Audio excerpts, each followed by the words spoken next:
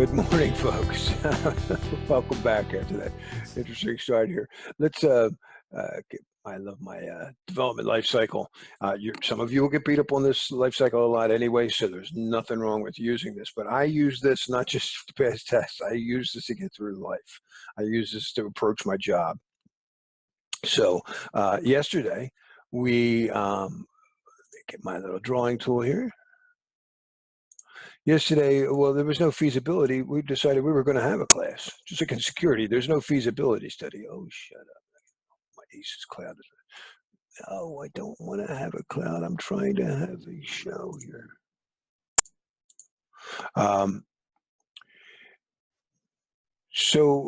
we started with project initiation. We started with understanding our schedule. I told you what time to start. I didn't talk too much about budget. We know the authority. I'm in charge here. I'm the Captain Kirk of the class. And I like to say that that's a lot to the class that I'm in charge of time. I'm not the smartest guy. You guys all work in these fields, and now I mostly talk for a living. So often I'm like the Captain Kirk that just says, "That's fascinating, Spock, but we need to move on." And so I understand my material and I understand what we have to get through. But I love it when you guys share information. Yeah, I did start the recording. I mean, double check there, but yep. Um, and then we looked at in chapter one, we understood the requirements. We understood really the requirements of we're doing our best to understand the requirements of the test.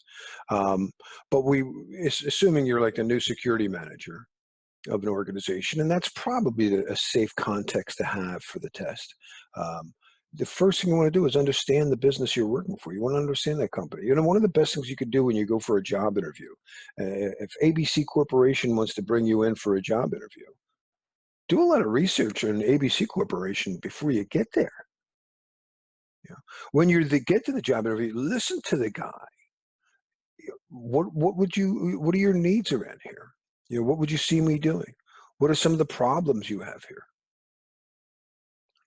So we need to understand that, like I said, the scope of the question. And sometimes we misunderstand people.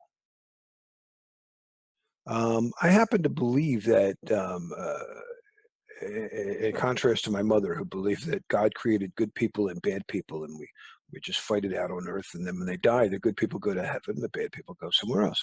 I happen to believe we're all just trying our best out here, and the problems we have are misunderstandings.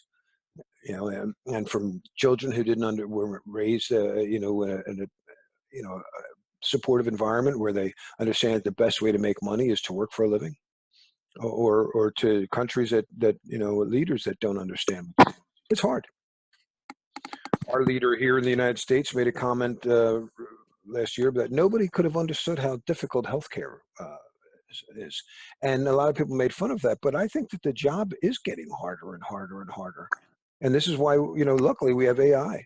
When we talk about artificial intelligence, some people are arguing, "No, that we're going to stop this because it's going to, get out of control." And I was like, "I'm sorry, guys, it's already out there. And if we try to stop it, we have malicious code. We have botnets that are AI driven. That the only way to fight them is with AI. That's my opinion, anyway.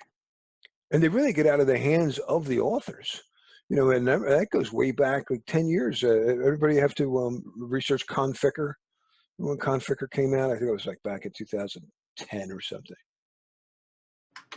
Conficker, we don't really know what happened there, but this thing spread because of a Microsoft vulnerability that was, interestingly enough, patched 8 months earlier. Microsoft created a patch for this. This is by far not a zero-day exploit. Someone writes exploit code, and because people didn't patch, this thing spread everywhere. And we could see the spreading mechanism, the propagation method. We never really saw a payload that I know of. And many people argued that it got out of control, and the authors never finished it or something. And then maybe it was a test and whatever, but it was a case of something that, like an AI-driven malware, that the genie got out of the bottle, and you couldn't control it. And I expect it's only going to get worse. And the only way to manage a high-tech society is with artificial intelligence that could be much smarter than us. I don't know, but we understood the requirements mostly of any business process unit by doing a risk assessment. What was the first step in risk assessment? What were some of the first steps? Identify your assets. That's the first thing. Yeah. Then we have to value the asset. We have to understand what we value. Right. And in fact, you'd say an asset is anything you value. So we identified assets. Who would know the value of the asset? Us in security? The owner, probably somebody who works in that with that asset. Yeah. If it's a sales printer, it's probably a salesperson. That's it. We identify the assets, and then we in security, we know about, hey, they can mess you up with that. What do we in security help identify after after the owners identify assets and values? Not yet. Oh, you could prevent that. You could detect that. Detect what? Prevent what? What is it the control would control? Once we know this is the asset, it's a guitar, what could go wrong with a guitar? What do we call that? It's a SQL server. What could go wrong with a SQL server?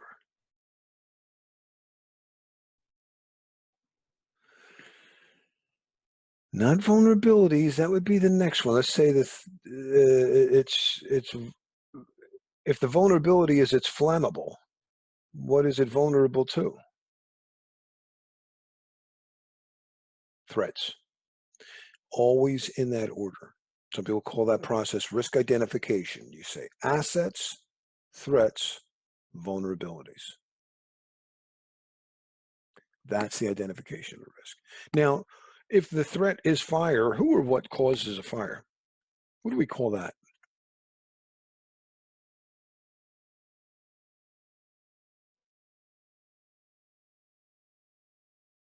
Agent or a threat source.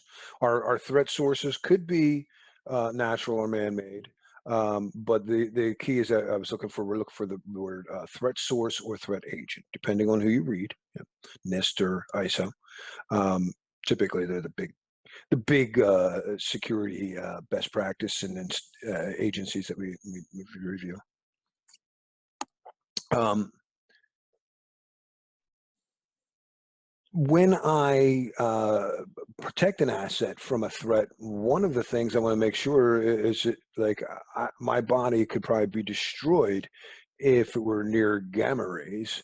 But why don't I don't go near gamma rays in my job, because what we call that thing I analyze is the threat somehow affected by the agent. What is that called? And maybe part of it is. Like my mother's skin, I said she didn't get sunburn everywhere. She was very vulnerable to the threat of sunburn, but no, we're not there yet. I would say only a percentage of her body would have gotten burnt. Her rear end didn't get burnt. Why is that?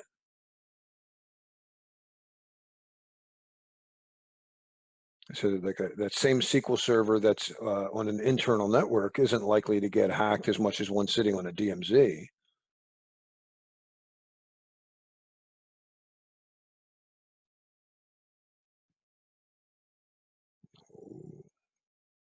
Dun, dun, dun, dun, dun, dun, dun, boom. Exposure. It's not exposed to the threat. There's no reason for my mother to have put, say, sunblock on her butt because she didn't expose her butt to the sun. So there's no reason to have to control that. Does that make sense?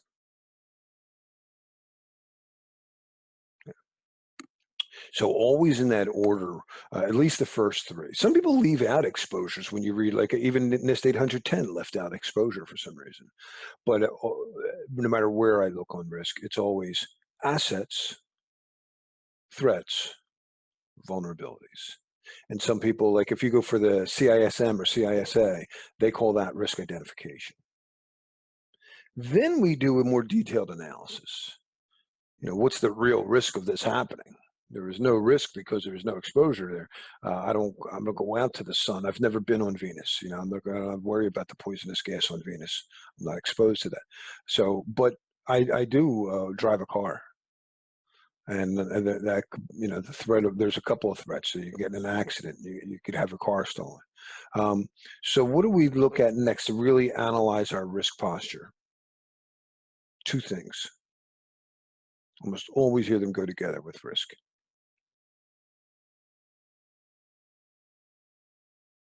This is the analysis.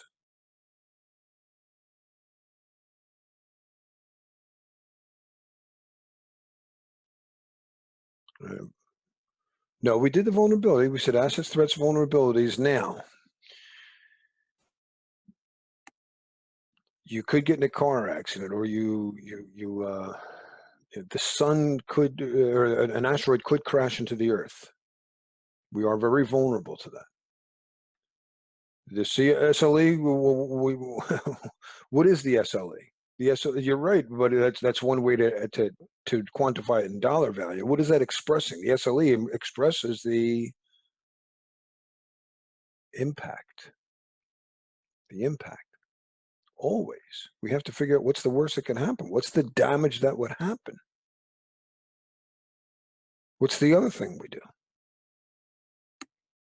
If an asteroid crashed into the Earth, could be the end of all life on Earth. Likelihood. It's not very likely to happen. So our risk analysis is mostly thought of as when we do a detailed impact and likelihood analysis.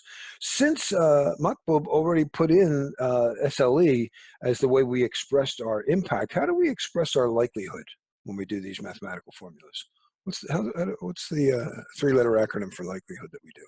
Because we always do this annualized rate of occurrence. Exactly.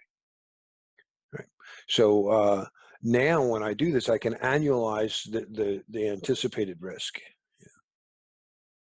I mean, we're trying to predict the future. We don't. If you're trying to look for concrete formulas that would definitely solve this, no, you'd get a job somewhere. These are very hard.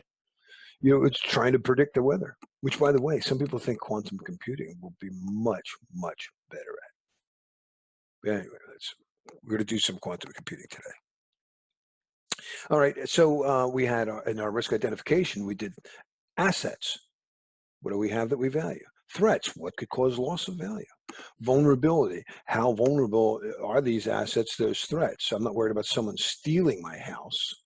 I'm worried about them stealing my car. It's not very vulnerable to theft. The house, they could break into the house, but they're not going to actually take the house.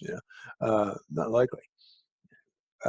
So that's the risk identification. Then we do, as I said, a detailed impact and likelihood. And then someone brought it up earlier. Well, if the threat is sunburn, what could I do?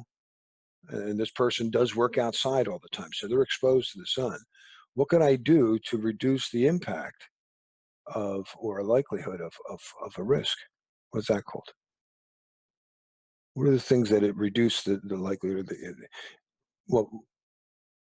yeah, but what are they called? What do we call these things? Things that could reduce the impact or likelihood of any risk. Ways we can manage them. Countermeasures, controls. Yeah, we do a detailed control analysis. Safeguards, measures. We take measures, right? So yesterday we did a risk assessment. We kind of, at a high level, looked at some controls. Ways to prevent, detect, and respond.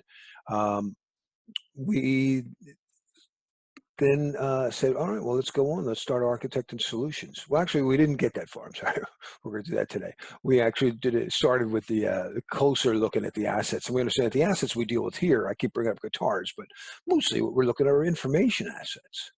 And the best controls on information are math today. We use cryptography to protect our information.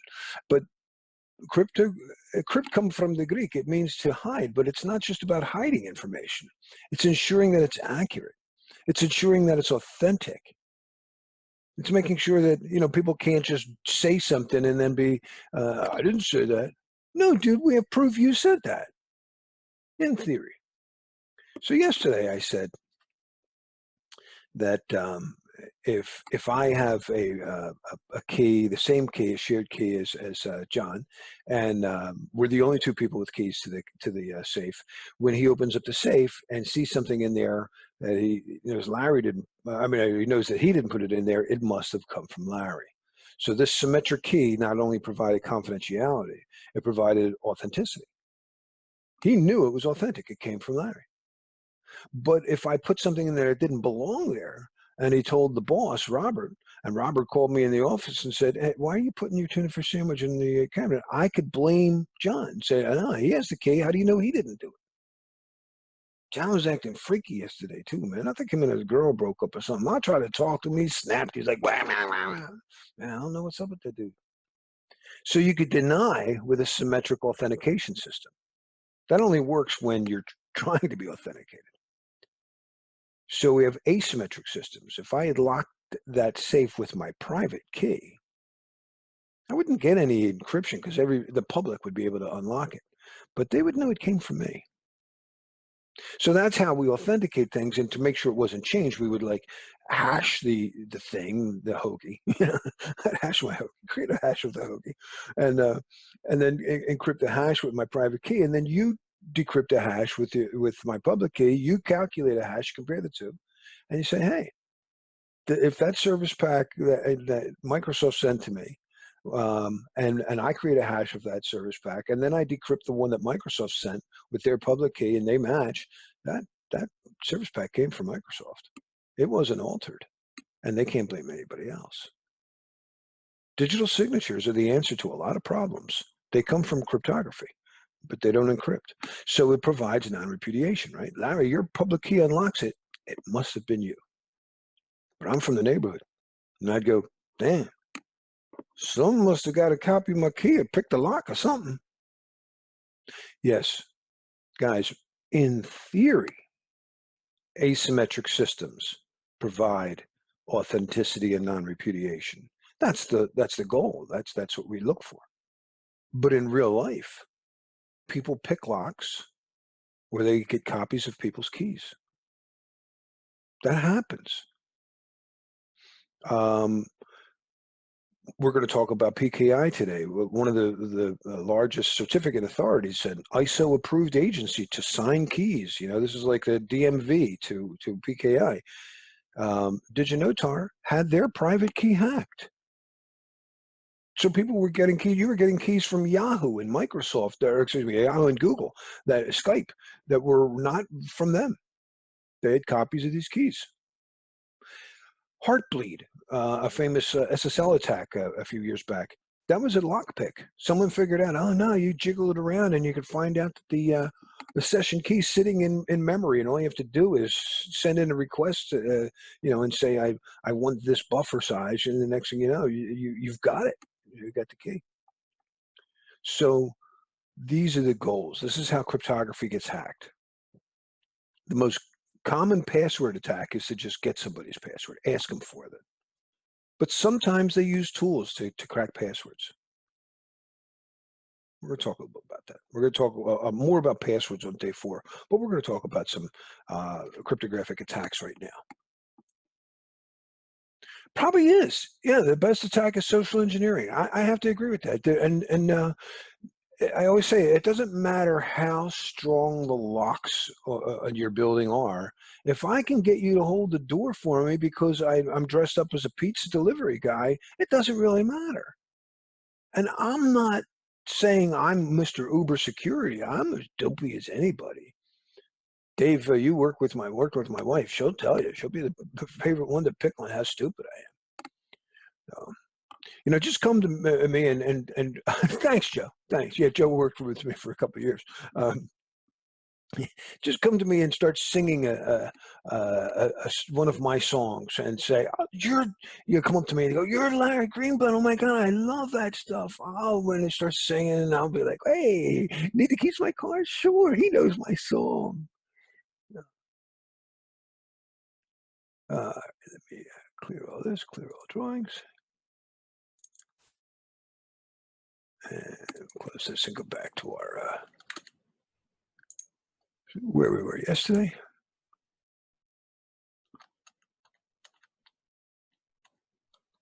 Oops. Lying and cheating. All right, so we're going to look at some basic ways to hack cryptography. Now we're going to look more detailed this afternoon. I like to use Pig Latin as a cryptographic algorithm.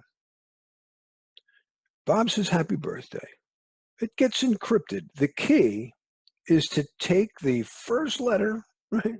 Remove it from the thing, add it to the end, and put A at the end.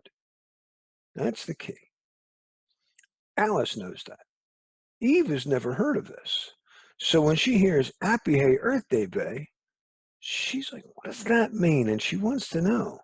And what she really wants is not just this one message. She's like, they keep doing this. I want the key to this. I want to figure out how they're doing this so I can understand every message.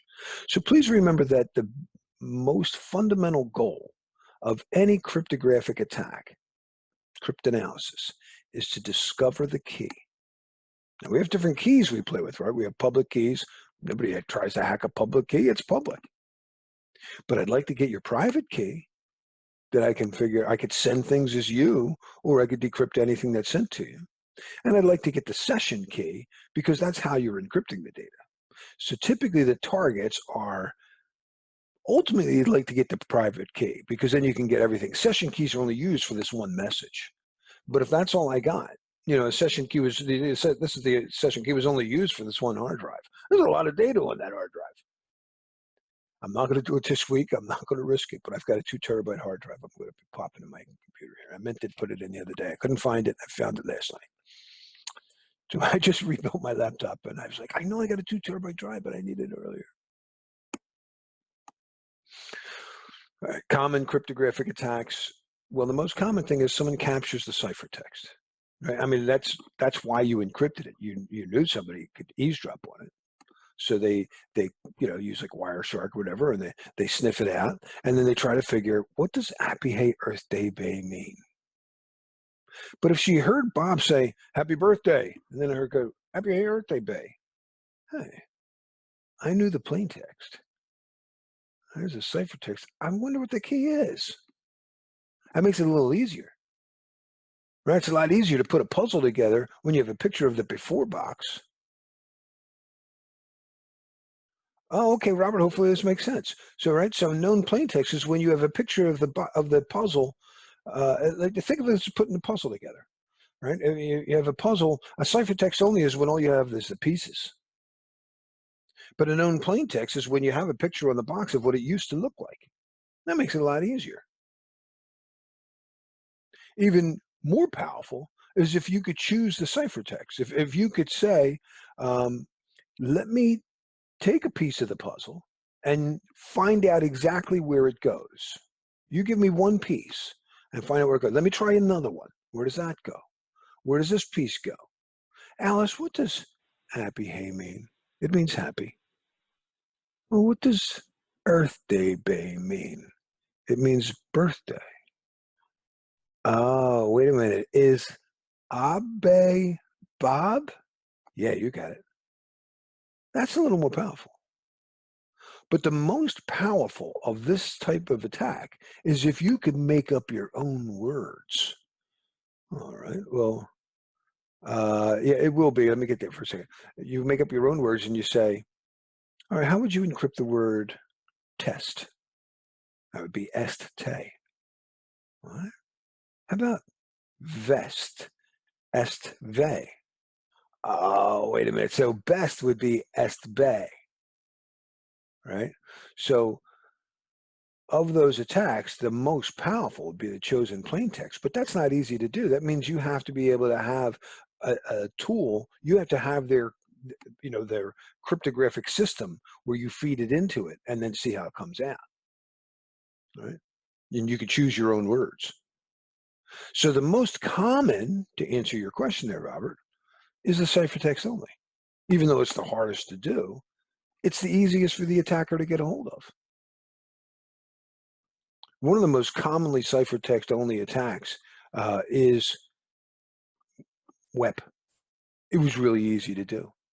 All you needed was, a few gigs of encrypted text, and you can crack this thing. Ciphertext only. But the most powerful is if you could choose the plain text. But we all of these things are finding some type of pattern. We're going to talk about some more algorithms specifically today and how they held up to it. But a side channel is when really you're not meeting the math head on. So let's look at a cryptographic system, a bicycle lock, and pay attention to the math involved here, because some of you will get a question with the exact same math, only it won't be a bicycle lock. It'll be a 4-digit pin, but they work the same way. I have a bicycle lock that has 4 wheels on it, and each wheel has 10 positions. A 4-digit pin, you got four digits, and they have 0 through 9. How many possible combinations are there to the bicycle lock, this particular one? If I have 4 wheels and 10 positions on each lock, I got 0, 0, 0, 0 through 999. Well, you left one out, John. You forgot about 0, 0, 0. You were one off. Yeah.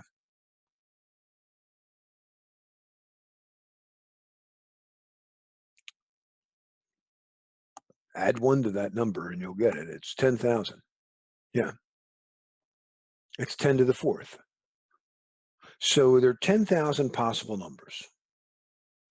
Now, if I can try 1,000 numbers an hour, well, the odds are 50-50. I got it after 5 hours. Does that make sense so far? Yeah. All right. Well, repeat. If I have a bicycle lock with 4 wheels, each wheel has 10 positions. I can go 0, 0, 0, 1, 0, 0, 2, 0, 0, all the way up to 9999. Right. And so that's 10,000 possible numbers. And if I'm allowed to process 1,000 numbers in 1 hour, after 5 hours, I've got 5,000 numbers. Yeah. And then now it's odds are 50-50. I guessed it. That on your test is known as the work factor. We're going to see that again today. But the work factor is the how do you know when you get a hit? It'll open up. You keep trying. You keep trying. With ciphertext, it becomes readable text. You're like, oh, there you go. There you go. Now I can read something here. It's not gibberish anymore. Right. So when you get the bicycle lock right, so that's the work factor is based on processing speed and the number of possible values. That number of possible values is called entropy. It'd be a very good word for us this week. So the bicycle lock, or a 4-digit pin, provides an entropy of 10,000. Work factors are based on entropy values and processing speed. But you don't have to try 5,000 numbers to break most bicycle locks, because there's a vulnerability in most systems that when you get the first wheel right, the lock gets looser. You only have to do 1 in 10 4 times on most systems. That's a side channel attack. I told you my martial arts coach used to say, don't come straight at a guy. When you come straight at a guy, the bigger, faster, stronger guy wins. But if I can get you to look left and I'm coming right, so they always tell us to angle in. Angle in, do what you're going to do, and he goes, and then angle out. Because even if you hit the guy pretty hard and he can't see, he's going to throw punches in the direction they came from. So you get hit on the way in, you get hit staying in, you get hit on the way out. You always say angle in and angle out. Another great, well, there's a couple examples of some side channels that you'll get hit with a lot on the week. Man in the middle attacks. If I can get you to think my public key belongs to the bank, and you connect to me, and then I connect to the bank for you, you'll go through me. And this is a big problem. We need to, when I get some public key from somebody, I need to make sure it really is theirs. Anybody can create a private public key pair. These tools are free. And write someone else's name on there. The real Donald Trump. I could put that on there. Well, we get authenticity with digital signatures, so you can have somebody digitally sign public keys. But who? Spock likes digital signatures that are signed from the Federation, PKI, VeriSign, right? Thought, DigiNotar. Well, not anymore. Um, but Kirk is Spock. I've never met VeriSign, but I know Flanagan from the Intrepid. But I muted everybody. I've never met Thought or VeriSign, but I know Flanagan from the Intrepid. He's a good man. We went to the academy together. Kirk doesn't like PKI as much. He prefers PGP. Robert, you sent that to me privately. You were sitting at Starbucks one day, and there was a Wi-Fi called SSID, but it was not the real one. You see that all the time. When I first got my Insider tool, actually, it was before that. It was probably, I forget who did it, NetStumbler. Whatever, one of the SSI revealing tools back, around 2002, 2003. I started sniffing in airports, and it was amazing how many times they'd be in infrastructure mode, you know, uh, and you're like, well, wait a second, that's a guy's laptop. Why is he claiming to be Starbucks? Yeah, real easy. In fact, on your test, that could very well show it up, and it's sometimes called the evil twin. Yeah, what is an evil twin attack? When someone duplicates someone else's Wi-Fi SSID. Replay attacks, though, this is great. We're going to see how this works, but one of the biggest misconceptions on password protection is encrypting passwords. You got to be careful how you encrypt a password. And Robert, I think this is something you related to last night. After we had broken up, we were talking. If you just encrypt a password, doesn't really matter, right?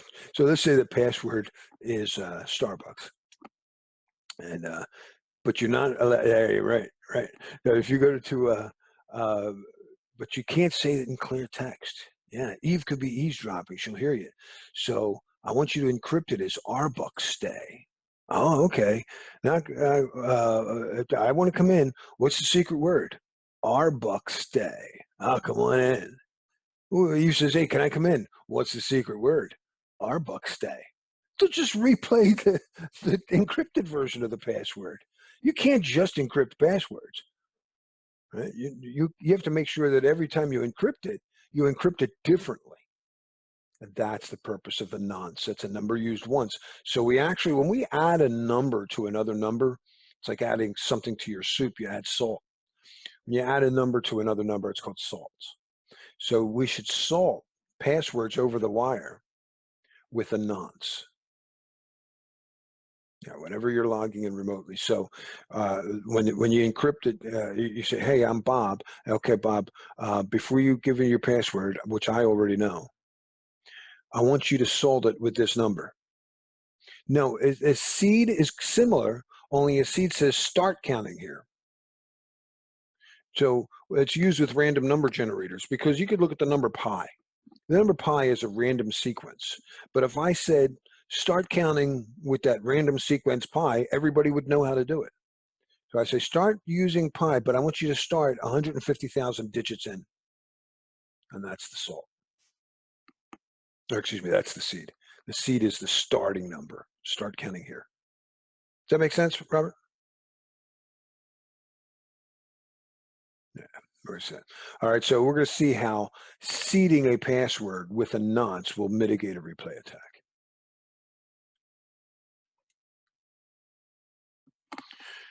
But again, the goal of any cryptanalytic attack is always getting the key. If you just get that one message, you get the message. But you get the key, you can get all the message. If you get the session key, you get that one session.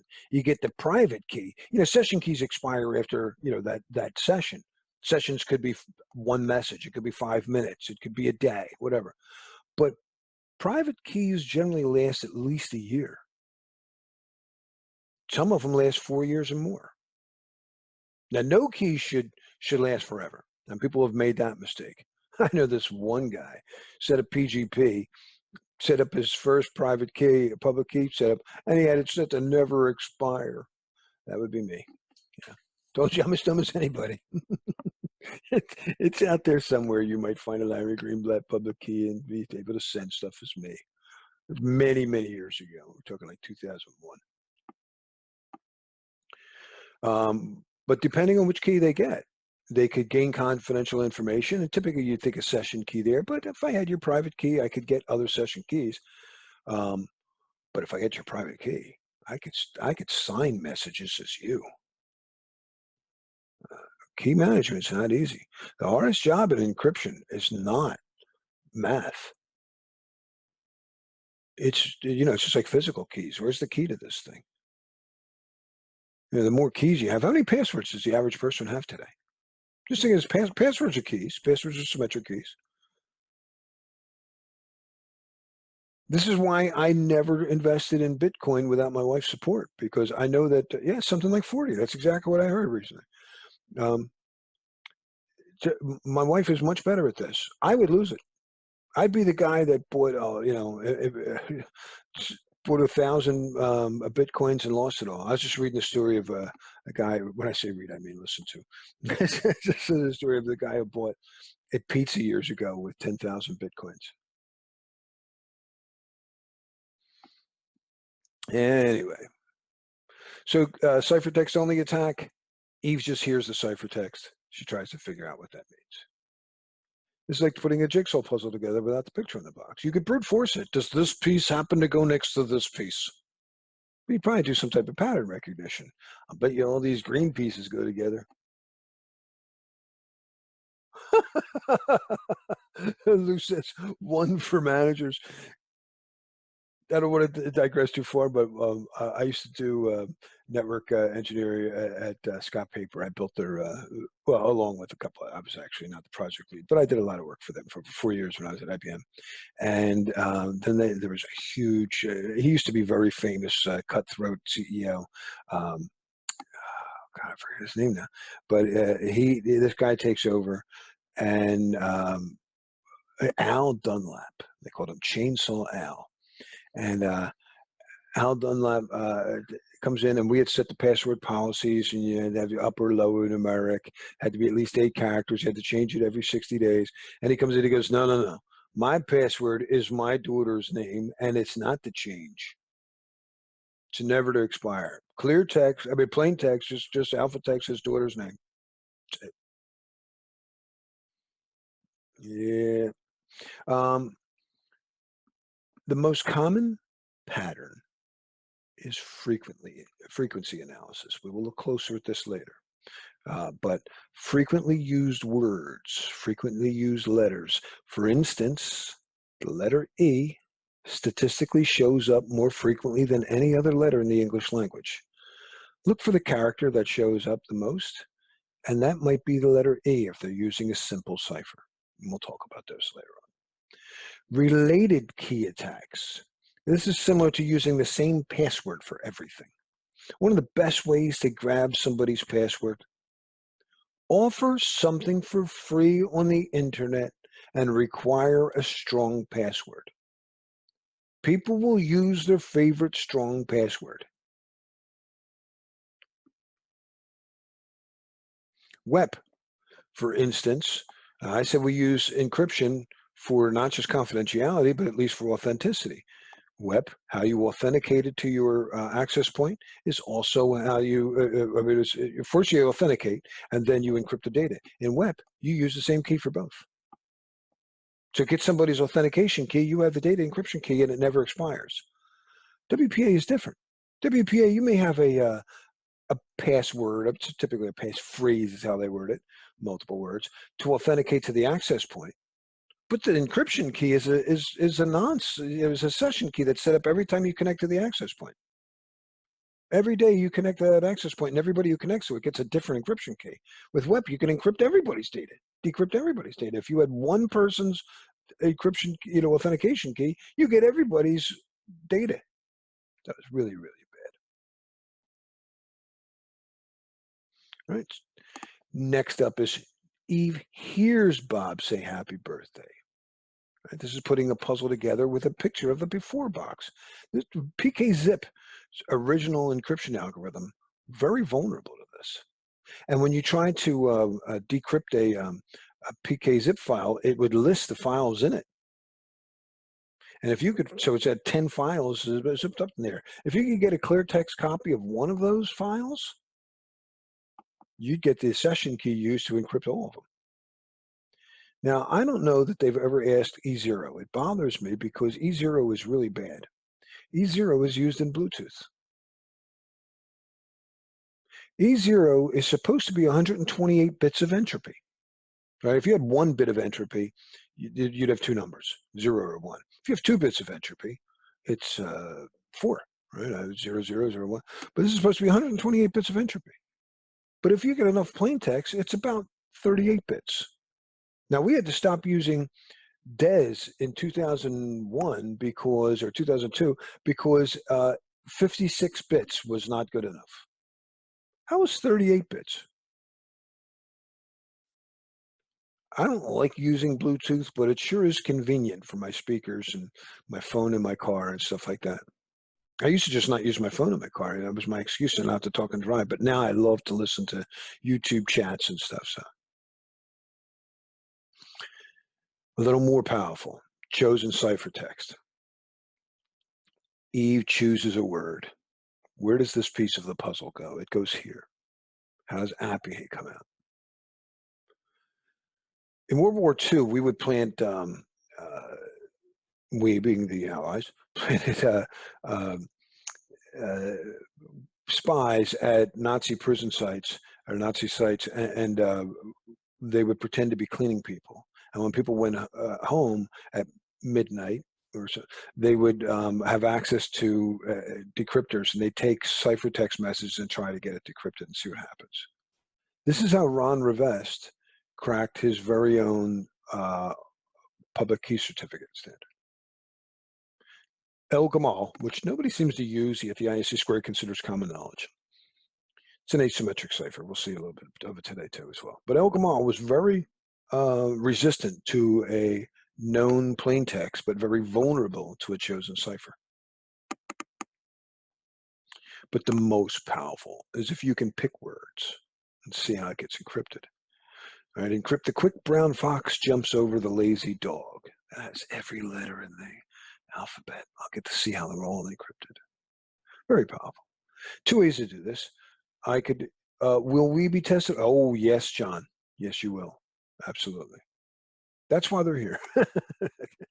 Yeah. Especially if you get the heavy crypto test. Some people tell me that's the problem, is that you don't know what test you're going to get. And they're like, dude, I got like 10 encryption questions. They were easy. Other people, dude, I got like 40 encryption questions.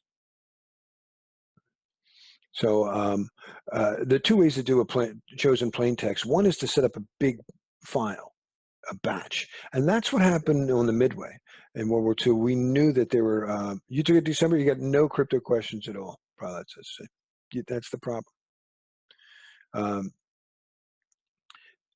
Now your next one, they're going to ensure that you get a different test. So you're very likely to get some crypto questions. The batch is what they did in the Midway. They knew that there was a Japanese mole, and so they every time they have a meeting, they hear some chatter. So they created a big phony message and listened for it. But it would have been even more powerful if they could have sent that message again, changing 1 letter. That's called a differential analysis. Right? What are the 2 most common ways used in a ciphertext only attack?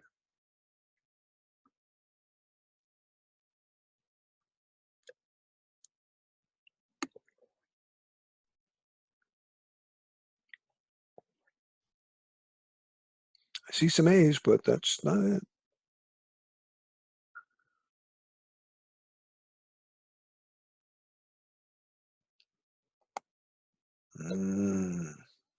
All right, so if it isn't A and it isn't B, it isn't D, yeah, it's C.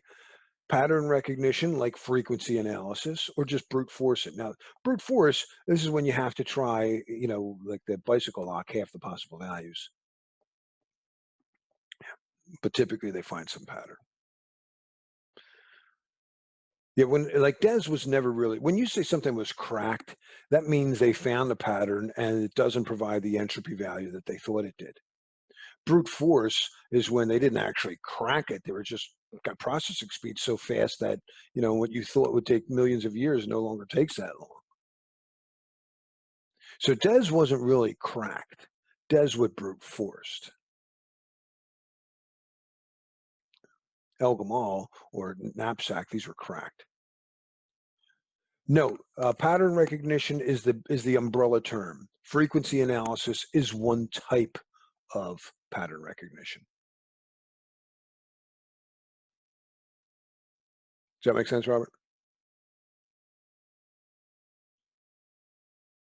Yeah. If you just think about what is encryption, what's the purpose of it?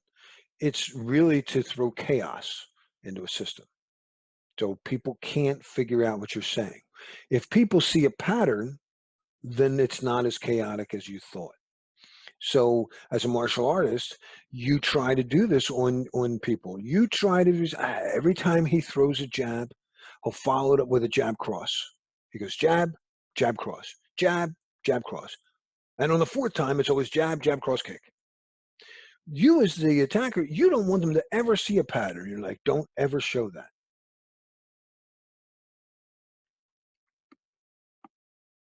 Yeah.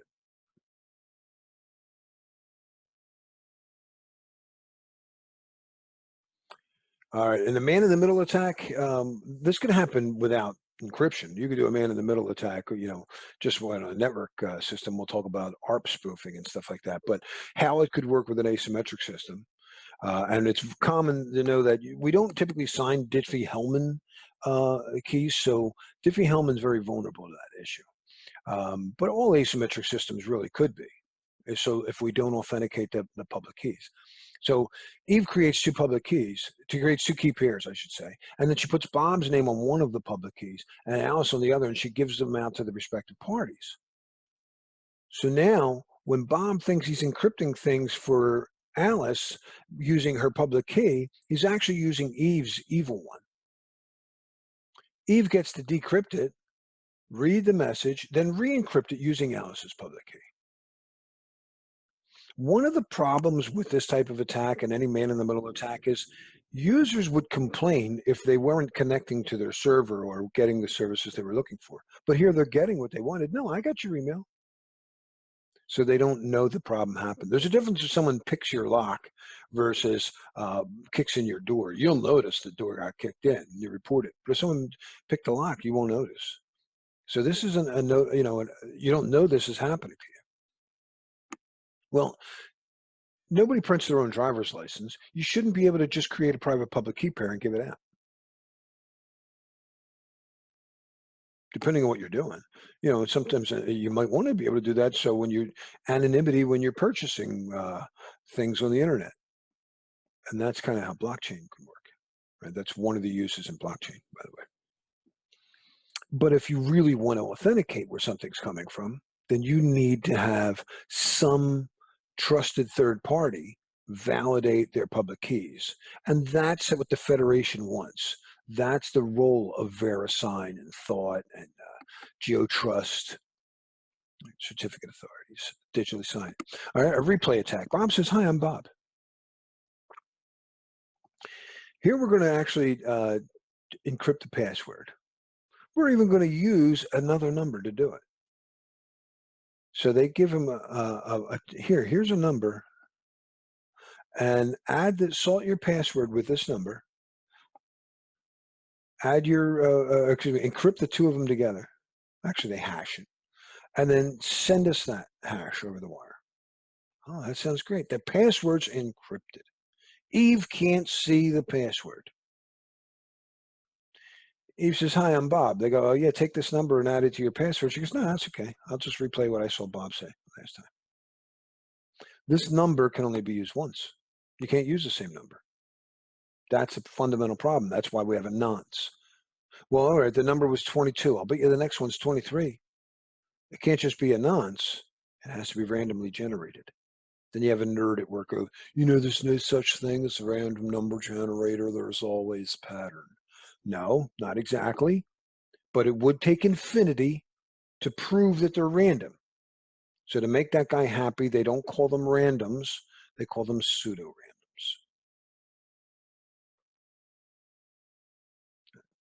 So how to counter it? The authentication value should only be accepted once. We salt that number. We salt your password with a number that's only used once, and it has to be randomly generated, and it's your timeout. What's a reasonable time delay between username and password? 30 seconds? So we also make sure that these session keys time out. Here's another issue. This is why I said it's easier to multiply two numbers out than it is to divide. Right? That's how RSA works. But suppose the RSA engineer says, all right, I multiplied 2 times 32. I got 64. I give the 64 out as my public key. Nobody will know the two numbers that went into it. The only way to open that safe is to know the two numbers that multiplied out equals 64. And they try 8 times 8, 4 times 16. We have to make sure there's only one solution to the problem. So this is why we need prime numbers. If the number was 21, besides 1 times 21, the only two things that made up his private key were 3 and 7. Now I can factor 21, but you make them large enough. Well, how big is big enough? So if you contain frequency and before correct. You don't understand prime numbers? No, primes are just numbers that can't be divided by anything else. So 4 isn't a prime. You could divide it by 2. But divide 5 by any two numbers. Yeah. It's 5 times 7, 35. The only two numbers that could equal, that multiplied out could be 35 is 5 and 7. Now, again, we can factor that because we can memorize that. But you know, when you try factoring a number, you're really taking a guess. Is it this and this again? And that's how computers work. That's even computers. You know, they have to guess. And that's why quantum computers do things so well. They can guess a lot of numbers at once. Yeah, we're going to be talking about quantum today. All right. And that's what Peter Shor realized early in the 90s before we even had any actual quantum computer. But he said, you know, if we could build this, you're going to have to come up with ways to create public keys that are different than RSA, Diffie-Hellman, or elliptical curve. Because they'll crack all, you know, these things crack every one of them. And that's all we have today. That's the only ones that we're encrypting things with. We're going a little long, but we had a rough start. So I want to bring up my Wireshark for a second here, and let's just check what the latest. Actually, usually the most advanced is Chrome. I find Chrome is the most advanced browser. So let me share my Chrome here in a second here.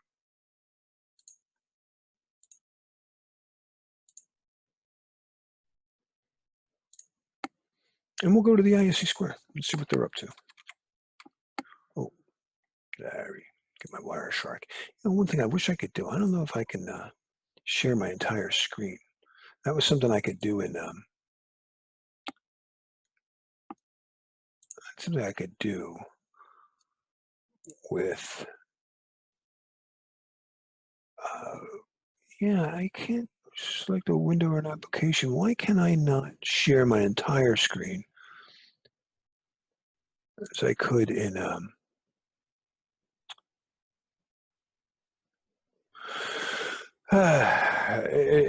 GoTo? All right, well, that's one thing with Zoom. I'm going to write them and see if there is a way to do that. But for now, we'll just share my.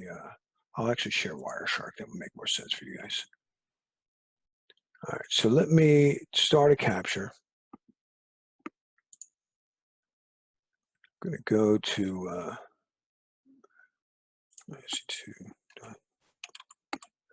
hold on, am I getting any traffic here? Okay.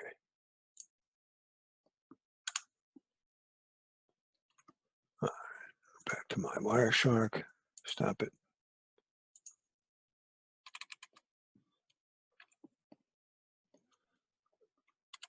Handshake. And let me double check you guys. You guys can see my Wireshark? Okay, great.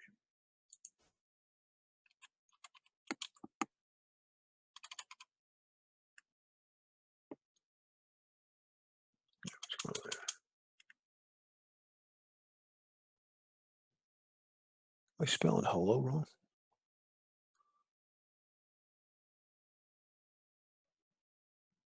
Let's handshake, duh.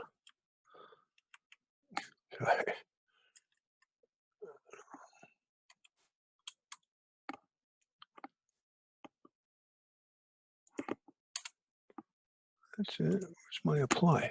Did I not get a handshake? How did I not get a handshake? All right, let me start this again.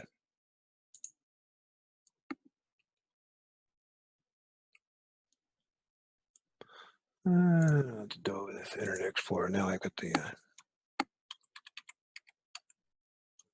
Oh, make sure I'm on the right.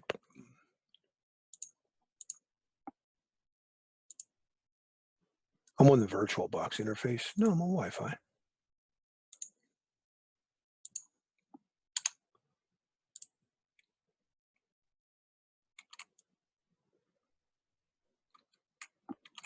There we go. Okay. See what this is. I don't think I got the ISC square yet, but that's all right. All right, so this is my client announcing to a server, I'd like to talk to you. This is definitely Internet Explorer.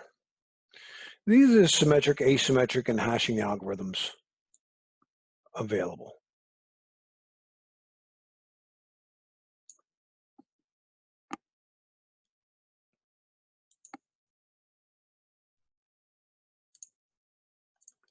So they start off with, these are all the asymmetric algorithms.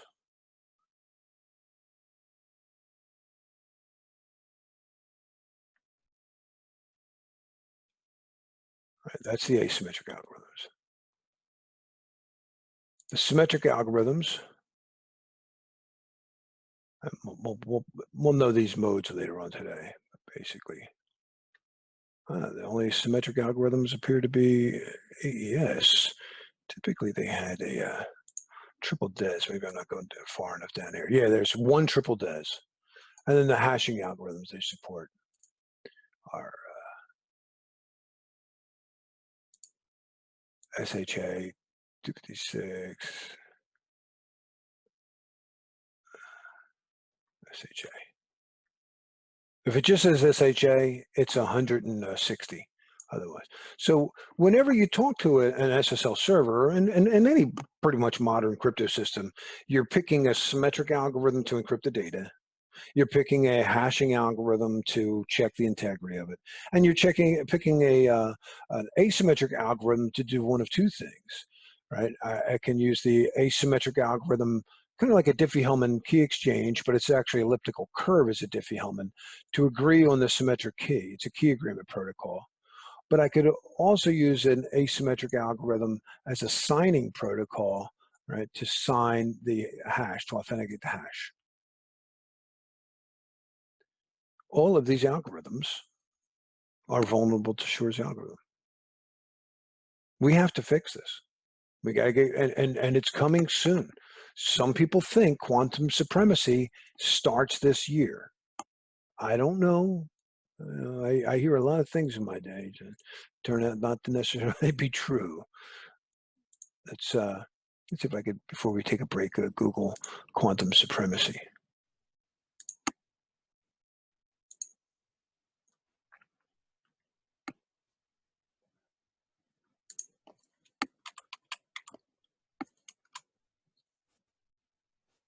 And you guys see my browser?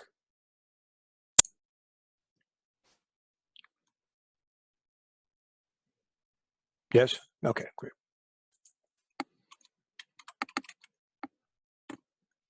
Quantum supremacy.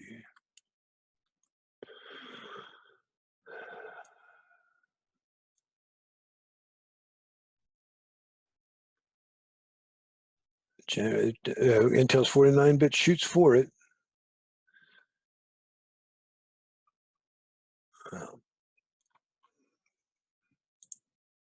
2018. So some people think it's going to happen. I don't know. I don't know. Finally, what are we going to do?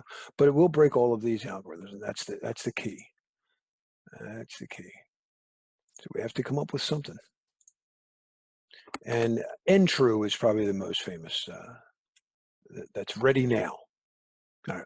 Which of the following is a bigger threat caused by the advancement in quantum computing?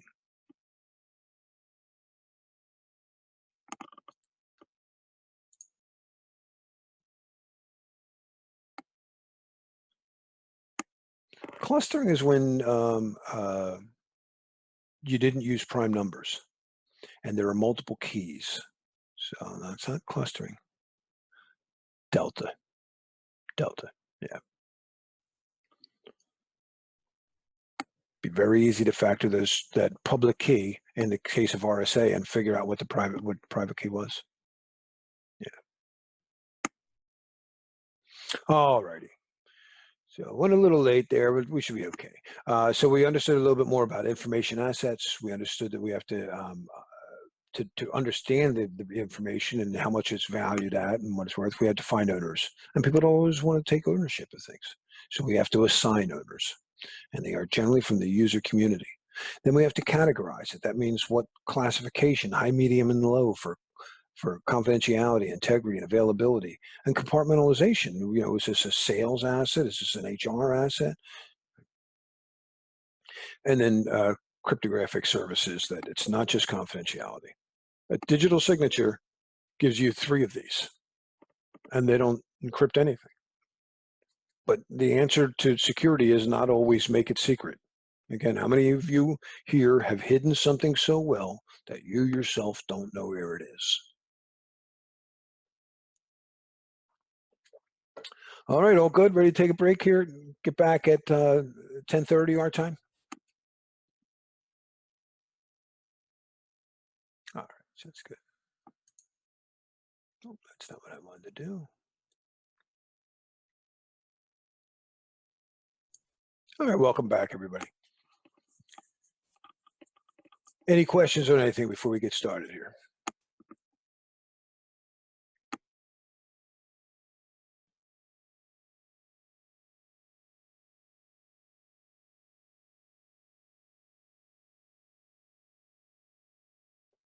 Ready to go? Okay. All right. So this is a relatively new module I put together. We should go through this fairly quickly. We've understood the needs. We're now going to architect controls, and all week, the next 3 days, we're going to be looking at more cryptographic controls. We're going to look at operating system controls. We're going to look at physical controls, network controls, identity management controls. But I just want to take an overall look at what are controls.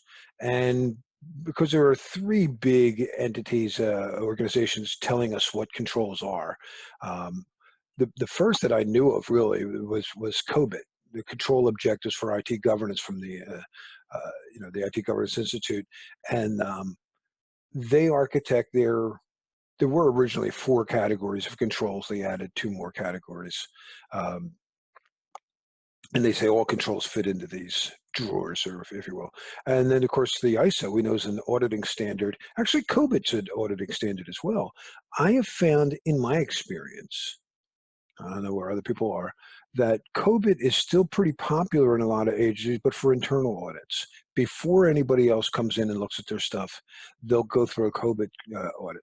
But NIST has their look at its 853 controls that as of 2014, all federal agencies have to comply to. So now I find more people doing this stuff. When ISO's standard came out in 2005, I predicted it was going to be the big thing. I'll get to that in a second. I predicted it was going to be the big thing, and I'm often wrong, and I was kind of wrong here. Became really popular, of all places, India. And it allowed India to be trusted by other organizations around the world for their information security. So then the U.S. kind of jumped on late, but our Federal Reserve got ISO certified. So it caught on. It's just not as huge as I thought, but it's certainly covered on the test. Yeah, in the UK, he says it's the standard, it's the de facto standard. Sure, and it's an international standard. Remember, NIST is not an audit standard. NIST doesn't create our special publications, also the SP 800 series, are not standards. They're guidelines. So you can't be audited against a guideline. You're audited against a standard, and you can get certified, you know, ISO certified. So they all kind of work well together. It's just that I found that because of all U.S. federal agencies having to do it. So back to the question is NIST U.S. only?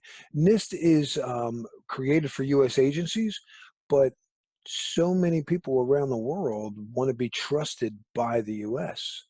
that a lot of other organizations around the world will use NIST guidelines. But again, they're only guidelines. They're not auditable. You want to get an auditing standard, you get certified so you can show other organizations your organization's information security management system can be trusted.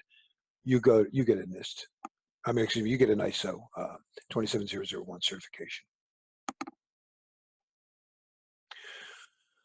Before we actually start building the architecture, though, we document what we thought we understood when we did the requirements analysis, and that's both senior management's goals and scope, and then the specific requirements of the users. And this is called the strategy.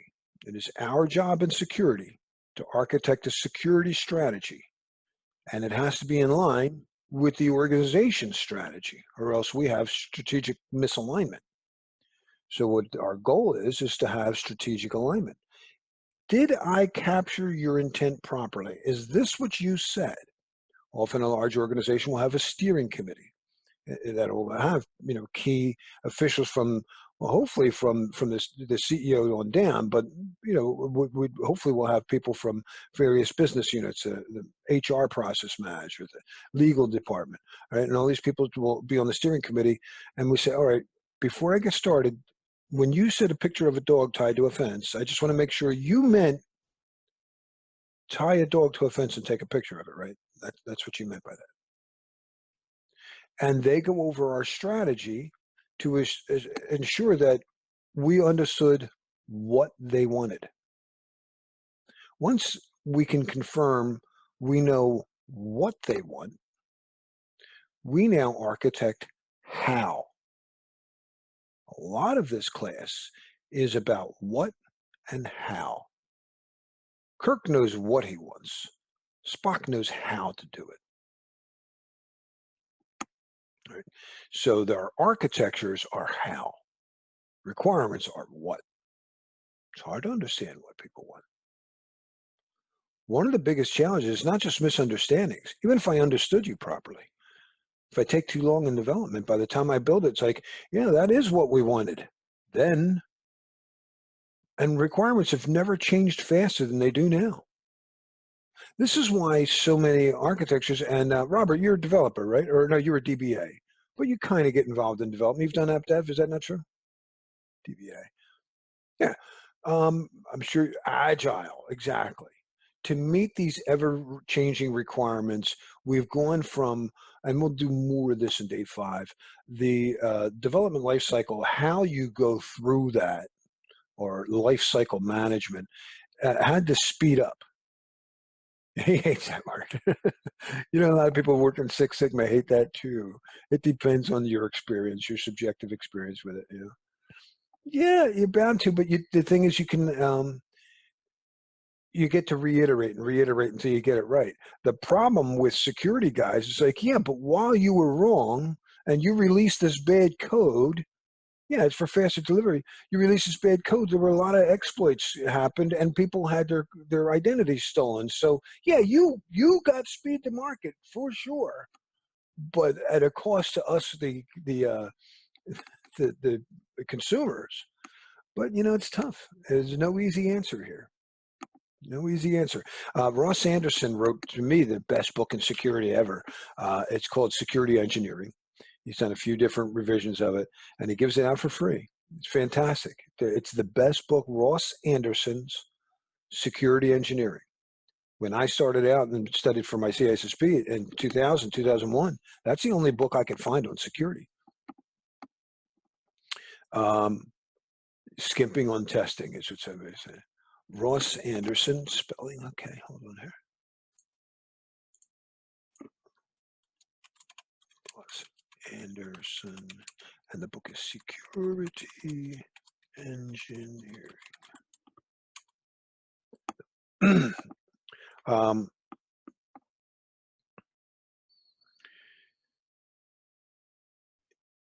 he at the end of his book, his basic premise is speed to market will always trump security. Oh, you're going to love it. He worked very closely with Bell LaPadula, those things. So all those models of how security, which we're going to cover today, nobody, in my opinion, covers it better than Ross Anderson. But he covers cryptography. He covers physical security. He has one of the best things on how to beat alarm systems. They're just so great. And it's never like lower the guy down on a tightrope or whatever that then does this crazy acrobatic dance over laser. It's set the thing off with false alarms every day until they ignore it. You know, but whatever the case, brilliant, brilliant book. Um, and again, his bottom line though, that speed to market will trump security is probably right. That's one of the big problems we had coming up in the 90s, that people were so upset with Microsoft, that Microsoft really won the market, and it wasn't because they had better product. I was a Novell guy, but it was really easy to set up a server, and they would kick things out and they'd fix it later. We'll get more into that when we do software development, though. All right, so we're going to look at the controls. Basically, a quick look at it. We'll get much more details. Oh, I loved IPX. Absolutely. Oh my gosh. All right, we'll look at the controls again in the context of COBIT, ISO, and 853. All right, so here we understood what they wanted. Now we're going to architect solutions to meet it. Again, the strategy, the security manager creates this paper to confirm that we actually have strategic alignment. Is this what you wanted? Did I hear you right? And then the architectures are how we're going to meet those requirements. Now, be careful. Not everybody sees things the same way. I think of it's like, do T-shirts go in the shirt drawer, or do they go in the underwear drawer? And David, your comment there about SP1, one of my big problems with when I think of SP1, and I'm sorry, a gentleman, he's here from our group here. Let me scale down. He was working with me at the time. Ed Brooks. Ed, you were there when I was at this trading firm, Philly's largest president of the stock exchange, and I deployed SMS 2.0. And Service Pack 1 for SMS was 50 megs. And I was like, 50 megs? This is the 90s. And I'm like, you're calling this a service pack? I believe that's a new version. You can't fool me. 50 megs. That's when service packs got out of it. You say, are you really? That's hilarious. I kind of remember that. I think that's why we had originally worked together, because you were SMS. Yeah, I had the deployment of that out there. It was brutal. I remember it would also install, no matter what you did, you tell it, don't touch these servers, and it would still install services on these other, trading servers, and people would freak out. We're like, you can't get this thing as a virus. It's just going out like AI, and just syncing out and deploying stuff out. It's horrible. Anyway, we talked about the semantics of business vocabulary. It's very tough to understand what people want. The hardest part in development, I'm going to continue to say it all week, is understanding requirements, understanding what people want. But again, to NIST, T-shirts might go in the shirt drawer. To ISO, T-shirts might go in the underwear drawer. And I really don't want to be overtaxed in these gray areas. It's like, dude, I just want to put it in the drawer with the most available free space. Don't tax the business. They will hate you.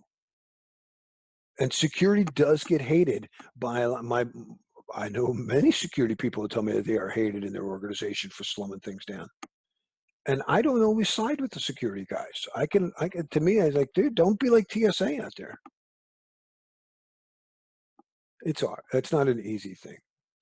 So one way to classify, yeah, try to tie it to sales and you're golden. One way to classify things we looked at is preventive, detective, and responsive. So we used this analogy yesterday.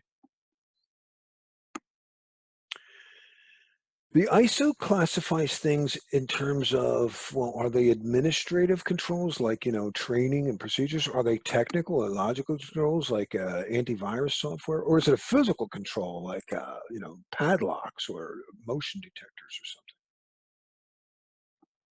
So in that context, administrative controls are, policies and procedures, asset classification. And a lot of people still don't classify their assets. That's one of the biggest problems still to this day. If you're not forced to do it, it's not fun. Security awareness and training and exercising. Don't confuse testing with exercising. A test is a technical thing to see if something works, see if the plan works, like a fire drill. Fire drill will test to see if the plan to get everybody out of the building in time works. Oh, no, you can't get through that hallway. That's blocked now. Or we need to light that hallway. That evacuation route would have been black if we didn't put in lights. But an exercise is to make sure that people know how to follow the plan.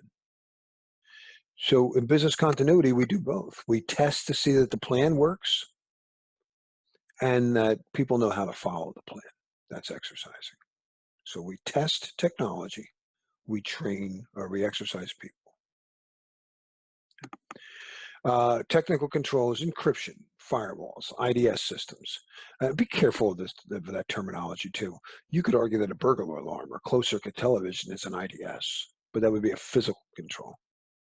But when I have like Snort or something looking for malicious packets, then that's a technical IDS. Traffic shaping. I've never heard it tested. As a packet analyst, it's one of my pet peeves. We'll cover this more tomorrow. But if you're worried about ICMP taking up too much of your traffic, you're allowed to throttle that, Doesn't always work. And we test the plan. Physical controls. And some people used to get beat up a lot. Prahlad, you said you took the test recently. Do you remember getting much physical security? I've heard they have lightened up significantly on physical, but I don't trust it yet. We have a whole physical security section we'll get to tomorrow morning. Oh, it wasn't you? I thought you said you took it in January. That wasn't you? Oh, it was feedback. Oh, don't trust them that they didn't get any crypto. Lots of fires. Yeah, we cover all the fire stuff, that class A, B, C, and D. Um, but whatever. The physical controls are network segregation. Separate the maybe the test network or the DMZs or something. Computer controls. So you put a padlock on a computer, or I could have a constrained user interface in like the factory so they don't have like a regular QWERTY keyboard. I can keep Bob and Alice work area separation separate. I could keep people away from the routers by locking the data center up. Doing backups and cabling, and I love to use cabling as a cost-benefit analysis example. If all you cared about was, I'll get to that question in a second there, John. If all you looked at it from a security perspective, confidentiality, integrity, availability, you'd probably pick fiber optic cable for everything, right? Because fiber optic cable is far more secure than unshielded twisted pair. But why don't we use it? Would anybody here suggest to your company, rip out all of the unshielded twisted pair right away and replace it with fiber optic?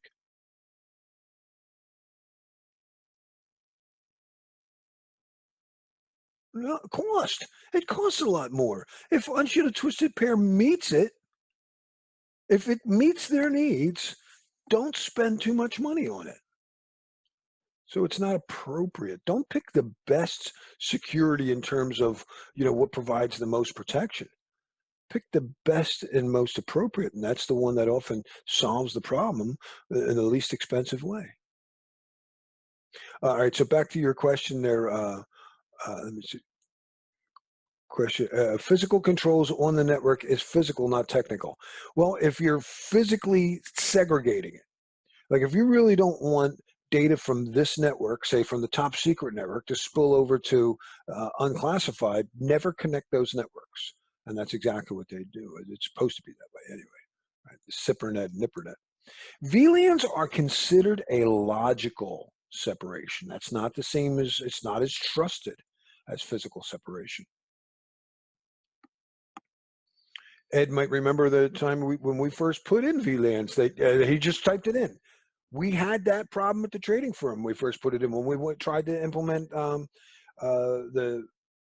just instead of manually configured VLANs, we tried to do the what do they call that? But MPLS or VLAN? No, not MPLS.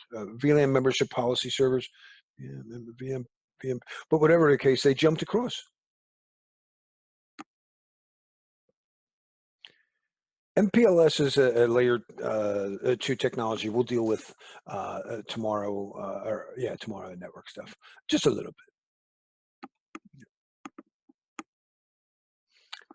This took me a few hours to put the slide together. I'm very proud of it. So, we sometimes will get questions on, is this a physical control? Is this a technical control?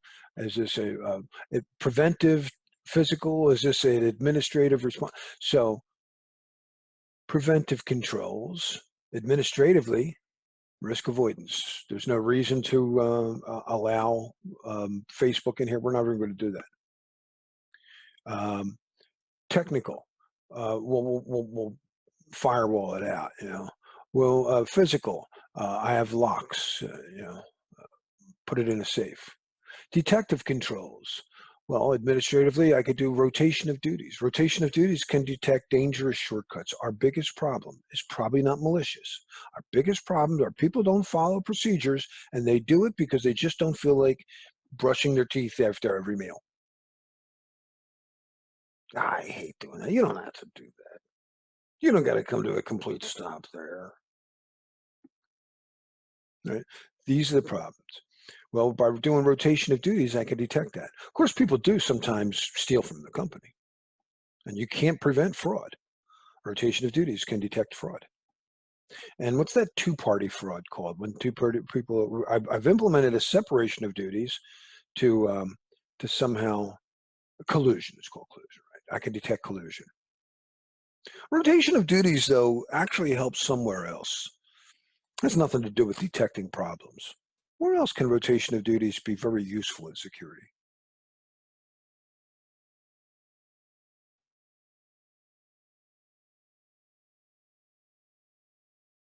No, that's not rotation of no, no, you're thinking of separation of duties. No, I'm talking about rotating. So when Bob's in that role, he sees everything. Well, no, that's detective. What's another reason that has nothing to do with detecting a problem? It's just a good idea to do rotation of duties in case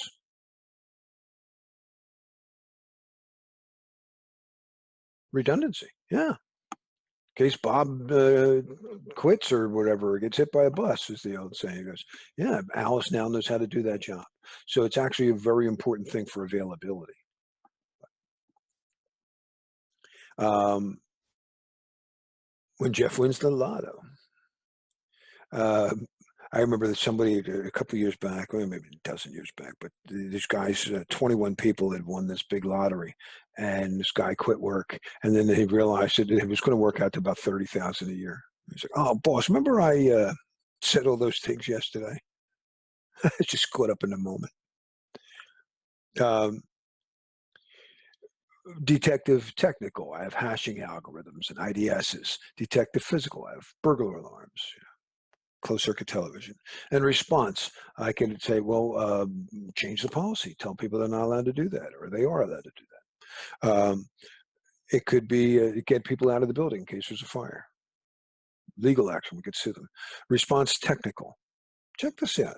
Well, after 360 logins, I lock it. That's technical. But how about intrusion prevention systems? It sounds like, well, wouldn't that be preventive? But really, that's one of the key differences between an IPS and a firewall. We'll beat up more of that. There's a few differences. But to me, just to set the scope for tomorrow, IPS is a fancy schmancy name for what a firewall should have been. But a firewall says you can or cannot come in here. An IPS can say, yeah, you're let in. Hey, you're acting weird. I'm going to stop you now. So it was responding to something. Why all these sequence numbers the same?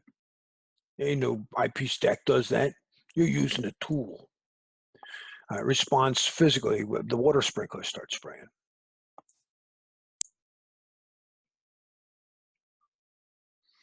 To NIST, everything is either a management, operational, or technical control. What?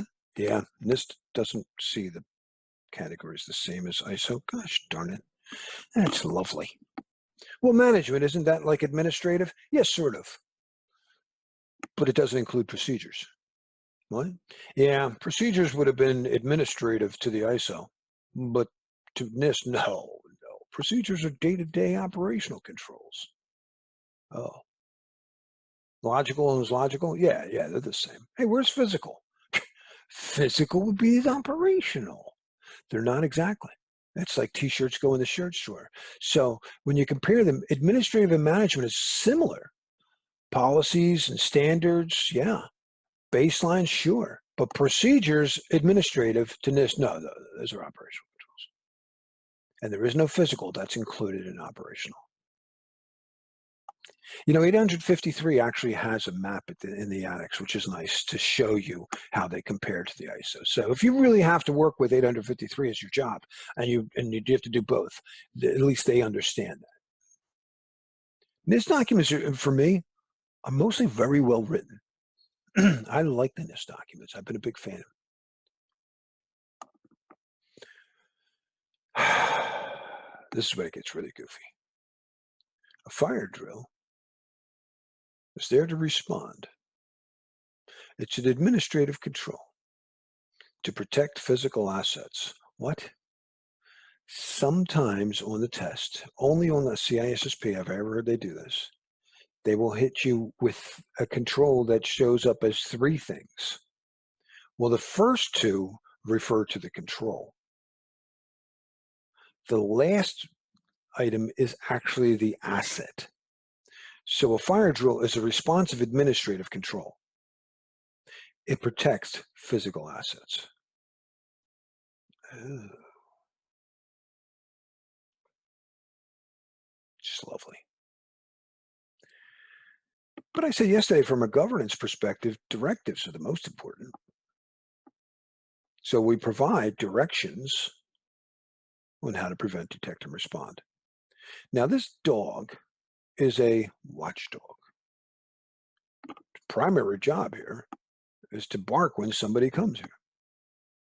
But if I know that dog is there, I'm not going to climb over that fence and attempt to get my ball. He can keep it. When a detective control is obvious, cameras that you can see, hey, we're on camera, it will act as a deterrent. But that's not the primary use of that control. That's why it's not bolded. When people know you're logging, they will watch themselves and probably not go to certain sites that they may have gone to if they didn't know you were logging. Hidden cameras don't provide any deterrence. Be careful. On your test, nothing is primarily a deterrent. But Larry, you can buy phony cameras. Yeah, that's not considered good security. Does that make sense, everybody? Very testable. Very testable, John. I don't know if I caught that, and if that was context to this question or to this, but yeah. A detective can be deterrent if the presence of the detective control is obvious. So again, a camera that you can see will act as a deterrent. No, they will say that. You have to know that when a detective control's presence is obvious, this is why a lawyer could pass this, right? So closed circuit television is a detective control, but when not working, it's preventing. No, it's not preventing anything. If it's not working, it still might act as a deterrent if people don't realize it's not working, but a deterrent is not really preventing anybody. It just tells you, yeah, it's probably not a good idea. I mean, you could try it. You see Mike Tyson walking down the street. He doesn't prevent you from punching him in the face. I wouldn't try it.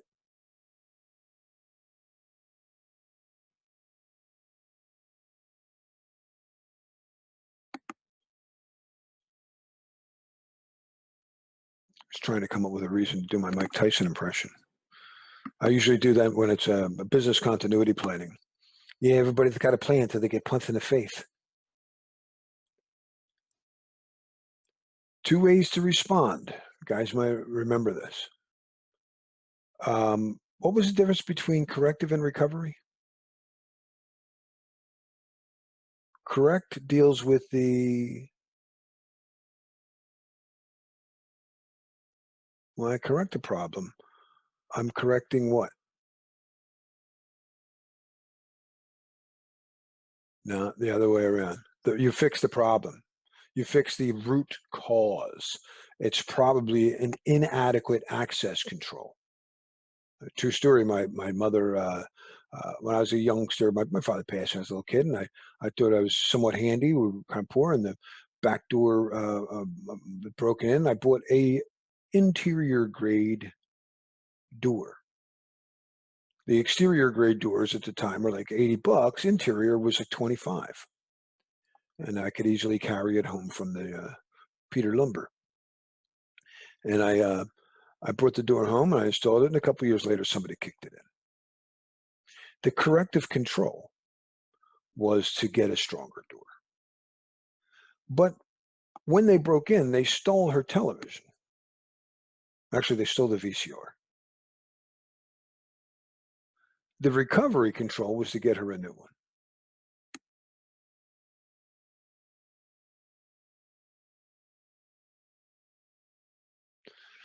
Recovery addresses the asset. Someone cracks a clear text password and deletes a database. Corrective control, start encrypting passwords. Recovery, get the database back. And while the TV was down, you could listen to the game on the radio. That's a compensating control. So when you do business continuity planning, you have to understand the service levels. We'll talk about that this morning a little bit. Service level of management is when I understand minimum and optimal service levels. So I'd like a tire that can do 120 miles per hour and last 70,000 miles. But if there's a flat, carrying a full-size tire is kind of expensive, so they decide to give us donut tires that will compensate and hold it for a little while. Of course, and if you have an electric car, they don't even give you that. They give you a can of Fix-A-Flat, which my mechanics hate. But they're compensating controls. So there are minimum service levels.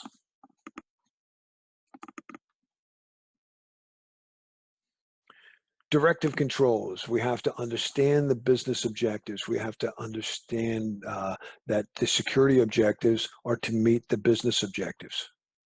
Right. So my business objective, drive down to Virginia and teach a class. My security objective, don't get in an accident, don't get a ticket, don't spend too much money on gas or tolls.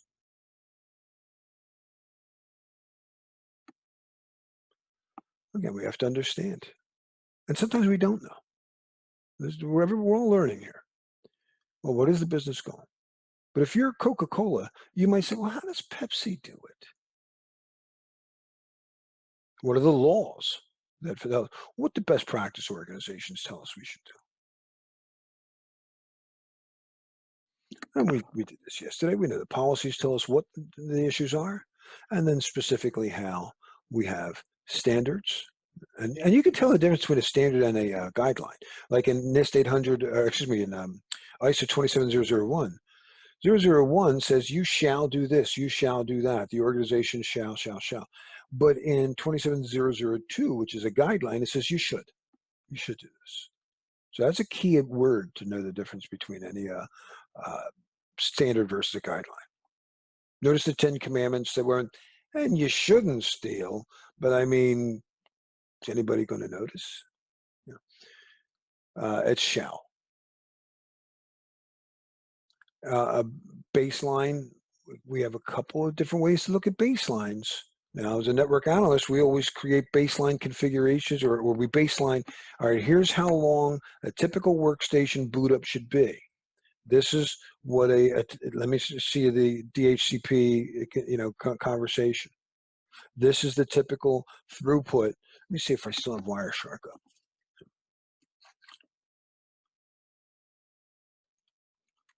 Oh, Wireshark has an update. Remind me later. They're always updating Wireshark. Yeah, let me share my Wireshark for a second. Only because I do this stuff for. Of course, I have to hope that I have it. TCP.flags.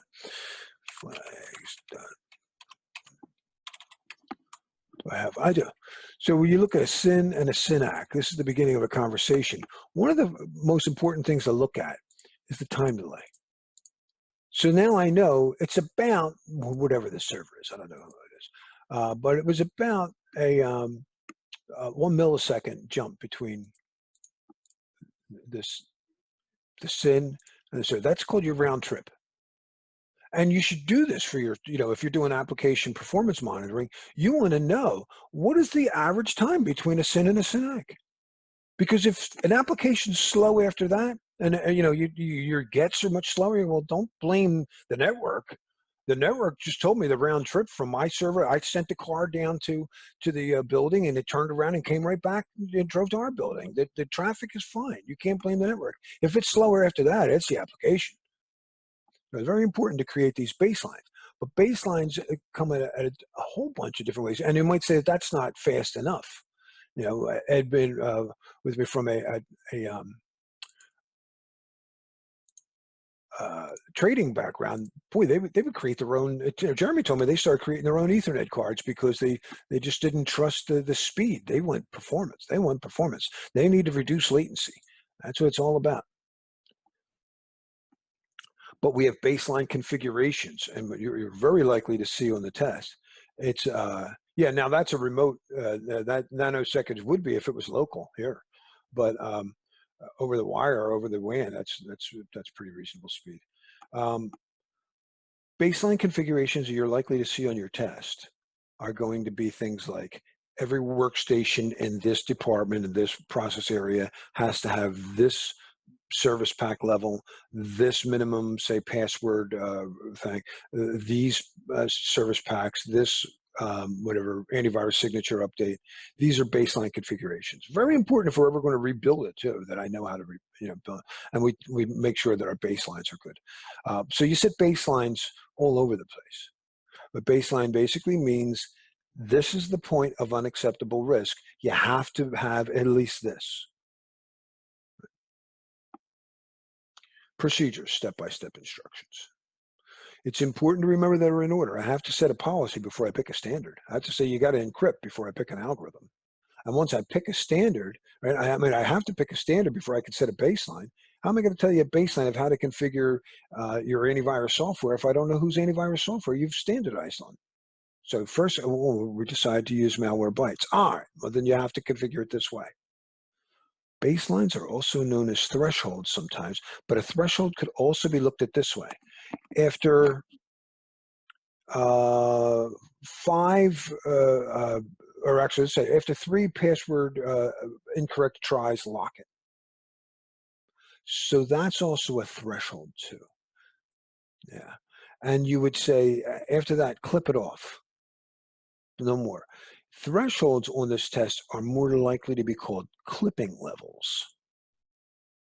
A clipping level. After network utilization hits 50%, bring up a second line. These are clipping levels. Baselines are mandatory. You must have that patch level. In fact, we have network access controls that will actually, when you connect a workstation to a network, quarantine you to a VLAN, query that machine and make sure you have the baseline configuration. And if you don't have the latest patches, it will push them down to you before they switch VLANs and allow you to get onto the proper, to the production network. Server hardening, absolutely part of a baseline. Yep, very much so. Yeah, you're going to create if you say you harden your servers as best you can, but especially on a DMZ, right? Any server's got to be really. What's another term for a hardened server? Anybody know? Especially when they're on DMZs. It's a French word. It means to fortify.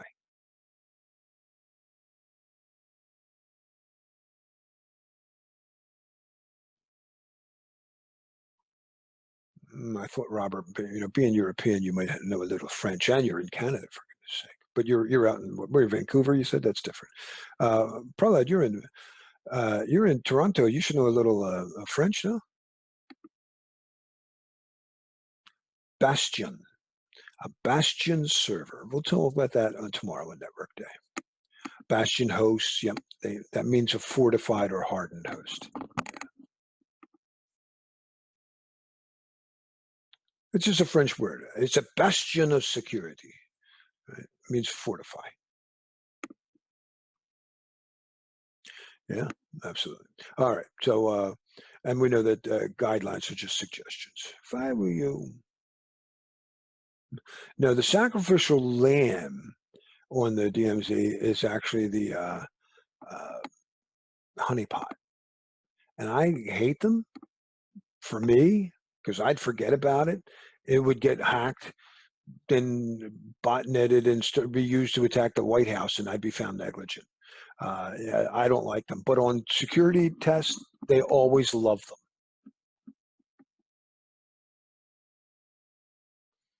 When you give somebody a resource, whether it's a car or email use, you have to tell them why you gave it to them, what they're allowed to do with it, the purpose of this, and what they absolutely may not do. Anybody recognize this device? What device is that I'm giving somebody?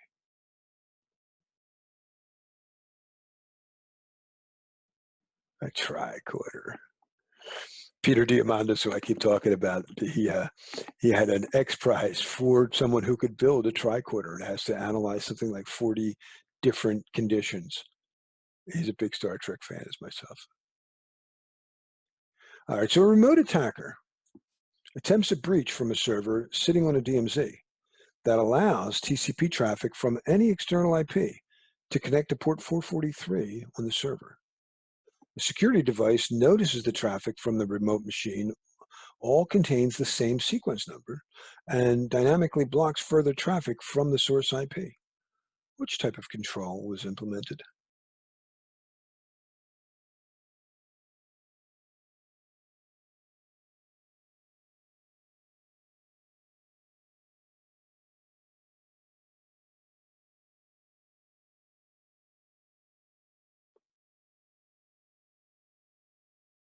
I would say Delta. Yeah. Detective, technical, well, it actually did something. It blocked something. So it didn't just detect. But the other thing is the categories are either prevent, detect, or respond in one part, and the first word, and then the second word should be administrative, technical, or physical. So detective preventive doesn't make any sense. It's one or the other. It did respond, but you don't say responsive preventive. You could argue that an IPS did prevent, but it really was allowing things. So to me, it's more responsive. But the only one that would have worked here, no, there's no such thing as responsive preventive. It's either response or prevent. You can't say response. You either say, again, the matrix on one side is prevent, detect, or respond. It's not both. Or two, it's not more than one. Does that make sense, Robert?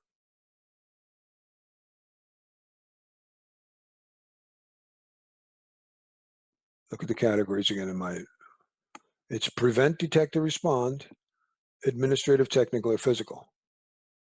There you go. Yeah. Controls are typically categorized as preventive, detector, or responsive, and administrative, technical, or physical. It's probably blocked by an IPS. All right, quickly we'll go through COBIT here. COBIT and COSO are control frameworks from the IT Governance Institute, and they have 6 domains, 34 processes, 318 detailed controls that you get a CMMI rating on. Pretty cool. Now, very quickly, they went from COBIT 4 a few years ago, which had 4 domains, to COBIT 5. They added process control and application control. But the others are kind of like plan, do, check, act. Plan and organize, acquire, and deliver and support is also doing, but monitor as checking. No, do not know these by heart. Don't worry about these by heart. I've really set the context here. You don't have to know anything in this domain by heart, really, in this first module by heart. It's just to set what are controls. All right, so process control, I just want to know who, what is the purpose of this process, who owns it, are we able to repeat it, who else is responsible for things, and the policy, procedures, and ways to improve it. Plan, right, we do our planning our strategic goal. We've already covered this. Understanding information architecture, we're doing that now. Determine the technological direction. Now, when I define an architecture, I might say we're going to put firewalls here. When we pick the technological direction, we say, and we're going to use NetScreens. Define the IT processes, the organizations, and relationships between them. Very important we understand those relationships when we do a business continuity plan. Like, it's really hard to bring up telecom if you haven't brought up phones or electricity. Yeah.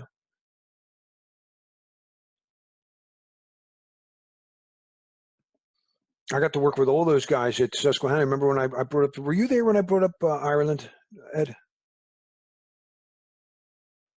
And facilities was Bruce. Maybe you weren't there. Maybe Ed stepped away. That was a fun. Oh, okay. Okay. Oh, did you go out to Ireland after me? That was wonderful. I loved it out there. Yeah. But I brought that office up, so I had to coordinate all of the things. And yeah, it wasn't really easy to bring up telecom without Bruce's group. Yeah, Bruce Grayson, there he is. Yeah. Uh, Manage, excuse me, plan and organize, communicate the aims and directions as inexpensively as possible. Right.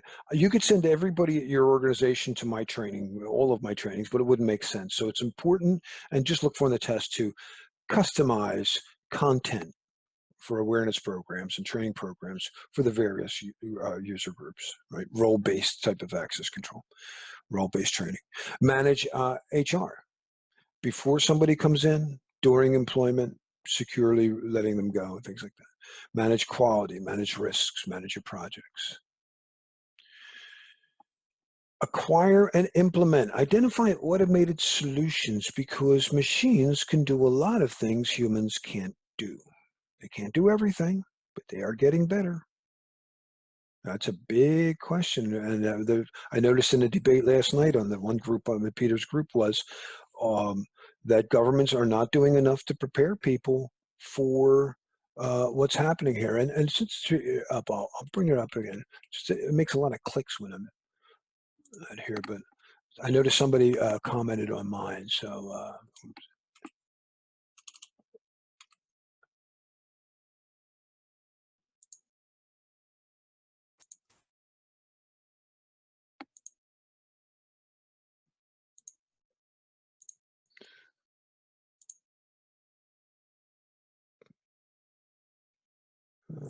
let's see.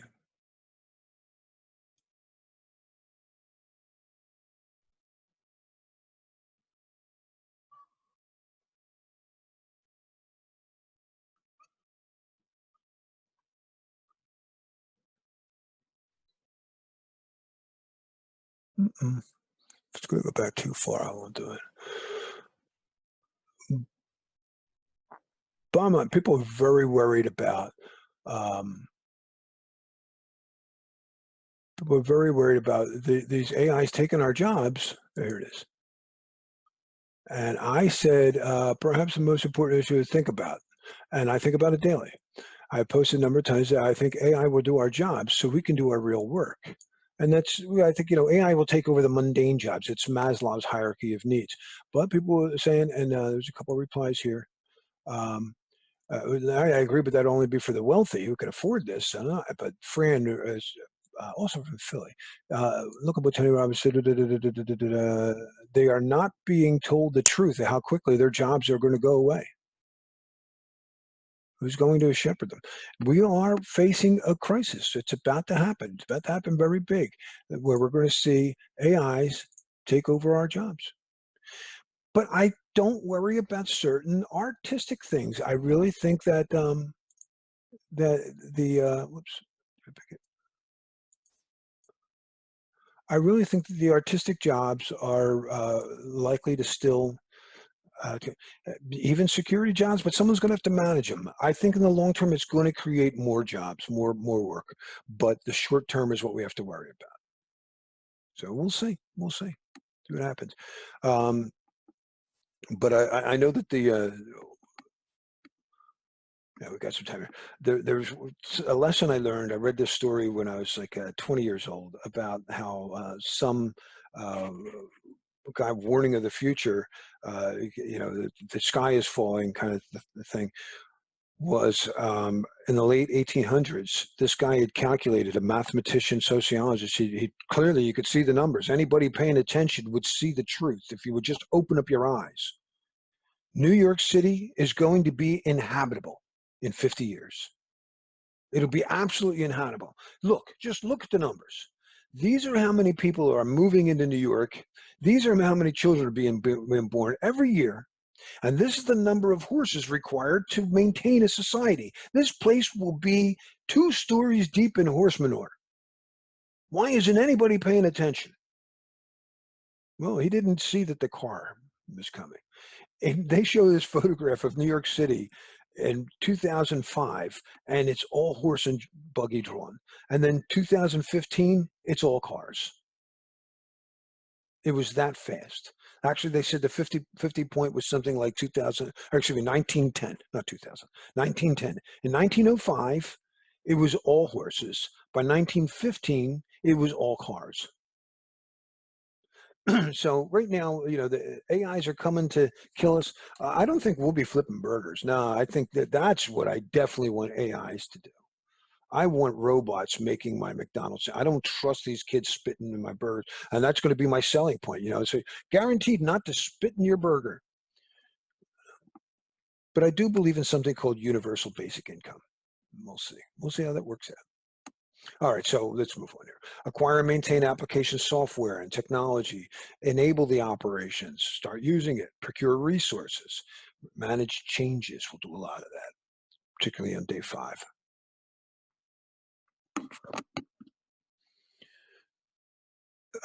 An AI could learn how to spit on your burger. Yes. That's true. What most people don't stop to think about, though, is AIs will be like, I don't know if they'll ever hit human level intelligence. This is a big debate I have. I think they will hit Vulcan level intelligence, which could be much smarter than us, much faster. But I don't know that they'll ever have the same type of emotions. If they do, it'll only be for like a day.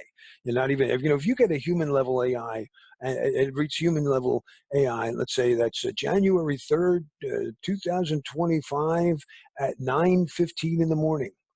By 10 o'clock, it's going to be superhuman. They just, if I read a book and I want you to learn from that book, you got to read that book. It takes time. If one Alexa reads a book, every Alexa in the world knows that book almost instantly. And it could transfer it to Siri in a second, or a fraction of a second. So AIs can learn much, much faster.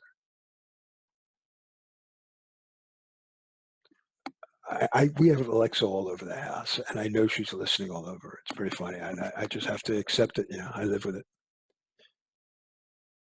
I'm sorry. Service desk, deliver and support. We have to define and manage service levels, and we mentioned that's minimum and optimal levels. I have to know that spare tire better do at least 55. Manage third-party services with our service contracts and third-party auditing. When you transfer a risk, whether it's just buying insurance or especially when you transfer a service, when I outsource any service to a service provider, I can't prevent them from screwing up. When you can't prevent, you detect. We always want the right to audit. Please make sure you remember that. A very, very testable concept. Whenever you transfer a service to somebody, you're giving them the keys. You can't prevent that from, whether it's accident or malicious. Very likely, it's mostly accidents. Manage performance and capacity. Ensure continuous service, our business continuity plan. Ensure system security, that we have the appropriate levels of confidentiality, integrity, and availability. Identify and allocate costs, our total cost of ownership, and educate and train our users. Manage the service desk and incident. Incident is a very interesting word. When you look it up in the dictionary, it's just some point in time, an event. But an incident, when I read it on a test, I know it means something malicious happened. That's a Satan's law problem. Manage the config, manage the problems, manage the data, manage the physical environment. We have that whole section coming up tomorrow morning. Operations, we have a whole section on it. Monitor and evaluate IT performance. And again, I'm a packet analyst. I look at things like round trip timers and stuff like that. Evaluate internal control. Internal controls are likely to show up on your test with an unusually high number of emergency changes. Emergencies happen all the time, but everything shouldn't be an emergency. But it usually means a lack of planning. That's an internal control problem. Ensure regulatory compliance, provide IT governance. Application control, this is one of the other new sections here, that the source data is prepared and authorized properly, collected and entered properly, that it's accurate, complete, authentic. Integrity and validity, and a lot of this is really encryption stuff, right? Output review, that's that. I don't know if you can hear that click. But I'll close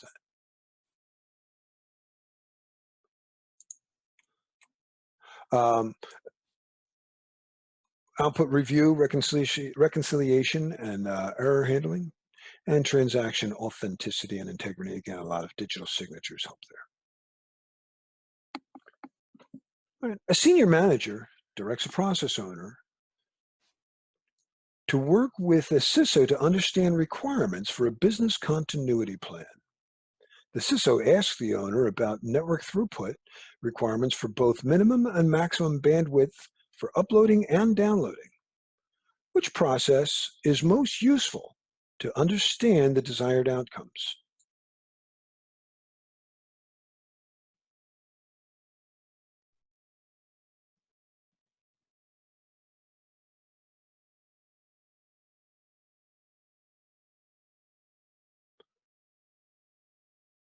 John got it. B is the only process. The other things aren't even processes. MTD, maximum tolerable downtime, that's a metric. Minimum operating requirements, that's a metric. Plan, do, check, act, that's like some process flow model. So only B actually is a process. Minimum operating requirements? No, you're thinking of baselines. Minimum operating requirements, actually, well, when I say newer, it's the last 10 years, but I still see a lot of old stuff when dealing with business continuity planning. So it was very common that people would look for, you had your maximum tolerable downtime, which we don't really, if I could afford to be off the road for an hour, my recovery personnel are mostly worried not with how long can you afford to be down, because it might take you a moment to pull to the side of the road. They're more worried about how long should it take you to put on a tire. That's called a recovery time objective.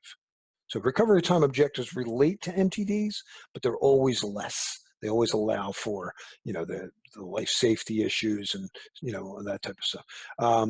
So you have recovery time objectives we worry about. We worry about recovery point objectives. How old can the data be? I can't restore everything from last night's backup, not like in my financial systems. No bank better, when I put money in the bank at 12 o'clock and they have a fire at 1, I don't want to hear, don't worry, we restored everything from last night's backup. No, dude, that's not good enough. So we have recovery point objectives. How old can that data be? And then we have minimum operating requirements. But people wouldn't always use that term. They used to use service level objectives. Well, the service levels would tell me something like you have to be able to print 20 pages per minute. But what do I need to print 20? Well, you need a printer. You're going to need paper. You're going to need toner. And those are supplies. And people who work in this field tell me that supplies are the most overlooked items in a business continuity plan or disaster recovery plan. So they created a new term called minimum operating requirements. And that entails both the service levels and the supplies. Does that make sense, Robert? You're very welcome. Yeah. All right. Let's take a break here. It is 11:30. Yeah. We'll do a later lunch today. Sorry. So it's 11:30. Let's get back at 11:45, and then we'll just go to like 12:30. We'll do like a 45 minute, and that'll get us out of this chapter. Sound good, everybody? All right. Back in 15.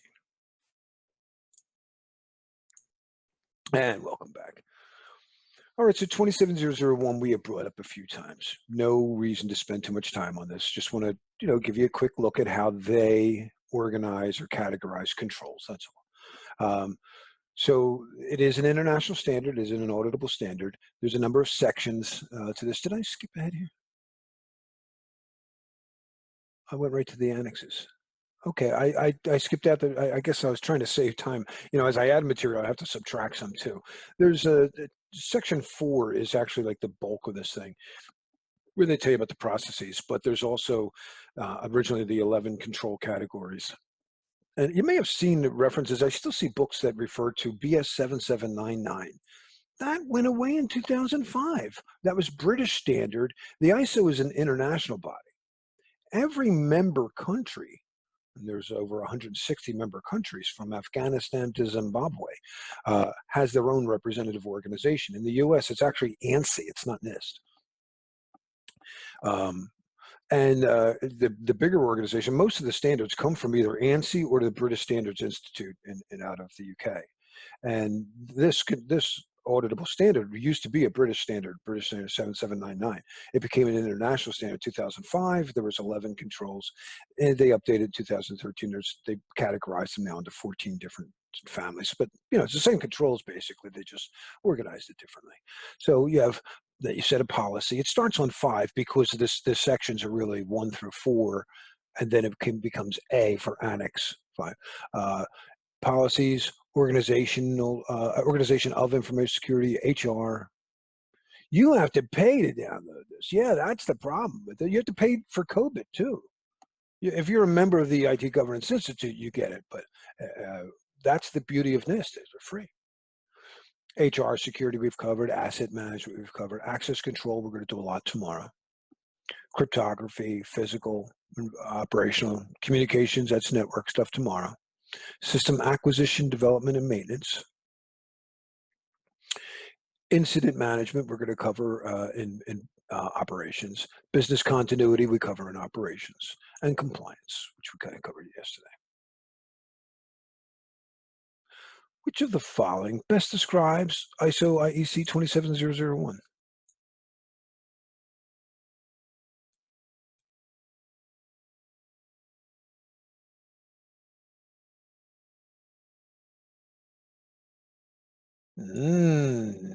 Very good, John. I'm not saying it isn't a best practice. Now we have 2 answers that are kind of right, but I would say C is more right. It's an auditing standard. It's not just a best practice.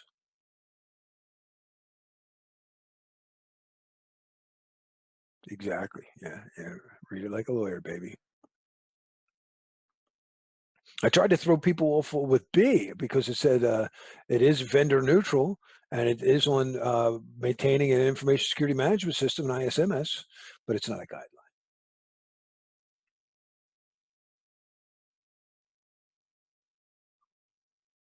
All right, and then the NIST categories. Are you a sales engineer? Is that what you said you did? Pre-sale support type kind of guy and post-sale? Did that job for Wang Laboratories for a year. When I left, I started out doing computers for Micro H. Actually, I started at Computer Land. I quickly went to Micro H, and I spent time there, 4 years, almost 5 years there. And then I went to Wang Laboratories for a year, and then my manager left Wang and brought me with him to IBM. There was a little hop in the middle there, but that's basically what happened. Um, but I did pre-sale support there. It's an interesting job. Yeah. Um, so there's 18 control families, the way they organize it. There is a new version in draft right now, by the way, 853. There's going to be a Rev 5, I guess it's Rev 4 now. So we'll see. Well, I haven't looked at Rev 5 yet. But it is policy and technology neutral. But these are guidelines and the basic control categories, right? Fundamental safeguards, countermeasures. So, and they focus while it's being processed, so in memory, while it's in storage on a drive somewhere or whatever, and during transmission over a network. And it's focused on mission critical things. And encourages tailoring. Don't just take this out of the box. You have to make it fit yours. There's a whole NIST thing, by the way, an application. I forget if I cover it here, but a lot of your security scanner tools now will go against this. SCAP, Security Content Application Protocol, I believe it is. So all the big scanners now, Nessus, Nexpose, Landguard, they'll all load in a module to be SCAP and be able to scan and see if you meet these requirements. So it's really good stuff, So it's not just used in the US, even though that's what it's aimed for. All right, so there's 18 control families, and each of the families has a number of controls. I'm not going to read them all to you. I'll just give you a list of 4 or 5 of them. Basically, the first one is always policy. So here, there's 25 controls. There's policy. Least privilege. We'll deal with that a lot today, and again tomorrow, or actually on day 4, that just give people the least amount of rights to get their job done. In fact, it's always need to know and least privilege. If they don't need it, don't give it to them. Now, in Bell LaPadula model, that's generally in terms of confidentiality. So if they don't need top secret, just give them secret, then that's fine. But think about it when you configure an application. It's been a long time coming before Microsoft finally did address this. Microsoft gets beat up a lot, but they actually did quite a bit since Vista on with rights and what people's default rights are, right? You have to run as administrator or something to do some things now. But up until then, everybody had rights to write to a DLL file. What user needs to write to a DLL file? It's terrible.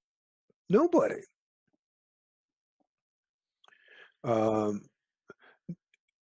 Yeah. Concurrent session control. Only recently has anybody, I can log into Facebook from 25 different machines, and it doesn't seem to have a problem with that. But it can't possibly be Larry at all 25 machines. Wireless access.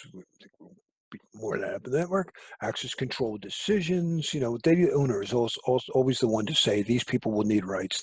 We talked about that yesterday. Capabilities, what privileges, what entitlements will people need? Yeah. All different terms to use that mean rights management. Policy and procedures, we talked about this. Awareness and training, role-based security training. I just mentioned that. Don't try to teach people too much, just what's important to their role. People who work in customer service don't need to know what the HR people are required to know. That we maintain records.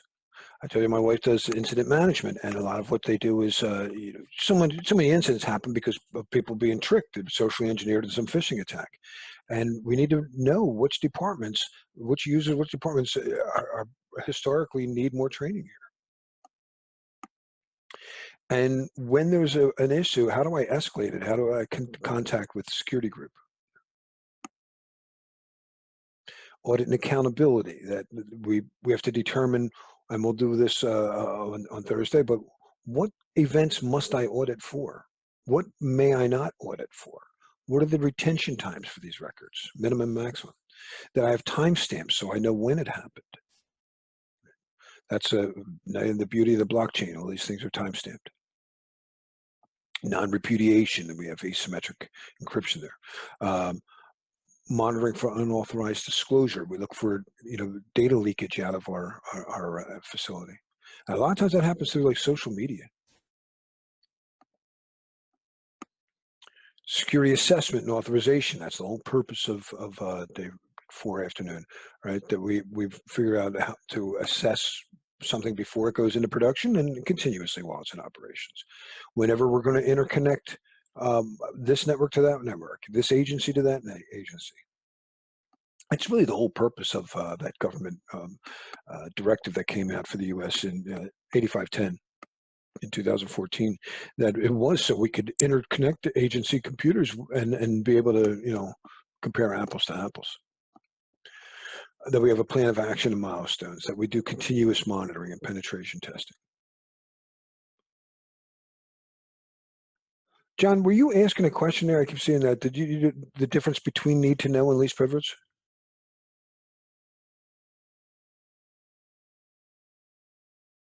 Oh, I'm sorry. We'll do more of it coming up here, but basically, if somebody in say the customer service department doesn't need access to the payroll department servers, so don't give it to them. That's need to know. And if it's hosted on the same server, like in the Bell LaPadula model, we can have different compartments for that data. And so we have a compartment for HR and we have a compartment for customer service. Compartmentalization allows us to implement need to know. But just I do need to know if I'm in customer service, the customer service stuff, but I don't need to maybe have write access, or I don't need to know these files, whatever. So I only have limited privileges, right? Least privilege to get my job done within that same compartment. So having a classification scheme, high, medium, and low, or whatever, allows me to implement least privilege. Having compartmentalization helps me implement need to know. Yeah, and we're going to see that. Bell LaPadula. If you do get beat up on architecture models, it's almost always like a half dozen on Bell LaPadula, and we're going to cover that after lunch. Yeah. Talked about our baseline configs, doing impact analysis, least functionality on a machine. The machine, the IIS server came with an FTP server. Do you need it? Turn it off. That we have software usage restrictions, and people understand that. Our configuration management, our baseline configs. Contingency planning. This is all disaster recovery stuff. Right? That I have a way to test it. That I have a place to go, an alternate place to go, if this building's unusable. That we have ways to recover. That's like the spare tire that gives me minimum service levels, and reconstitution needs to return to normal. And sometimes, especially on a machine, a third-party driver might prevent it from working. Can I bring it up in safe mode without that third-party driver? Identification, authentication. It's not just for your people. I want to make sure that only company blessed laptops. Ed, when I first got to Susquehanna, I brought in my personal laptop and connected to the network. And Deep Greywater came in and advised me, we do not do that here. Dude, what are you doing? Cryptographic, but we have a lot of this stuff actually, and it shows up on tests. A lot of malware spreads because we have third-party service personnel come in and plug their devices into our network. And that's not cool. You should have, if you're going to do that, we have guest networks that quarantine, important things. Cryptographic module authentication. Right. And we authenticate services. Why is this service running on my machine? Where'd that come from? Oh, I tell you some stories there. But I got to actually identify a rogue service for Nmap. That's one of my big claims to fame. I'm sure some people here have run Nmap. And Fyodor, actually, Gordon Lyons, created that thing. And I got a big thumbs up on Facebook when I identified some rogue service running on port. What the heck was it? 4343 or something like that, whatever the case is, 4242, which is a common port for malware. But this particular one, I identified the signature of some rogue service. But whatever the case, went into that. I'm somebody now. Incident response, again, day 5, but that we train people, that we have a way to deal with it, handling procedures, and it's always to minimize impact. That we report the incidents and the proper chain of authority to go through, and who to go through for assistance. Maintenance, that we have a controlled maintenance process, that we just don't start taking things apart, but we know who to call, and they have procedures and checklists. That there's blessed tools that sometimes you can't do. Like Ed and I were talking about the Ireland office. They didn't have a network person there. They had to mostly depend on people from Ballackinwood, Pennsylvania, to remote into there.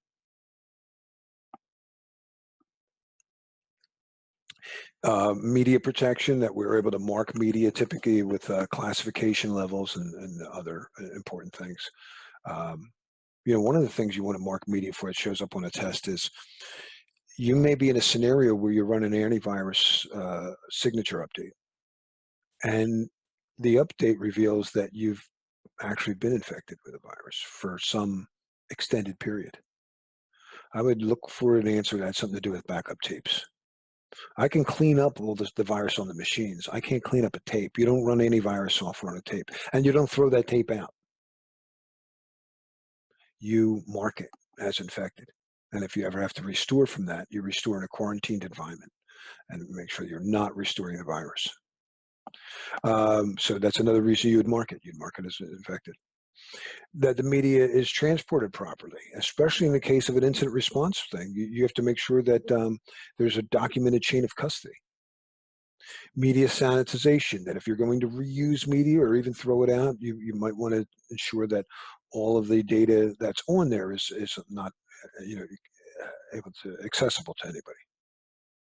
And media downgrading, there's a lot of things that used to be top secret and they're not anymore. I might be able to bless that. That's not as popular today, though. They used to reuse drives, but what is the cost of a terabyte drive versus the risk of something going wrong, so somebody compromised top secret data? So in reality, my experience with guys in the DoD, when the top secret data on a top secret drive is no longer needed, they destroy the drive. They degauss and shred the drive. They don't reuse it. Physical environmental, again, we have this tomorrow morning. So we have, how to get people in the building. We maintain records of people here. Degauss, I don't know that you need, I don't know. I never thought about that on an SSD, but I know that when you erase a SSD, you can't get the data back anyway. It's actually a major problem for forensic specialists who try to. So when you delete the data from a magnetic drive, it's actually still there. But when an SSD, no, it's gone. So they may tell you to use a hammer, but I work with a lot of forensics people, and they tell me, nah, it's frustrated the heck out of us. The other thing is whole disk encryption frustrates them. Emergency shuttle for all of our services. There is a term I don't remember. Well, if you remember, let me know. I'll see if we can for you. We need to run a facility some very basic services. We need electricity. We need water. We need gas. One of the major reasons for a denial of access to buildings, or some of the major reasons, there's a flood, there's a gas leak, there's an electrical problem. So we need to be able to shut off these services: electricity, gas, water, and again, alternate work sites. Planning, that we understand the rules of behavior that are acceptable, that we do privacy impact assessments. We have a basic concept of the operations, that we understand our security architectures, all rehashing here. uh, that we personnel security, we discussed this already, that we understand that each role has a certain risk level associated with it. The risk level of an application developer is different than a customer service person.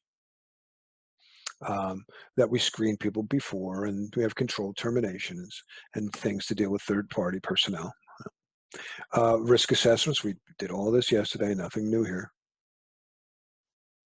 No, no, no, no, you don't remember this by heart. I'm just giving you an overall look at what controls are, to understand what we're going to be doing in the next few modules and what we'll kind of cover. This is mostly just either a refresher or a quick high level look at things. Yeah, I want to set the context. Yeah. System acquisition, that we understand the development lifecycle. We do that every day here in my class. That watch out for user installed software. And with bring your own device, it has become very tricky today. But I'm finding it more and more acceptable and logical. Personally, if I were starting a new organization, I'd do everything on the cloud, and everybody could have their own device to bring on the network. It's just difficult to troubleshoot. I think we could do all types of controls to keep malware from spreading. The hard part is when somebody calls in customer support and go, "Hey, I can't get this app working."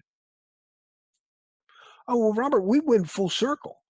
When I started out, like for remote access, we used to give you a disk that you would install on your machine at home to give you remote access into the company network. It was a pain in the butt talking through people through things, and then their kid would put on like Barbie Dreamhouse and break everything. So it was never mind. You get a company blessed laptop, and that's controlled. And then it went to bring your own device again. And you're like, you got to be kidding me. But in my wife's opinion, she said the problem is you have these execs who already have their iPads, and they have Google, and they're used to it, and they want everything to work that way, and they don't want another device.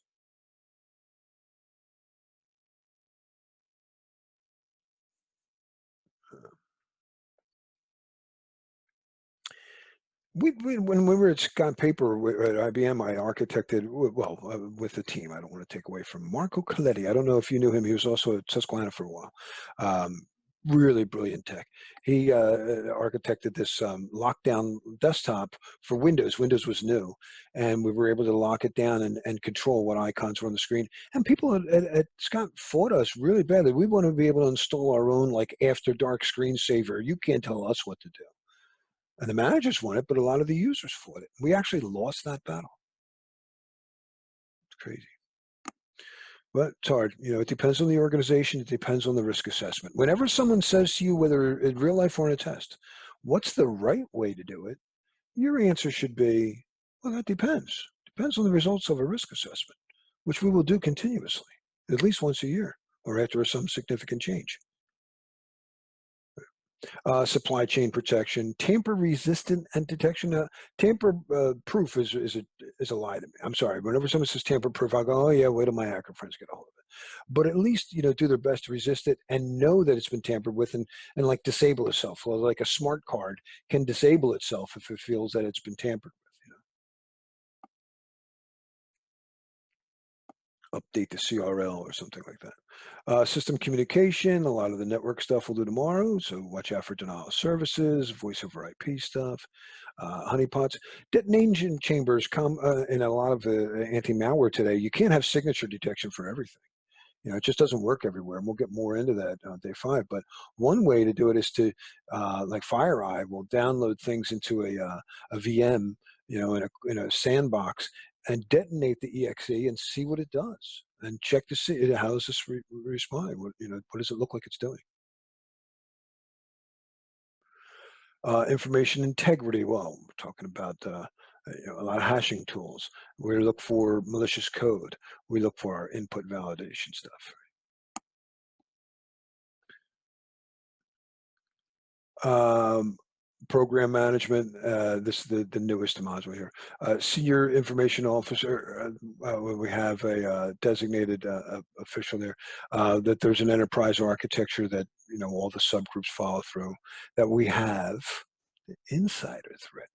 So many problems are insiders, and again, it's not always malicious.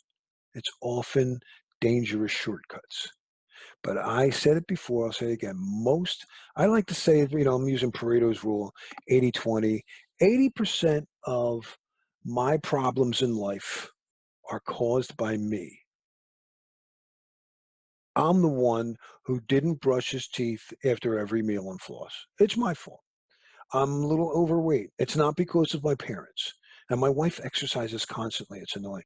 I actually lost all the extra. I got down to my ninth grade weight at the end of October. I was 183. And to celebrate, I put back the weight.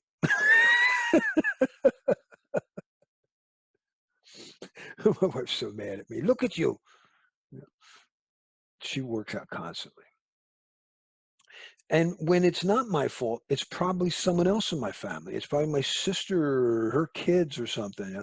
So the insider threat is a big issue. Putting firewalls out at the perimeter doesn't always protect us. Yeah. You have a family in Philly, huh? Oh, nice. Your mom. Um, no, you're of Indian descent, Robert? Because we have something in Philly. British. I thought you were oh, okay. You no. I'm sorry. You spoke Farsi or whatever. We we have the best Indian restaurants, if you ask me, in the United States. Um, Threat awareness programs. We understand. All right. Auto expiration for user accounts is most likely used with.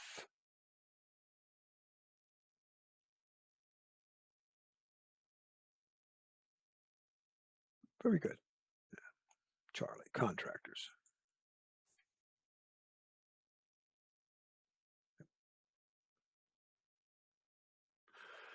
All right, I said putting firewalls at the perimeters, not always just helping us. That is often referred to as the fortress mentality. A fortress mentality is when you have all your security controls at the perimeter, but you're nothing inside.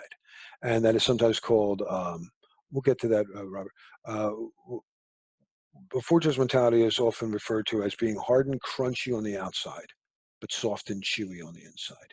So we want a layered defense, or also known as defense in depth, that we have firewalls and policies and IDS and IPS. And our first firewalls are routers with access control lists on them. We have access controls on, excuse me, on a switch. We have applications that permit or deny type of things. Just setting up users there. We have middleware like SQL that allow you to set up rights and privileges and capabilities, whatever. There are access controls in the OS. There are access controls in firmware. Um, and I highly, you want to drink, that's fine, but I do not recommend drinking and setting firmware passwords. I bought a new laptop and locked myself out of it that night. And it's an Asus, and I had to send it. They wanted me to send it back to them for $75. And I gave it to the young man here, Joe. Joe, I gave that to you. You said you scrapped it for parts. Joe was working for me. It is awesome. Uh, a lattice was the question here. What is a lattice? The actual definition of a lattice is a crisscross framework. So, uh, make it my pen here. Wait, is that a straight line drawing tool? Oh, it sure is. So, actually, let me do it this way. I get a different color pen.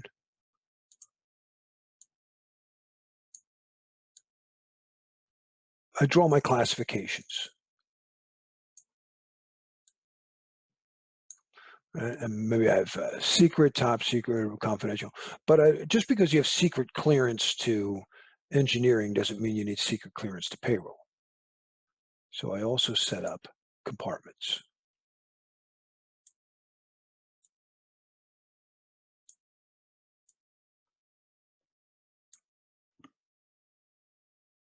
This is a lattice.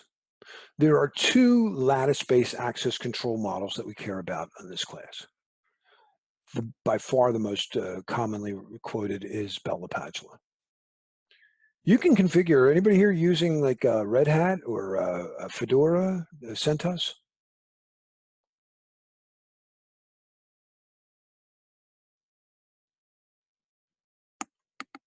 It does it. You're using Fedora. Um, Let me stop sharing this for a second. Share my browser. Most people don't realize this. They think it's some abstract concept, but it's actually right here and now. And we do SELNUX. Now, when you set it up, when you first configured it, it was, if you didn't change it, it's not in Bella Padula mode. But if you set it for multi-level security, it becomes Bella Padula. Right? Security levels are hierarchical, conform to the Bella Padula model. So how you implement it. But the default is not MLS. The default is targeted.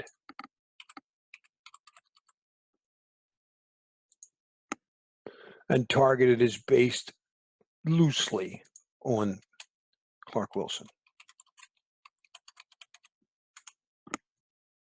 Yeah.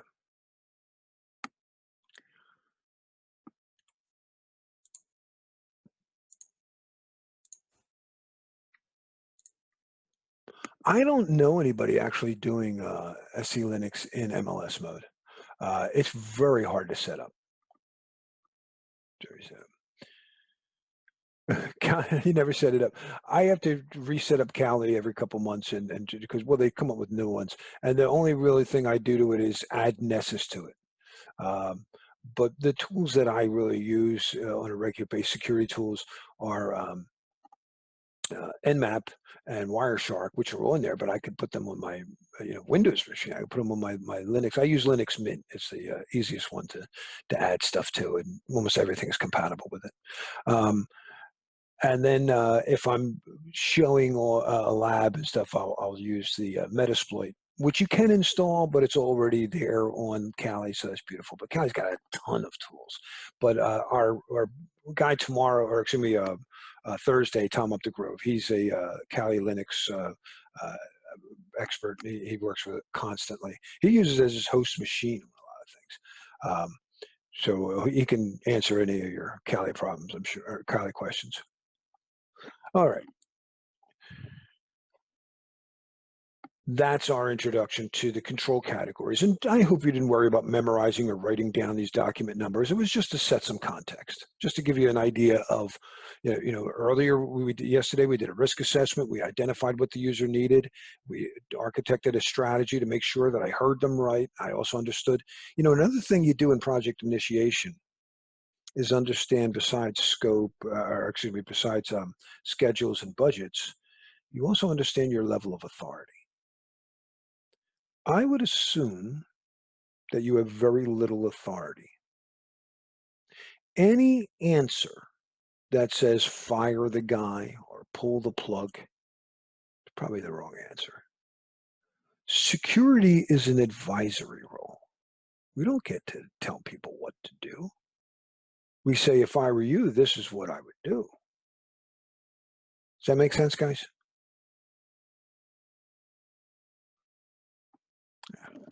Okay.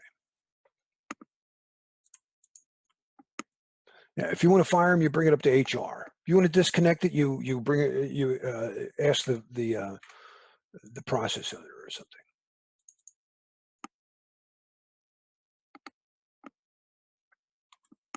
All right, so we'll introduce this, and then we'll take a break here. We'll do our lunch break. Yeah, absolutely. And there's going to be a lot of times where they do, where they try to get you to do something when it's not your level of authority. All right, so now we're going to look at how computers work, and a lot of this is very old history, but I'm going to bring it right up to to modern quantum computing. So we're going to look. It's not just a matter of having memory and a processor. You have to have some software that, well, you got software built into the hardware that just says, hey, remember that the way the user is going to talk to you is through this keyboard, right? So we have to have software that knows how to run a keyboard built into the computer. That's in firmware. There's issues with firmware. Firmware used to be in a soldered in chip, and when you wanted to update firmware, you soldered in a chip. When I was a boy. And then I remembered getting socketed firmware, like, dude, because we used to change the firmware on an IBM PC. It could only accept 64K on the motherboard. You could, if you wanted to get to 640K, you could buy an expansion card, or much cheaper, you got in a new memory decoder prom and soldered that in. It was like $30. You'd void your warranty, of course, but hey, we'll do it. I was a QMM guy. But I knew all kinds of stuff about memory stuff. I grew up with that stuff. Anyway, uh, then we had programmable. You could EPROMs and stuff. But now I was in the mid '90s when I saw flash memory. I was like, oh my gosh, you can embed a virus right into the firmware. Yep, and they're not easy to search for. Right, all those malicious Trojans that are they're in firmware of a device, and you plug in the device and you get infected. But then we also have to have, when they first built a computer, you're thinking I've got a user and he's going to be running this program, but there could be multiple users and multiple programs. So they had to develop a middle thing to interface between, well, what hardware is accessible to what users and what programs. And they originally called that a monitor, but we call that an operating system. Today, operating systems come with pinball and calendars and stuff like that. That's not really the operating system. Those are little applets that came with it. The kernel of the OS is the part that knows what users can get to which applications and what hardware is available. Do users typically go directly to hardware, or should they go to the hardware via an application? I mean, do you talk to a printer, or do you go to a word processor and the word processor prints? Yeah, not all operating systems considered that. So there are vulnerabilities allowing, that's the purpose of the application, Robert, exactly. And that's what targeted Linux does. So when you run SE Linux in targeted mode, it has walled all that off. A user cannot go to hardware directly, but only through a service. Now, there would be, one application might have multiple services. So you set up these groups, all these things can only be done via the, say, IIS. So you can't, or excuse me, IIS, I'm running IIS in Linux. Apache. So only the Apache application can talk, run these applets or talk to this hardware. And this user is allowed to run Apache. But we'll look at how the different operating system models and how they provided protection. Originally, what most people were thinking is you got a user, and how does he get to the data? So when you see that subject and object relationship, most of the time, the subject is a person, the object was a file. But we learned to group people together, right? So really, the subject could have been a group of people, and we'll see how that has evolved through history, right? So we want to build a very testable acronym, the TCB, the Trusted Computing Base. I would remember TCB. We're going to look at computer architecture, how processors talk to memory, and we have long-term memory, we have short-term processing memory. The different operating system access control models. Bell LaPadula says, make sure that the users are clearance and they can, they can't see anything. Well, they can't read anything above their level. They can't write anything below. But Biba says, no, they could write up, and that's bad. So Biba flipped that upside down. But we have other ways. Clark Wilson says, make sure that the user can't talk to hardware directly. They have to go through an app.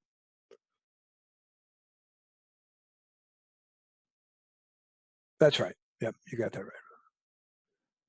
right. And then we're going to introduce cloud computing, because we've actually put operating systems inside the application space. We've actually created hardware issues for that. So originally, what they came up with was this wall of memory, where we said, "All right, we're going to wall off memory in rings, and ring 0 is where the operating system goes, and ring 1 will be utilities, and ring 2 will be device drivers, and ring 3 will be where the applications go." And then we're like, well, wait a second. We don't do a lot of stuff in devices and utilities. Let's move everything to ring 0 or application. So we typically only think of ring 0 and ring 3. Processors used to build that in the hardware. They don't do that anymore. What they did build in is a minus ring 0. So now when you load a hypervisor on a machine that supports it, and most modern machines do, I load my hypervisor, my virtual box or whatever, and it sits in minus ring 0, and then I have multiple ring 0s for various operating systems, and then I have multiple application space. It's pretty cool. So we'll talk more about how that's about, but that's led us to how cloud computing works. Now, when we're evaluating things, the whole point is I want to trust that the system works as intended. And I'm senior management. I'm not going to sit there and test it myself. I expected somebody else to do it. They transfer that to someone else. Just like I have a power supply on my computer, and I'm trusting that it does provide the proper 12 volts at whatever 1.3 amps. I didn't test that. I didn't put a multimeter to this thing. I transfer the trust to a third party, and they put UL Underwriter Certified, on the sticker there. It's a third party certified it. You can transfer certification to a third party. You can't transfer accreditation. Is it appropriate? That's up to you. Do I believe that this is the proper laptop for me? I can be certain that the Honda Civic does what it claims it does, but is a Honda Civic the right car for me? That's accreditation. Well, the third parties that we had trust or certify our operating systems have grown over the years. Originally, we had the NCSC from the United States. The UK had their own TC-SEC, but we've actually Canada had its own CTC-PEC, but we've bundled these together to an international ISO standard, 15408, the Federation. They call that the Common Criteria. The Common Criteria certifies a bunch of things, but one of the things they certify is operating systems. And we'll look at how that certification process works. Trust is what you'd like to do. I'd like to trust you. What assurances can you provide me that I should trust you? It's like when you rent a car. They want to trust you with that car. They want to trust that you know how to drive. They also want to trust that you can pay them. So certification in that case is my driver's license. Accreditation is my credit card. Valid credit card and a valid driver's license, that's good enough for us. We trust you. Oops. So we're designing, we're architecting solutions. Now we're going to architect it for computers and operating systems. We want to meet requirements. Now there's two sets of requirements typically. We think of functionality, that you get the features you want. There are a lot of cars that say we've got whatever power windows and radio, and you have Bluetooth, and it can go to 100 miles. But how well do they actually do that? How dependable is the car? What's the average mean time between failure and stuff like that? That's why I've always been a Honda man since I got my first Honda in the early '90s. I never went back. That's all I drive is a Honda. My wife she wanted to resist everything I say. She has to do something different, show that I'm not so smart. She bought the Ford Fusion. She bought a Ford Fusion. What do they call it? It's the top level one. It's got everything. It's a Batmobile. Claimed something like 50 miles to the gallon. Electric car. Now, she had a Prius, and she's only getting like 38, 39 miles. Oh, it takes a while to break it in, they tell her. You got to know how to drive it. I know how to drive it. Trust me. Finally, she gets a note. There was a class action settlement. They lied about their mileage, and everybody got, I don't know, whatever, $1,200 or something. And she was furious. First of all, they lied to me all the time, tried to blame me, say it's my driving. Then they tell me that they're going to give me money. I don't want that. I want a different car that can do this. So the electronics break down on her on cold days. So all of a sudden, the heat won't go on, the right passenger mirror doesn't work, and she just gets so upset. And we bring it in there, and then the problem goes away. So it has the features, the functionality, but it doesn't have the assurance. Guys, on your test and in real life, users typically know the functionality they want. We are in security. It is often our job to help them understand assurance requirements. So, for instance, in your near future, maybe the users say, well, we want to do e-commerce. We want to accept payment from, we're going to be closing our stores and just doing everything the web. And we're going to you're going to accept credit cards? Yeah. Ooh, well, that means that we're going to fall under PCI. Oh, we are? Right? So we were the job at security to give them that assurance requirement. Does that make sense? Yeah. So sometimes, typically, users think of functional requirements, right? So back on step two, when they talk about requirements, don't just think of functional requirements. Often that's all the users know. It's our job in security that says, oh, you better encrypt that. That's an assurance requirement. All right, good, good, good. All right, it's 12:30. Let's take our lunch, get back at 1:30. Does that sound good to everybody? And I am pausing. All right, welcome back, everybody. All right, so again, make sure and when they not only when you architect solutions, when they certify, as in common criteria, and this will be important in your near future. Common criteria tests both functional and assurance capabilities. So if they ask you, what are the two types of testing in common criteria? You know, functionality and assurance testing.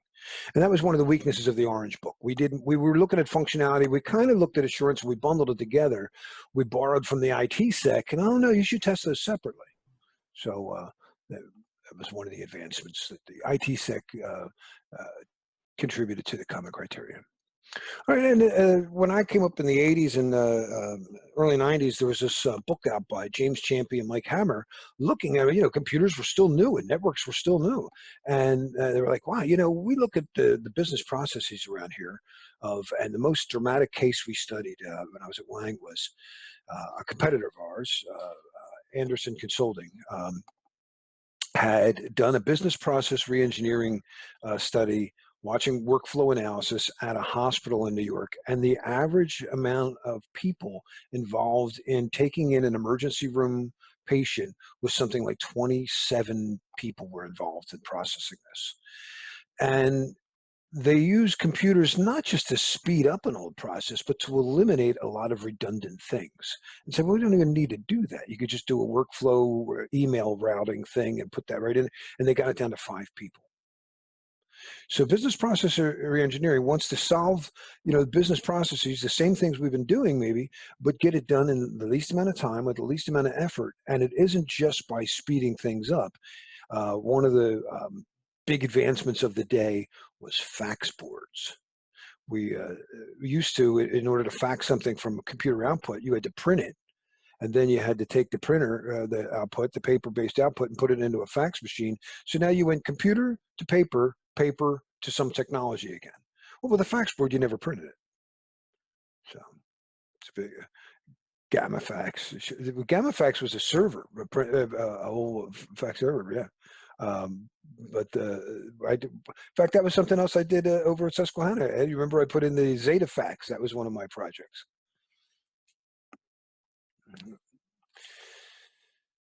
Yeah, I remember Rajan had me. It was really funny. He wanted me just to test it because it was also in a dial-up server. I also built the a modem server, and he said, he was just having fun, and he goes, "Why don't you do me a favor? See if you can dial in from the outside, connect to a fax server, and print a fax from the outside. This is ridiculous. Nobody will really do this, but I just want to see if you can do it."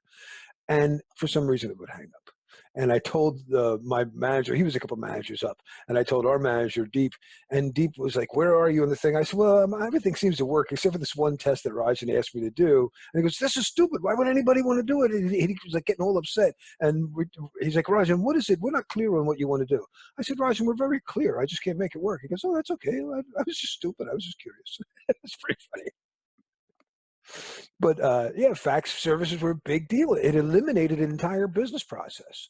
We would have, in some cases, you'd have a person whose job was to pick up that piece of paper and walk it over to a different department.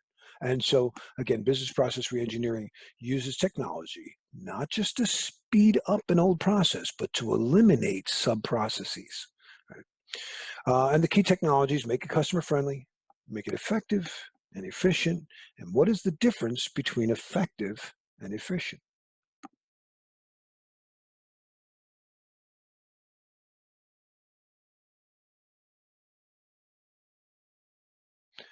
Effective is correct, or it gets the job done.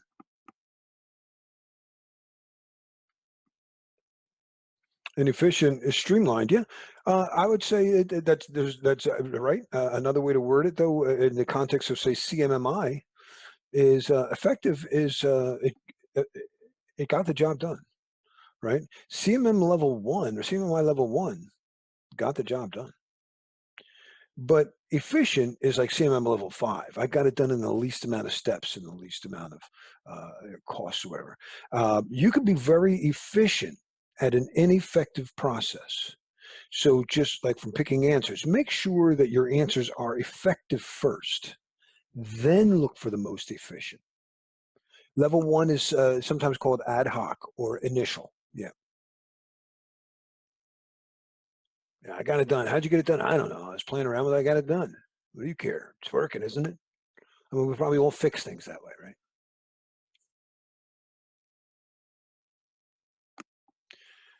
I love this concept, and I tend to spend too much time on it, but we're going to see it a lot. Um, we see sometimes like managers that can't just hand things off. They got to micromanage, but that's the whole point of having management layers, is that you should be able to hand things off and let somebody else do it. I have a component stereo here, but you used to be you'd buy like a boom box, and you had to get everything from one manufacturer. And then when they came up with the component stereo, I could get the best of breed. And there's well-known interfaces between them, so I just had to plug a certain, a cable that fit the RCA outputs, and I could plug in my receiver to someone else's speakers, to someone else's tape decks or whatever. This is the way the OSI model works. It allows me to componentize my designs.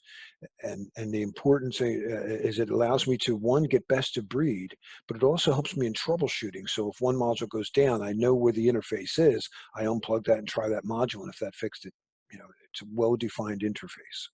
So very good stuff. And we're going to see this again in the OSI model. It wasn't when I started out in networking, you look at the OSI model yesterday and we still how high up the application is to say that, at layer 7 to where the network card is at layer 2. But, when networks first came out, your application authors often wrote to the network card, the firmware on the card. So they would tell you, oh, and you got to buy Ethernet cards for this application to work. You got to be kidding me. Why do you care? And then we came up with, well, Novell had Open Data Link Identifier, which was a great technology, but it died. But a very inferior product took over and is very testable. It's called NDIS, Network Device Independent Specification. And as long as you can bind IP address to a MAC address, then I don't care whose card you got. Right? The dreaded OSI model. You can't get your head around that? Oh, we had an introduction to it yesterday, right? We're going to see a lot more of it tomorrow, and hopefully you really feel good about it. So.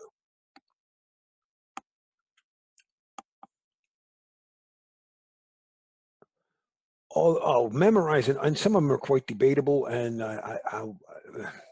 look, I've got my Wireshark up here. I don't want to get too far ahead of myself, but look, this is what I do for when I'm consulting. So I can see layer 2.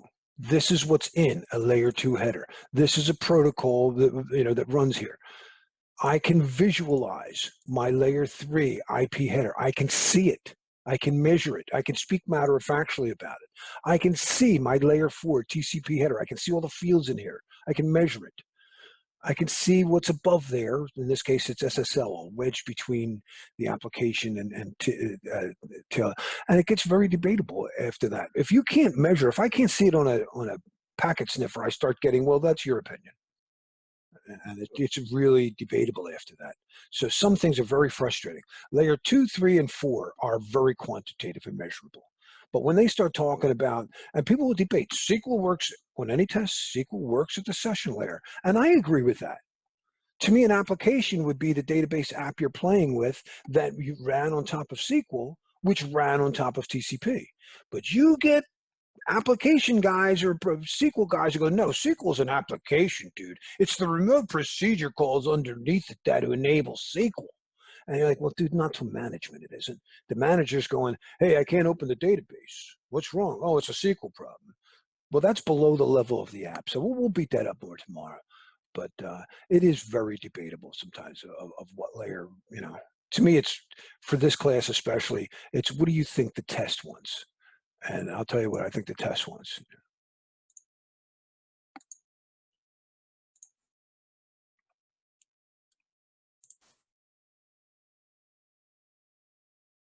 All right.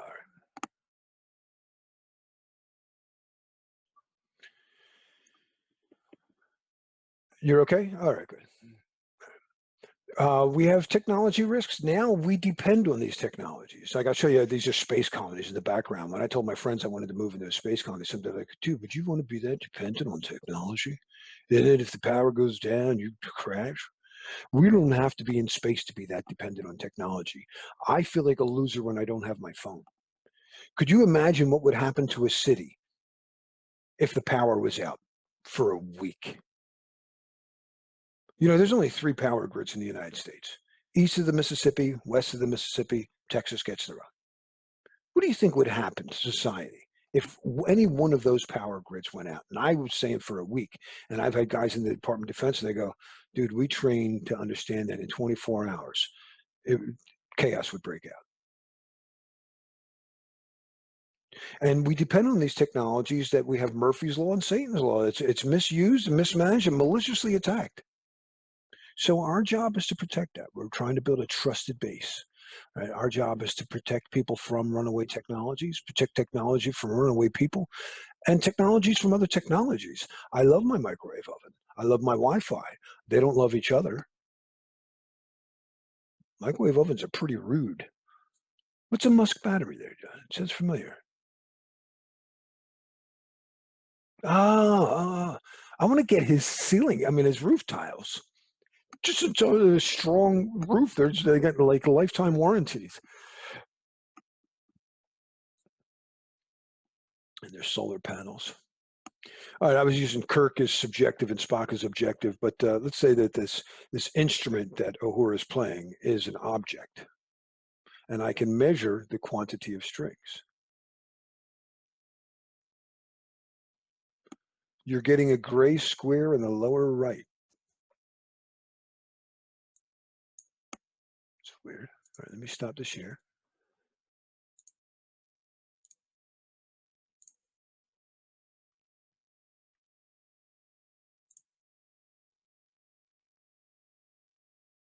Okay, now that's weird. Zoom's not perfect yet, huh? Now it's in the middle. It might be my chat box, but it wasn't doing that before. I slid my chat box over to the side. Did that help?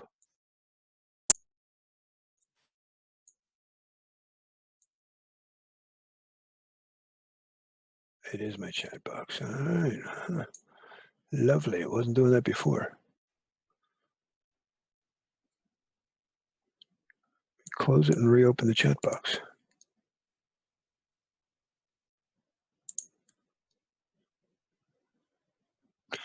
No, I don't. No, I have an external monitor, but only because my internal monitor broke. Otherwise, I could slide that over there. Any change, or is it still there?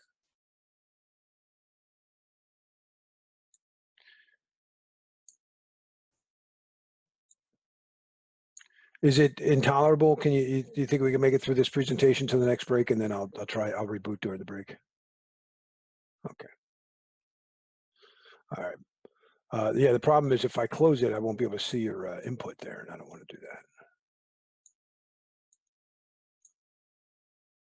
Let's see if there's no. All right. I'll make it as small as I can, though. Leave it for now. All right. All right, so we were familiar with the subject and object concept, and I just want to remind you that in terms of operating systems, when they started out, when the Bell LaPadula, our first official access control model, the Department of Defense would allow using computers, storing trusted information on a computer, they wanted to map things out, and they created the Bell LaPadula model, and they referenced files as objects and users of the files as subjects. They didn't stop and think about, well, we've got applications in the middle and stuff like that. Anybody know what that instrument is that a horse pain? Let's see how nerdy you guys are.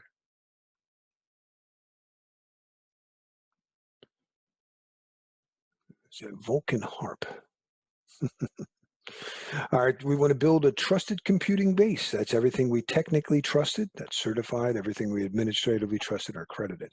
And that's starting off with our computers. That's all the processors, the storage, the firmware. What is firmware again? Anybody remember? Oh, you were trying, John, huh? The Vulcan harp?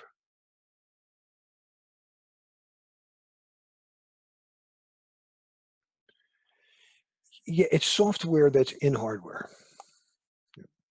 Typically, we think of basic input basic input output system. Accredited, approved by senior management. Yeah, or some accrediting official. All of our devices. Now, storage, it could be, long term on paper. It could be typically we think maybe disk or memory RAM. But we want to break up storage into what we call primary versus secondary. Primary storage is directly addressed by the CPU. Everything else is paged in and out. When it's directly addressed, we typically think of RAM. But your processor probably has more address lines than you have RAM, especially coming up when RAM was very expensive. So they allowed us to take parts of our disk and make it look like it's RAM.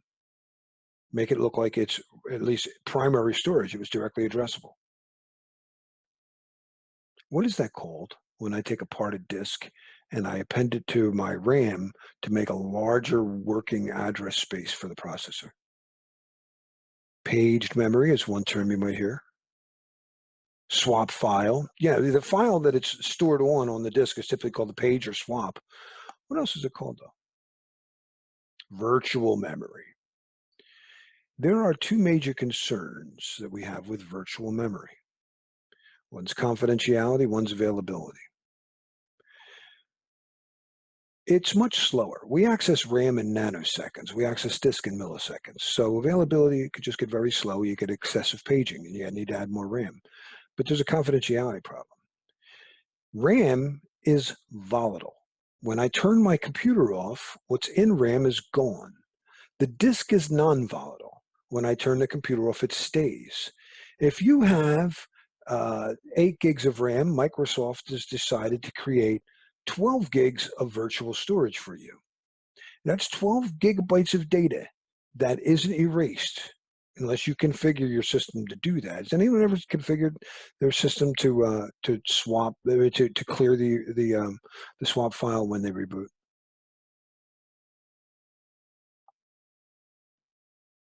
It takes a long time. Yeah. Well, no, don't be sad. I don't do it because it takes too long. All of our applications have to be trusted.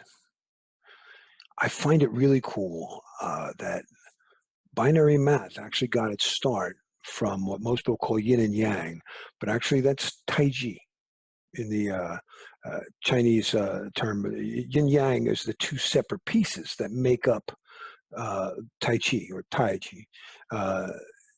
It's an old theory that they think it goes back almost 5,000 years, documented in a book called The Book of Changes. and looking at these things, they created a numbering system, or you see these broken lines. In fact, in the Olympics, if anyone saw the Korean flag is made up of a subset of these. The Korean flag has this, this, this, and this on it. And it's just a subset of an 8-bit binary system. With this would be like 3 zeros is 3 ones, 3 yangs, 3. Well, Gottfried Leibniz, a German mathematician, saw this and had an epiphany. He said, you can quantify any number with just 1 and 0. That's where binary math came from. That is very cool to me. Right, you guys see all this now. Is any question on how this works? Please know how to do a binary to decimal to hexadecimal conversion. Right, so with 4 bits, I can represent, well, 2 to the 4th is 16 possible values, 0 through 15. But if I were counting them in binary, it would take me 4 keystrokes. Nobody likes to program in machine code. When we get to application development, we'll say that's machine programming. Instead, in assembler language, you do hex codes. All right, now I only have to type 1 character to represent 4 bits. Of course, when I store information in a computer, yes, very testable. When I store information on a computer, I store it at least 8 bits at a time. So this isn't a byte of information. This is half a byte. It's a nibble, right? A byte is 8 bits at a time.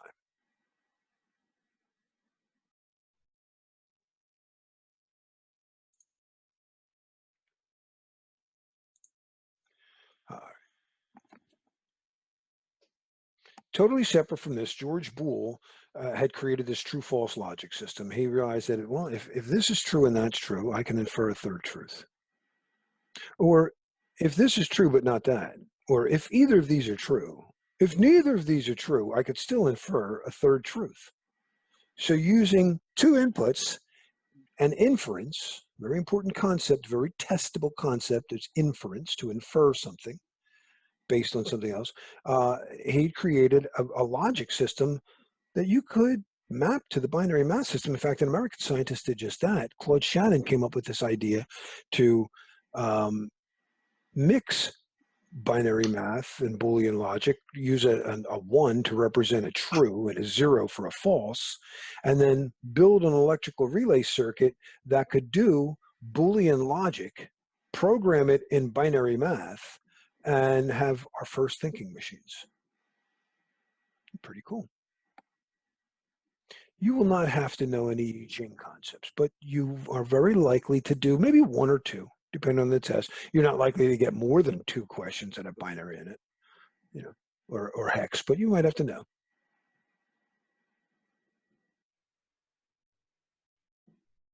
I'm tempted to bring up a Wireshark thing to show you, because one of the test questions used to be the TCP is protocol 6, and a 6 in binary is a 6 in hex, but UDP shows protocol 11, but it's hex. Whenever you see 0x in front of a number, like in our quiz here, 0x, I know the following number is hexadecimal. So 0 to A, 0x says 2A is a hexadecimal number. So which of these is 2A? Jason does a little, or Jeremy, yeah, Jeremy knows it. Well, you could, but that would be cheating. But if you compare that, I'd rather you let me draw that out and show you one thing to do. First of all, we know that it's 2 separate numbers, right? 2 nibbles. So now it's a little easier. A 0 is 4 zeros in a row. A 1 is 0, 0, 0, 1. A 2 is 0, 0, 1, 0. There's 2 2s here. One way to calculate binary information is to know that this first least significant bit is worth 1. This is worth 2. This is worth 4. This is worth 8. So 8 plus 2 is a 10. If I looked at this is 8 plus 4, 12, plus 1, this is a 13. Does that make sense, guys?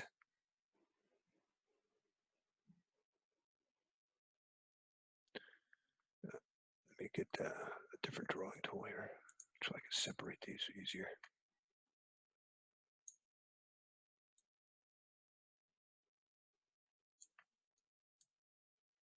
One way to do binary math is to know that the least significant, this is the least significant digit over here, and then we move more and more and more and more to the most. If I continue this out, if you really want to look at a binary number of 8 bits and try to calculate it out, this is worth 16. This is worth 32. This is worth 64. And this is worth 128. Now, we're going way out of scope here, but just so that you know, if I put a 1 in every one of these, 128 plus 64 plus 32 plus 16 plus 8 plus 4 plus 1 is 2 plus 1 is 255. But we're going to break it up into smaller chunks of 4 bits at a time. So I just have to know which, this is an 8, this is a 4, this is a 2, this is a 1. So if I have 1, 0, 0, 0, it's 8. This number right here is 8 plus 4. So this is a 12. 12 in decimal. What is that in hex? What's a 12? How do I say a 12 in hex? B. B. No. I just agreed to the wrong answer. C. Oops. I'm going to mute you all just for that. You're all getting muted. All right. So type in your H. Does that make sense to everybody now?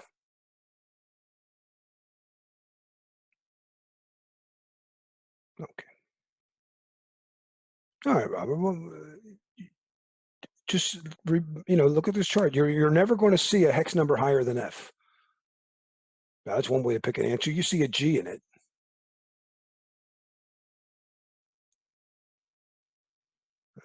So again, this is worth, just do it real quickly. This is all zeros is a 0. And in hex, that's a 0. In decimal, it's a 0. This is a 1. 0001 is just a way of saying 1 with 4 bits. And you just get 2, 3, 4. I have 1 in the 4 column, nothing else. Everything's in powers of 2. This first bit is worth 1. The second one is worth 2. That's why when I put a 1 in the 2 column and nothing else, it's worth 2. If I put a 1 in the 4 column right here, it's worth 4.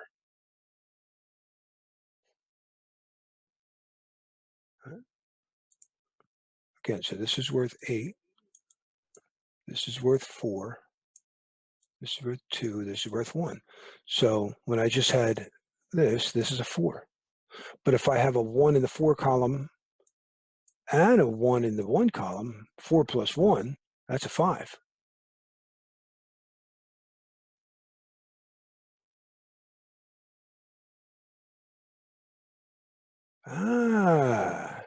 Right. So if I have a 1 in the 8 column and in the 4 column and in the 1 column, so 8 plus 4 plus 1 is 11. Excuse me, that's a 2. 8 plus 2. 8 plus 2 plus 1 is an 11.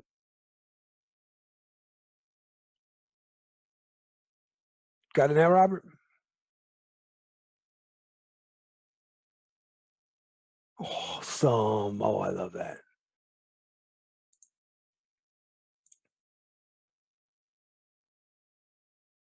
All right. Computer architecture. A CPU, the brain of a computer, has 2 basic components. The ALU, or the arithmetic logic unit, is the part that knows how to do Boolean logic, which we program in binary math. The control unit sets the time of when it can do that. You can't do everything at once. There are limits on speeds. Whenever we have an architecture, there's always architecture limits. I can only go so. I can only use so much wood to build a high building. You can only go so high in a wooden building. There are always architectural limits. So in a CPU, when you heard, like when I started out in computers, the IBM PC ran an 8088 processor. It was a 4.0 gigahertz machine, or 4.8 gigahertz machine.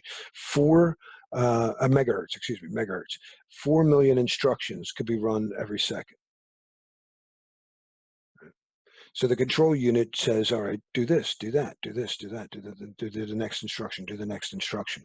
In a system running multiple applications at once, it has to sit there and go, all right, it's your turn, it's your turn, it's your turn, it's your turn. Quantum computing gets freaky. So I mentioned this earlier. If two particles ever touch each other, they seem to be always touching each other at some sublight whatever channel. So for instance, if you let's consider that Alpha Centauri, a star, is 4 light years from Earth. That means if I were to shine a laser or something, it would take 4 years for the light to get there. All right, so let's go halfway in the middle. And I take two photons and they bang into each other, they collide, and one goes to Alpha Centauri and one comes to Earth. And I polarize them, meaning that a particle spins, and I change the spin so it spins up. The one on Alpha Centauri would also then spin up. Not 4 years later, instantly. Now, this really freaked Einstein out. They called it spooky action at a distance. He didn't want to talk about it. It just bothered him. But it's an amazing property that we used to just talk about in theory. Now we have to run them. IT guys have to know how they work. Well, that's one thing. This is how we can link bits together. But there's another issue. Before you measure to see if it's spinning up or spinning down, it's actually doing both. Sounds bizarre. So where a classical bit in a computer, if I have 8 bits, I could have 256 values, right? But once I pick a value and I store it, it's one value. 8 bits become one value. In quantum computing, we have qubits. And these qubits are in all 256 possible values. So all of the applications using entanglement can link them together, and they can all be processing at once. Now, again, this sounds really like, yeah, but when are we ever going to be able to use that? We're using it now. IBM actually has a 16-qubit machine that you can log into.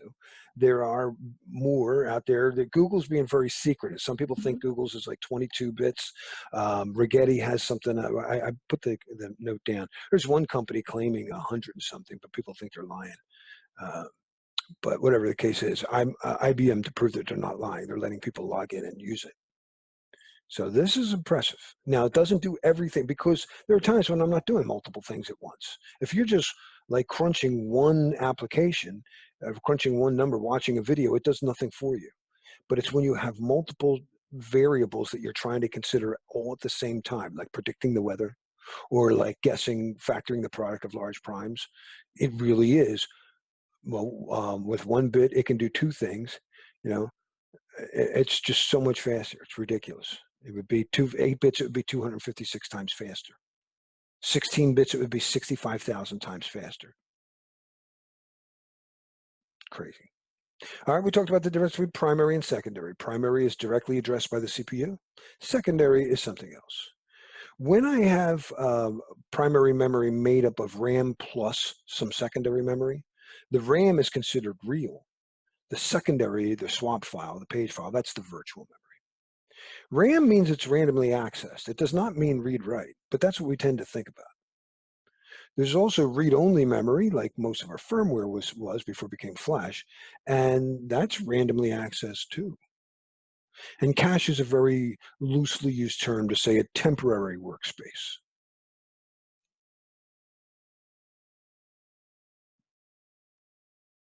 Why did that get there? I got a little problem there. That was the answer to the problem there, and I somehow wedged it in the wrong place there. All right, operating system security. Two very, very testable terms, and it could show up a number of times. So where bits and bytes might show up for 1 or 2 questions, these concepts show up a dozen times spread across your test.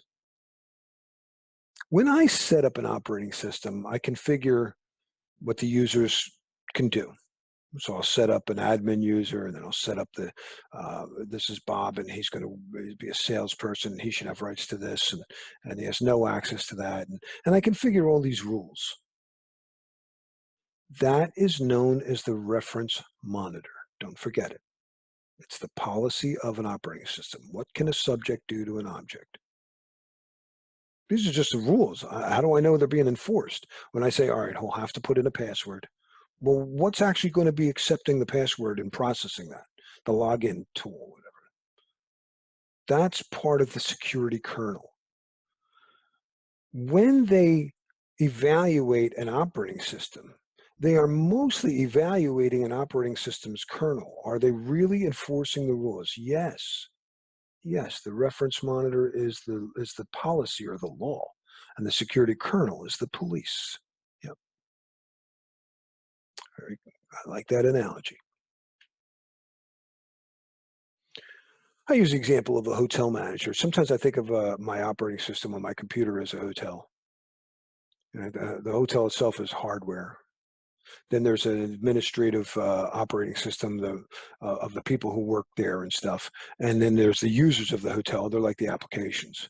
When you go into a hotel, when you load up Microsoft Word or something off of the hard disk, when it goes into memory, the reference monitor wants to make sure that that hotel room is clean, that there's nothing left in there from the previous tenant, that you have a key that opens up that memory address space, but you can't go to other rooms. There are some shared rooms. Everybody can go to the printer or the pool, the swimming pool, whatever, right? The manager sets that policy, but that's not any work that he does or she. The security kernel, the enforcement techniques are the desk clerk, the concierge, the house cleaning staff, the swipe card system. These are all things that enforce that policy.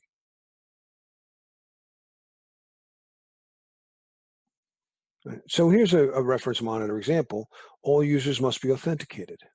Authorization limits must be placed. Right? Bob can read file 1, write to file 2, etc., and keep records. The basic rules of an operating system's access control policy, basic rules of any access control policy, are sometimes called AAA services. How do I authenticate, authorize, and account for what people do? I want to know that it's really Bob. I want to limit what Bob can do. And I want to keep records of what Bob did. AAA services. Account is also audit. Yep. Old DOS systems, you didn't do that. If you could turn it on, you were a valid user. Here's the on button. Guess I'm allowed to use it. But the security kernel components that enforce those AAA processes, login processors authenticate. Partitions and file systems allow us to set up attributes to maintain privileges and authorization limits. And event loggers keep records of what they did and audit and access or account for what they did. Very, very testable. Good time to really mark this down. It is common knowledge that a reference monitor must be small enough to test comprehensively. It must provide tamper-proof isolation. The security kernel, must provide tamper-proof isolation. Let me get back to that small enough to test comprehensively. I'm sorry. Got distracted there. That's not easy today. Operating systems used to be like 8K. Now, like since Windows 2000 came out, it was 50 million lines of code.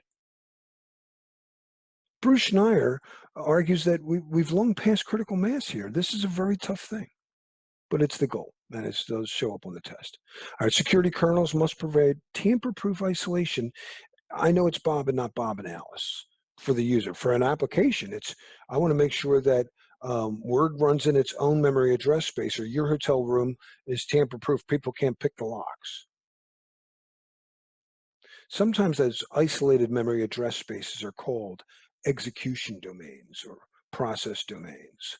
They're sometimes even called problem domains, because if you have a problem, you should just be able to kill that one app, not reboot the entire kernel. I just rebooted the entire kernel because it didn't work. So obviously we have issues here.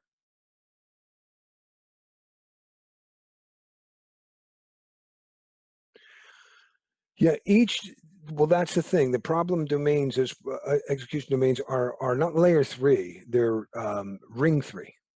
Ring three. Yeah, it should be impossible to circumvent. Well, I wouldn't have a job if that were true. You know, a Trojan will circumvent that. But anyway, and I love this one. The security kernel should invoke the reference monitor for all X attempts. And I always think of a buddy of mine. Joe, are you in here? I found out later that this was your friend's dad, your buddy Mud's dad. I actually grew up with one of Joe's friends' parents, and I didn't find out till my friend passed away. But he was an usher at a movie theater, and he was actually a few years older than me. I hung out with his younger brother as well. And when The Godfather came out, he's an usher at a movie theater. He's a security colonel. The reference monitor rules were no one under 18 allowed without a parent, but he let us in. He did not invoke the reference monitor for all access attempts. Joe's actually at work trying to listen in when his boss isn't bothering him, so I know he's running back and forth here.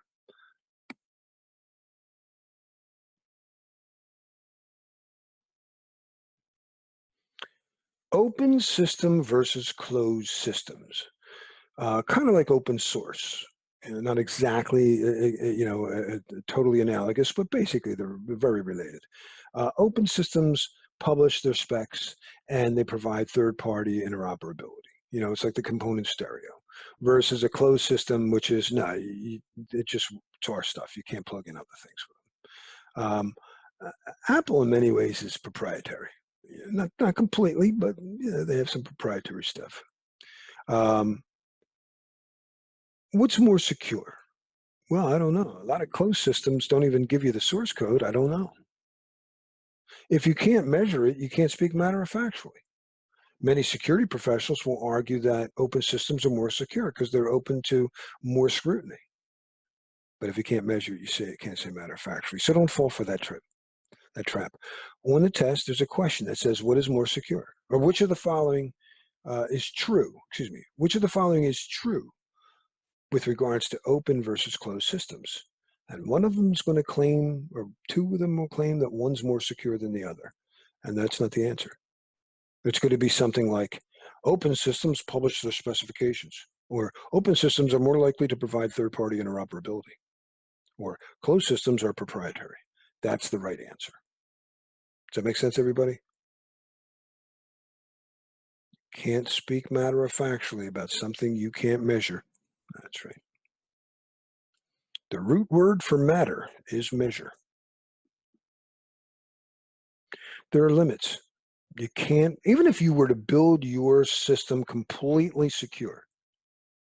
Well, I don't know, John. I can't say one's more secure. I mean, I personally favor open systems. Um, Bruce Schneier had a thing with algorithms, say encryption algorithms. Why would you go with a proprietary closed algorithm when, if AES hasn't been cracked and people have been trying to hammer at it for years and it's open source, why wouldn't you trust that? He said it's like going to a doctor and the doctor says, here, I made this medication myself. No one knows what's in it. Trust me. So he wouldn't trust that. Yeah, Android is, but you do need some antivirus. Actually, yeah, the Android, since we've already had the user layer or ring 3 versus a kernel level or ring 0, Android has had kernel level hacks. As far as I know, there's never been an iPhone kernel level hack. There's been plenty of application layer hacks, but I don't know that they've ever had a kernel level. Like that, when they jailbreak a system. There's no jailbroken kernel that I know of for iOS. I'm not sure. That doesn't mean it's not there. I just don't know of any. But there are plenty of jailbreak kernels for Android. But even if you were to build your stuff completely secure, you don't live alone. You got to connect to the outside world. Wherever there's an interface to the outside world, we have to put security there. We have to secure the border. Where does our autonomous system end? That's a routing term, or a domain, or in Kerberos realm, or in Meet the Parents, the circle of trust. So we define this perimeter, and that could be where we connect to the internet. It could be our wireless networks. I mean, eh, to get an Ethernet connection to my house, you got to go to the router. To get a wireless, you'd be anywhere in the house or outside the house. Remote access servers, telephone systems. People, call, even if it's just voice, they can social engineer people. Fax machines. Fax servers are one of the favorite targets of my pen testers. I get really good red team guys for the military, and they tell me, "Oh, we love those things." There's a modem line to get in. They're networked to the rest of the place, so they're multifunction. I can get to the rest of the network. They have disks on there where I can store tools. Amazing. In any business to business network. At the trading firm where Ed and I were, they knew that. Like a lot of times when you take a class, you think you have one DMZ to the internet. I'm going back to 2001 when I was there, and there were like 70 DMZs. I was also manager of external services. I didn't connect any of those things. My job was to maintain Visio diagrams of the Bloomberg and Reuters and Trinitech and NewsEdge and all that stuff. But I would maintain a Visio diagram of what ports were supposed to be open, and our group alone had like 72 firewalls. Or actually, it was the uh, Joe McGinley's group, but I would give them the Visio diagrams of what ports had to be open and closed. They didn't trust it. Which of the following is an example of the reference monitor?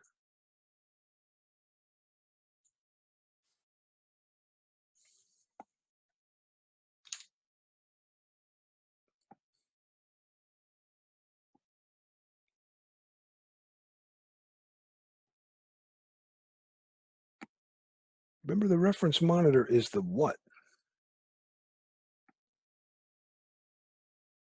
Yeah, which one of this is what should be done? A. A is the one that says what should be done. It's a requirement. This is what I want to have.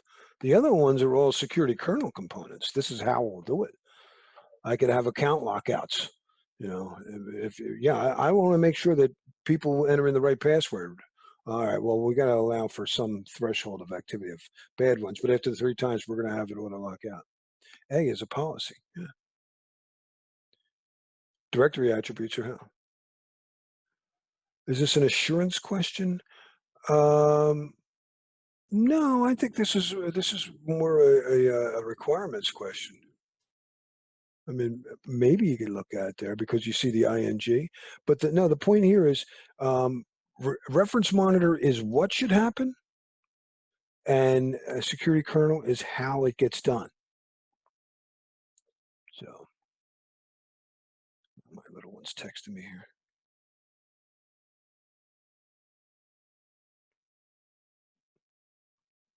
Sorry. I'm so happy. She's also gotten into the ukulele. She brought her ukulele to school. She's she actually played. She didn't want to tell. She's very shy. She played guitar and ukulele at her sixth grade graduation this year. It's very cute. Yeah, we're gonna have plenty of those.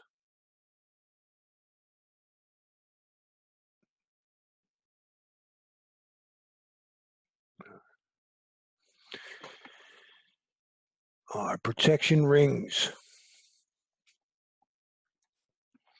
All right. Again, in a book, you might see that originally when they created this concept, it was Honeywell, Scomp. It was an Orange Book certified thing or whatever. That they did have rings 1 and 2, but what happened was there was not a lot of activity going on in ring 1 and 2, and these were built into processors in the old days. And while Intel, up until the 486 chip, they were building these. Actually, it started in the 386 was the first that could do this, and then the 486, and then Pentium. They said, "Oh, screw it," because the RISC processor realized that nobody's doing that. Nobody's really using Ring 1 and 2 that much. Why don't we just push those drivers and utilities into Ring 0, and then things will happen so much faster. and security, got compromised because now third-party device drivers, like anything that comes with a USB that plugs in and auto installs its driver, is going in ring zero basically as an administrator. Things that run in ring zero have full admin rights to your machine. They can go anywhere they want. So this was a big issue with why things got to be as bad as they are, is that we wiped out ring 1 and 2. I've also never heard anybody get a ring 1 or 2 question on the test, even though it's in every study guide. But you will definitely get ring 0 and ring 3 if you get the heavy architecture test. And ring 0 is also known as kernel mode, and ring 3 is called application or user mode.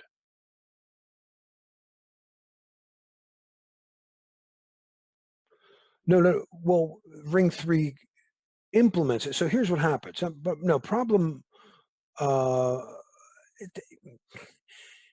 I have heard that. I don't want, you know what, Robert? And I look at it as a different way. When they say problem mode, I think what they're saying is not Houston, we have a problem. I'm working on a problem. But more what I think people confuse is something called states, operating states. So we have the ready state of a plan. So let's look at this for I load up an application, right? People confuse mode and state all the time. Yeah, I don't like it. So I have a hard drive. I load in Microsoft Word. While it's loaded, it's ready. That should be the E. Then I ask it to do something.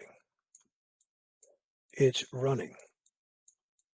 So maybe like what I'll be doing when I crunch the video, it's going to be running. There's going to be running this video conversion utility for about an hour and a half at the end. And sometimes that running state, a state is a point in time, is called problem state. And it's not like Houston, we have a problem. It's I'm working on a problem.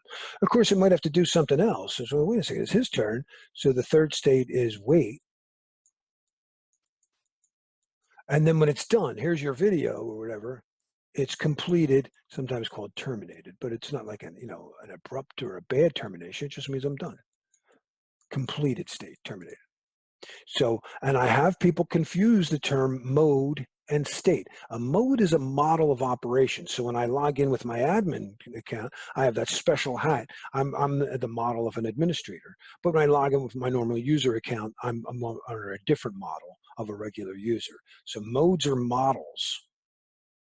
States are points in time.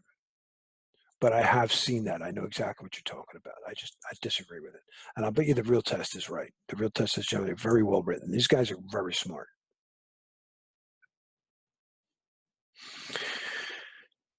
I don't know if they cover this. I've never seen any book cover it, but we stopped doing rings 1 and 2. And actually, we have ring -1 now. And that's when we put those hypervisors in hardware. And every major processor today supports that. Now, when something fails in ring 0, the entire operating system is compromised. So that's why they blue screen in Microsoft. That's not really Microsoft's fault typically. That's actually, in my experience, a bad driver. And if we ran drivers in ring 1 the way we were supposed to, we wouldn't have had that problem. But when something fails in ring 3, that problem is isolated. And I should be able to just terminate that one app. Now, putting all of the devices, what they do is they take all the device drivers and all the other core components of the kernel, and they put it into one exe file, and that's a monolithic kernel. But then when I want to change device drivers, I have to reboot and recompile the kernel. It's a pain in the butt. So they came up with micro kernels that just give you the core components, and then I can load in modules on the fly. But they're actually slower. So is one better? Actually, today we kind of mix them together. Even Microsoft mixes stuff together. Microsoft did implement somewhat of a microkernel, though, starting in Windows 10. So their virtual machine management, for instance, is much better than it used to be. Windows 10 does a lot of nice things. Ring 3, though, I load in a process that's isolated because it runs in a different hotel room. It runs in a different memory address space. Um, if I try to load, say, Microsoft Project 2 times, it doesn't work. It doesn't really work that way. Actually, let's take a look at something. Better be able to load up.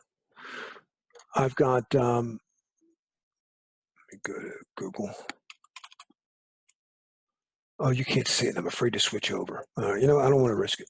When I load up Microsoft Internet Explorer or Edge or whatever, and I go to Google, I'm logged in as say Larry Greenblatt, and then I load up another instance of that, but I'm still logged in. Yeah, because that's not really another instance. It's shared memory. So if I wanted to say run an application that was truly isolated from the other one, I'd have to truly run another instance. There are times in the Department of Defense, for instance, where the same application might be utilized to run, to load top secret data, but then it also should be running secret data, and they shouldn't talk to each other. Well, actually, they don't put top secret on the same machine. They've never trusted that. But secret and confidential in some cases does run on the same machine.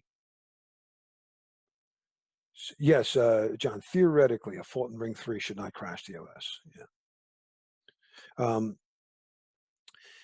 So if you wanted to run an application at multiple classifications, it would require that you could instantiate that application multiple times.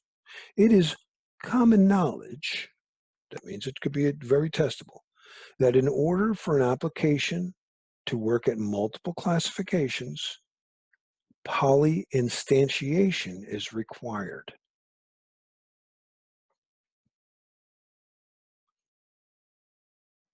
But if you really want to isolate that this application doesn't touch that application, run it on a different machine. At that trading firm Ed and I were at, when I got there, I know they've grown quite a bit, but there were like 350 employees and contractors. This is like 97. And there were over, no, there's 700, I'm sorry. There were 700 employees and contractors, but there is everything separated. There were 350 servers, and there's only more now. Because can you guarantee me that if Bloomberg goes down, it's not going to bring down Reuters? It shouldn't. Shouldn't. What is the cost of loading a new machine versus the impact of downtime should a trading firm not get to Bloomberg? So if you really want it, that's why top secret networks, totally separate networks. That's hardware segmentation. A VLAN is software segmentation. And this provides true process and problem isolation. But each of these Ring 3 applications do run in their own virtual address space, and for the most part, this is the way the cloud works.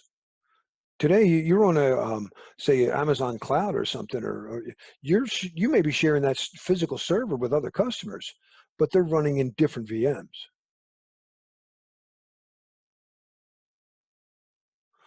So polyinstantiation can't be don't as VMs on the same machine. No, they would. And I would say if I have separate VMs done, I was just teasing you. I'm sorry. I knew what you meant to type. Um, yeah, if I have VMs on the same machine, they should not be able to talk to each other. And yet, I'm going to risk it here. I'm going to share my virtual box just to give you an idea, though.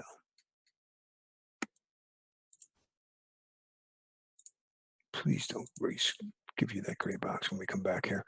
Um, if I right click, and I don't know if I can figure this one. Oh, I definitely did this one.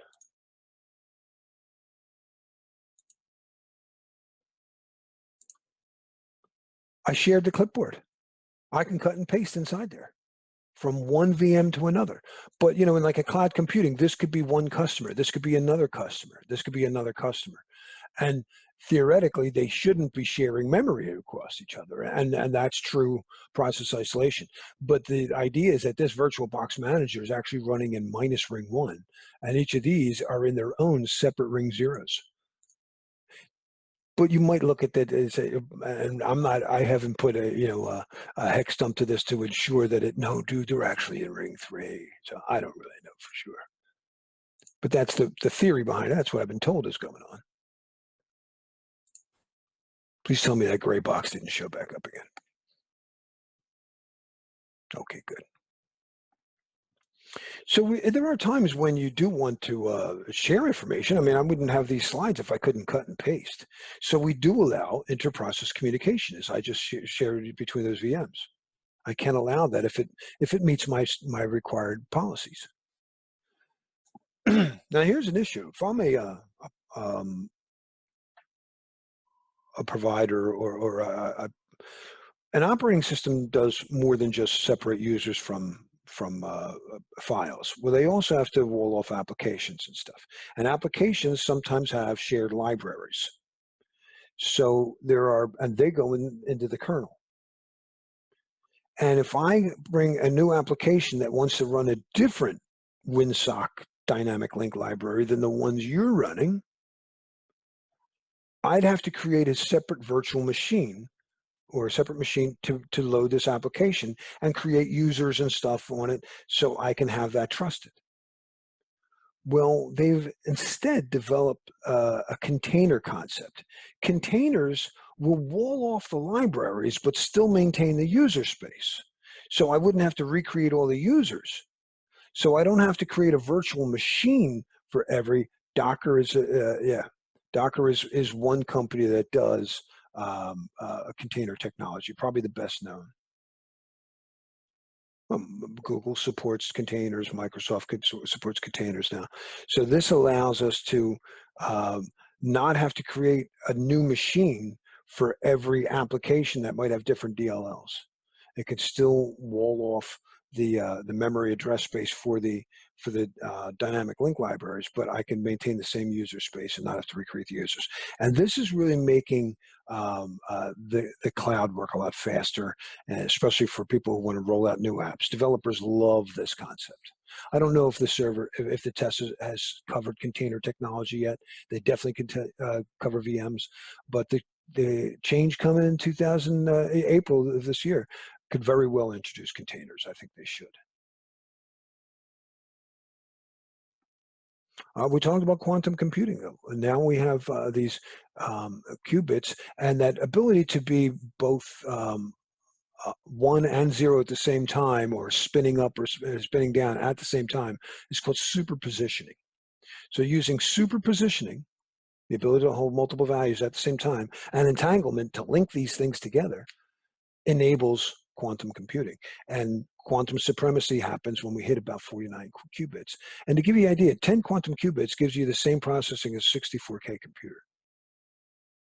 By the time, look at these numbers, it's daunting.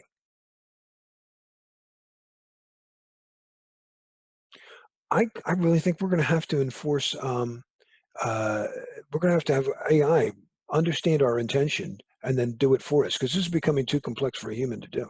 I think artificial intelligence is going to become our programmers. And more important for us is going to be capturing our intent and figuring out, how do you word it right so the AI knows what you want. So for instance, my wife has a hard time between her accent and her abrupt way of doing things to get Alexa to perform what she wants her to do. Like, Alexa, play this. And I was like, sure. She doesn't know. You got to go, Alexa, open Hulu and play, Gotham. Or open Hulu as Charlene, play Gotham, and then it works. She's like, this thing doesn't know what it's doing. No, I think it's just that you're being abrupt. So it's how we word our intents better, and then the programmer, the actual coding is going to be done by the AI. That's my feeling. The big players in quantum computing are IBM and Rigetti and Google, as far as I can tell. Intel's trying. Intel introduced this smoke and mirrors thing. They go, look, and they show at CES this year, this is a 49 qubit processor. And we're like, really? They're like, well, it's part of one. This is a 1 qubit thing that this lady's standing next to. The problem is that right now they have to be super cooled. So we're, we're not quite ready for a laptop quantum computer, but we may be at the point where we hit quantum supremacy this year. So pretty awesome. D-Wave is claiming that they have 128 qubits, but most people say, I don't believe you, show it. show it. But and Google and probably does have the power. They're just not showing anybody. But Intel and Rigetti have shown their machines. Or excuse me, IBM and Rigetti have shown their machines. They're open to be looked at. So this is pretty awesome. All right, we need to take a break here. We have to make up a little bit of time. Let's get back at 3 o'clock. Does that sound good, guys?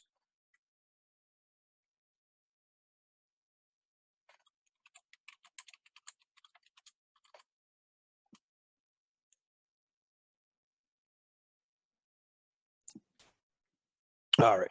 We are going to cover very quickly cloud computing here, and we'll go over again some of the cloud related stuff. We'll look at authentication. In fact, SAML, which if anybody saw the link there from Robert, the big vulnerability in the Security Association markup language, which is like the #1 way to authenticate people in particularly SaaS environments, software as a service environments. It's huge, and SaaS makes up most of the cloud anyway. Um, so we're going to actually cover a little bit of SAML on Thursday, but there's a huge vulnerability today discovered. So pretty interesting. We're also going to cover operations. We're going to be covering how we transfer the operations of our stuff to the cloud, and we'll get a little more detail in day 5. So let's go through this relatively quickly. But think about the hardware of a computer, the operating system of a computer, the applications. Well, here's what we've done. Through layering and stuff, we can outsource some of that. So infrastructure as a service is when the provider takes responsibility for all the hardware stuff, and they give us a hypervisor so we can load in our operating systems. Platform as a service is when they give us the operating systems as well, so all the hardware and the operating system, and we can load in our applications. And software as a service is when they give us everything and we just use their applications. By far the most popular. And if you're, I would say for years, if your core competency, like, I don't have too many people that have their own fire department. I mean, if your core competency is you're a hospital, why do you also need to be data center specialists? So more and more people are just going to keep migrating to this. I know my butt was saved by the cloud this week by putting everything, all my data in a Dropbox. So there are basic models. Infrastructure as a service is when they do all the hardware and they give us, like I said, a hypervisor, which is a very scaled down operating system that handles, again, think of it, an operating system has to do 3 things. It has to interface to hardware. It has to interface to users. It has to interface to applications. Um, infrastructure as a service takes over the hardware and that part of the operating system. Platform as a service, not really that popular. I think this is going to continue to shrink too. I don't really like, because if you want to load your own apps, in my experience, you also want to maintain the DLLs associated with that.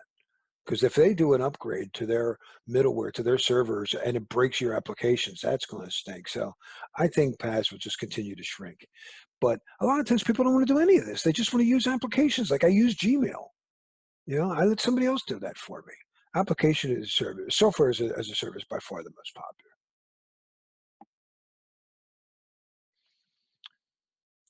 An organization wants to contract with a cloud provider. The organization would like to maintain control over guest operating systems so that OS patch management can be under their control. Which model would be most appropriate?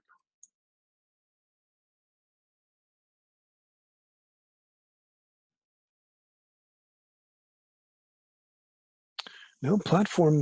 They maintain the operating systems. And I have to, if there's like a critical patch comes out, we have 2 issues here. It's infrastructure. Yeah. Yeah, here's 2 issues. Suppose a critical patch comes out. There's a vulnerability, and as a provider, they think, hey, we've got to patch this quick. But my application isn't ready for that. Patches break stuff. You can't just immediately patch things just because it comes out. I mean, you'd like to. Yeah, they introduce new security issues, sure.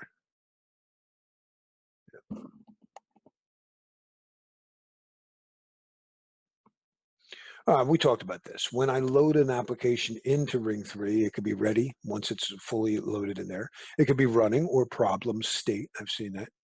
Or waiting. It's waiting for the CPU's control unit to say it's your turn. Or terminated. It's completed. Here's the results.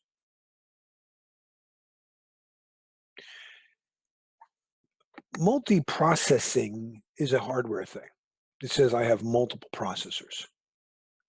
I can have multiple processors like I've had since 1990, where I had a dedicated sound processor and a dedicated video processor.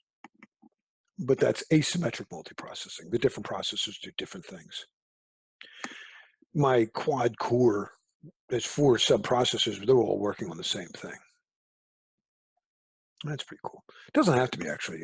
You can schedule. You can take your uh, with like VirtualBox or VMware. You can dedicate a processor or 2 to one VM. That's pretty cool. Um, Multitasking is a great way to get yourself into a debate that never ends. But for us, it's very easy. Multitasking means I'm simultaneously doing 2 or more things. Most people will say you need multiple processors to do that. Sounds fine to me. I don't want to get in an argument. For years, Microsoft and Apple, and so they were telling us they were doing multitasking, but on a single processor, they were really doing time slicing. I'll run a little bit of Word, then I'll go back to Excel, then I'll go over to PowerPoint, then I'll come back. That's not really multitasking. On this test, that's multi-programming. It is hard to multitask a printer. Here, you print a character.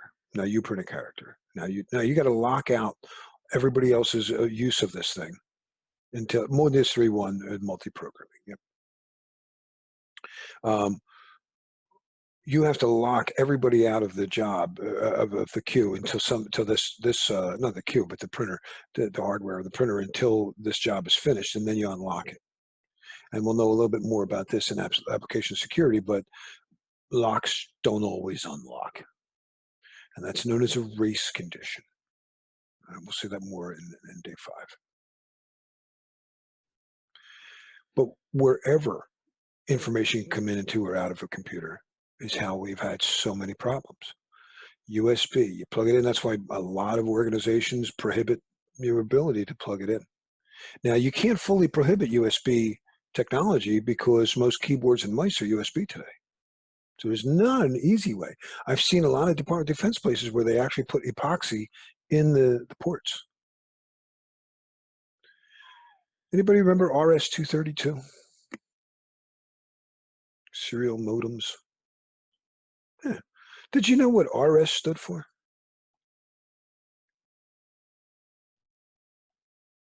It's recommended standard. It's actually been a standard since the 80s. When they made it a standard, they changed the name from 2 letters to 7 letters. It's officially EIA/TIA 232, and that's how you'll see it on your test. Don't have a hissy fit. It's RS-232. Don't ever call it EIA/TIA 232 in real life. People will laugh at you. It's RS-232. Those were our first communication networks, really, the old serial port. Infrared. We've got magnetic, drive. We have optical drive. We have thumb drives. We have all kinds of ways to plug stuff in and out of our computer and get information in it. All right, this is the trickiest part here. You build a CC mail. Yeah. I remember CC Mail. They one of the first that could read a Novell bindery, so that it would integrate with the Novell directories. Yeah, I administered a bit of CC Mail. Anyway, um, this is where we get our Bell LaPadula model, our Biba model, Clark Wilson. These are scientists who had come up with ways to build operating systems that we could trust. Now, everything was built on the state machine model. Talk about 4-dimensional thinking, that we don't just consider, hey, it looks secure. It's like, did it run secure? Did it start secure? When it fails, will it fail secure? That's what blue screening is. It's actually a fail secure implementation, a security kernel component to fail secure. right? When something fails in ring zero, they've decided as a failure policy to fail closed. You can't log in after that. You can't run anything. Does that mean it's when you reboot it, it's going to come up clean though? When something blue screens or something, when you reboot it, do you feel comfortable that it's clean? You might have to go to safe mode and clean something up. In order to get the higher levels of trust in the Orange Book, you had to actually provide a way to clean that up. Your scan disks or whatever, the tools to, in the Novell, you might remember V-Repair. All these things were ways to do a trusted recovery. That's a testable term. Trusted recovery. There's a lot of temp files and swap files that were pointers that weren't fixed, and there could be memory corruption there. And you have to generally run a tool to clean that up and then reboot again. When I went from a Novell world to a Microsoft world, a lot of my day was spent making fun of people. I was actually at Susquehanna, but up until then, I was at Scott Paper where they were Novell, and Susquehanna was Microsoft. I was like, oh my God, you call that a login script? But there was some things that Microsoft considered that I never thought of. And one of them was in Novell, I was able to create a file as an administrator, make somebody else own it. I could assign that ownership property to them. And then, it could be malicious. And then hey, you've got that file, you're fired. I didn't put it there. Well, the operating system says you did. You were at Towers Perrin? Nice. Yeah, there were a bunch of people. They were a customer at IBM. We had a bunch of people over there, actually. Um, so with Microsoft, I could give you the right to take ownership, but you had to proactively take ownership. And that gives you more accountability, right? So take grant model to increase accountability. But the one you get beat up mostly is probably Bill Apache if you get this heavy one. But they're information flow models. We set up a series of classifications, and that's high, medium, low, or whatever. Actually, SC Linux, when you do it in multi-level security, you get 15 levels. You get 1,024 compartments. And if you don't do multi-level, you still get, and I think you get 4,096 by default now compartments if you don't do classifications. So that's pretty cool. You could still get compartmented security. But this creates a lattice, and you track how information flows up and down classifications and across compartments. Now, imagine this is the Department of Defense. It's the 70s. You want to run one of these newfangled computers here, and the operating system doesn't know how to classify or compartmentalize. Well, we're not going to use it. Yeah, but it's the only one that does this service. And if you want us to be able to keep up with the Russians, well, who's we? Army. What type of data? Army at this base with secret data. All right, then we're only going to run this at Army at that base at secret data. It's only going to run. It's going to be dedicated to one classification compartment. That's the only type of data we're going to put on there. Oh, okay. Then they come up with an operating system. Hey, we can do multi-level. All right, then now I can put. They never put top secret on a shared machine, but it would be secret, confidential, and unclassified on the same machine. Yeah. And if I can compartmentalize it, I could say, look, I can put, payroll and HR on the same machine. System high was when they couldn't compartmentalize, but these supercomputers that were very powerful and did neat stuff, and they wanted to do top secret stuff on it, they'd say, all right, well, look, we can't compartmentalize, but you know what we'll do? Put a password on every file. So you'd have to unlock the file to get it. So that was called system high. Hopefully that's not on the test anymore, but I don't know how quickly they retire stuff. This is basically the Bell LaPadula's lattice. They have compartments and they have classifications based on just going back. What do you say? What was that question, Robert?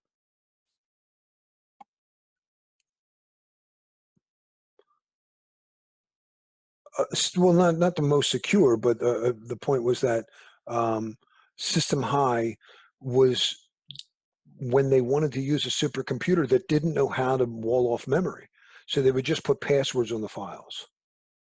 But if you wanted to say the most secure, it'd be the, probably dedicated, if you, because you didn't have to worry about it. You only put one type of data on there. But multi-level is the most functional. It gives you more features, but that feature might come at a security, the more parts you have, the more parts it could break. So I don't want to say one's more secure, just more feature. Yeah. And this would be the most feature rich. This would be both multi-level and compartmented. This allows me to do multiple levels. Now, they never put top secret on the same machine, but at a point you could. Now, I understand they're not putting secret. A lot of agencies, I think Navy at least told me 4 or 5 years ago, we're not doing a secret anymore on the same machine anymore. But whatever. In the test, they will. The test, you could have different types of data and different classifications. And then if somebody only needed confidential, don't give them secret, right? That implements least privilege. But if they only needed to get into this compartment, they didn't need to know these guys, then I can implement need to know with compartments. And this creates a lattice. This is a lattice-based security model or an information flow model. Multi-level and compartmented. There's only 2 models that do this that we care about on the test. Bella Padula, which is just this, secret confidential. It's a confidentiality model. And BIBA, which is an integrity model. And the way to remember is BIBA has an I in its name. That's the integrity. No I in Bella Padula, no integrity in that model. Because people go right up, you can't trust it. The Bella Padula model was built for confidentiality protection with 2 basic rules. One's called the simple property, the other one's called the asterisk property. What? That's weird. Why not? They abbreviated STAR, or you can nickname it STAR model. So one's associated with reading, the other one's associated with writing. It's very simple to understand. Don't let anybody read up. That would compromise confidentiality. It was not as easy to get through to these generals' heads. No, if they were able to write down, they could spill, so to speak, data out of it. They might accidentally or purposely print a top secret document on an unclassified printer. So they call that the STAR property. It wasn't quite as simple to understand. BIBA uses the same terms, simple and STAR. They're not properties, they're axioms, whatever. But simple is always reading. STAR is always writing, and they're the opposite. So if you could just remember, it's very simple, no read up, then it should be very easy to find the other 3. If you're worried about confidentiality, no write down. It's written in the STAR.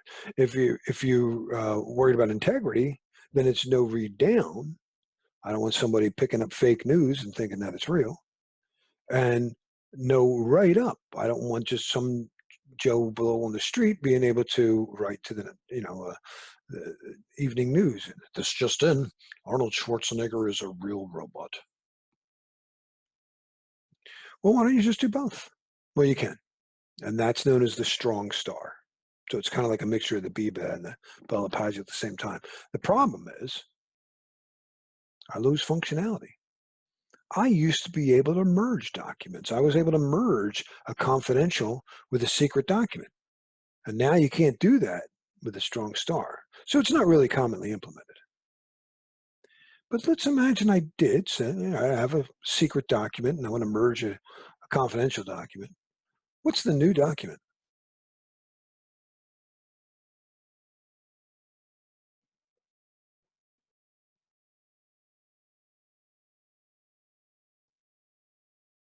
No, because there could be secret data got leaked down in it. If you're worried about confidentiality with regards to merges, you take on the high watermark, the highest level. If you're worried about integrity, then that's different. Like if you mix great beer with crappy beer, guess what you get? Crappy beer. So if integrity is your goal with regards to merges, you take the low course. I took the liking course light actually for a while. Because it was popular in Japan of all places. Yeah, Japanese beers is, for light beers when they drink sushi or something, or when they eat sushi. I learned that you're not supposed to have sake because it's wine-based with sushi because it also has rice. You're supposed to drink beer with sushi. You can have sake with sashimi.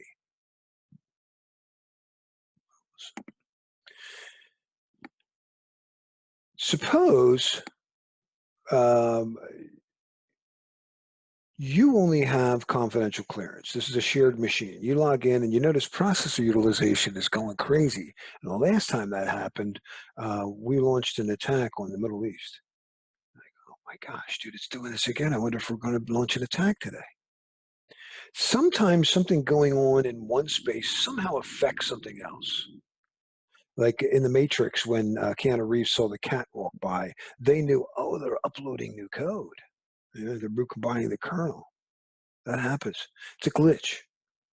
And even though you didn't have clearance to that higher information, you were able to infer it. So Gangur and Messangur created the non-interference model. Something happening at one level shouldn't affect in any way. Now, that's not easy to do. I mean, think about it. If it's CPU utilization that goes up, that means when you unload, let's say this one app always takes up 65% CPU.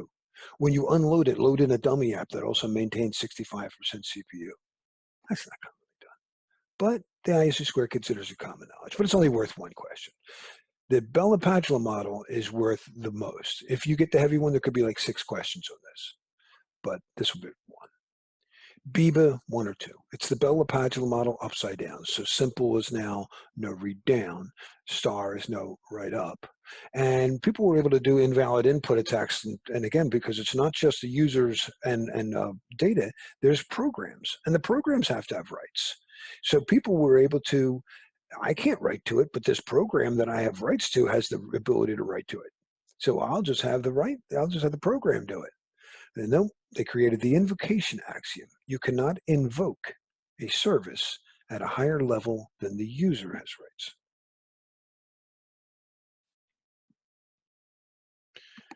Not multi-level, but a great idea was the Clark-Wilson model. It's an integrity model. If I'm worried about my car not coming out of the parking lot the way it went into that lot, I said, take a picture of it, write down the mileage or something. Yeah. The secret to integrity is often just counting things and then counting them again. Accounting, auditing is a integrity control. So Clark Wilson said, yeah, maintain a log. And implement a form of separation of duties. Users aren't supposed to be playing directly with hardware. They're supposed to be running an application that talks to the hardware. And that form of separation of duties is the very testable. No strong star that I know of in the BIBA model. I've never heard it worded that way. Only knew one operating system that actually implements BIBA. That's Green Hills. What the heck's it called? But it's a DoD application. But that form of separation of duties, where subjects must go through programs to access an object, is called the access triple. I would remember the access triple. So I've seen some bad stuff here. Somebody misinterpreted things and it got spread out to a lot of CISSP study stuff. The question is, what are the 2 things that the Clark-Wilson model requires for integrity? And somebody said it's separation of duties and the access triple. And that's what almost every study book has. No, it's not. No, they're the same thing. It's separation of duties and maintain an audit log, or access triple and maintain an audit log. Access triple is their form of separation of duties. And I know the people at the ISC Square have to laugh when they see the same people get the same answer wrong over and over and over again. Again, if you really want to know more about this, Ross Anderson, Security Engineering, very readable book too. He's very funny, but extremely technical. All right, and addresses, apparently there's all 3, there are integrity goals. Integrity at a commercial level rather than military. Yeah. Yeah, it's not a military thing, but I've never really actually any operating system up until SC Linux that I saw that used to do Biba could I mean it could do Bella Pagio could do Biba, but then it just seemed to drop. I don't think that anybody implementing Biba.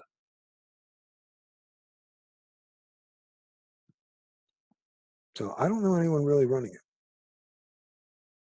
I've been in a few environments, banks and military being my most technical and trading environment.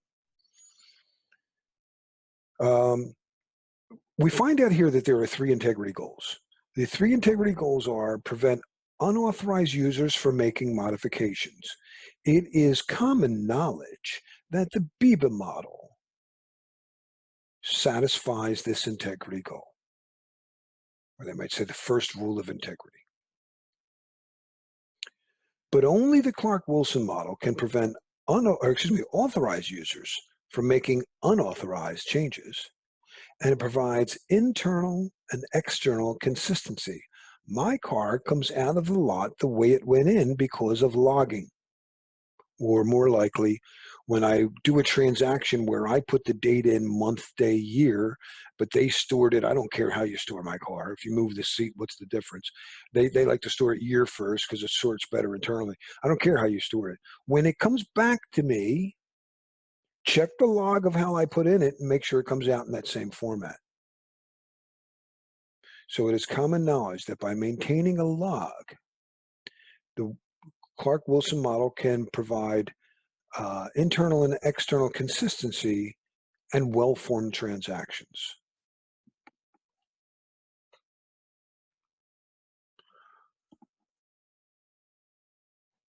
Guys, when you take your test, you'll be on a computer that'll allow you to go to Google until you load in the testing software. Then all of a sudden you're walled off from that. It can you can load uh, anything in that Ring 3 VM that's supported on that machine, but once you load in the testing software, no, you can't. They're implementing a form of the Brewer-Nash model to prevent a conflict of interest. Yeah, because you could then look up all the answers. There's a dynamic access control. This is actually an old term from, I understand, in security engineering by Ross Anderson, that at Lloyd's of London, an insurance company could have, say, insured both Coca-Cola and Pepsi. Well, when an agent, is looking up Coca-Cola, he's not allowed to look up Pepsi.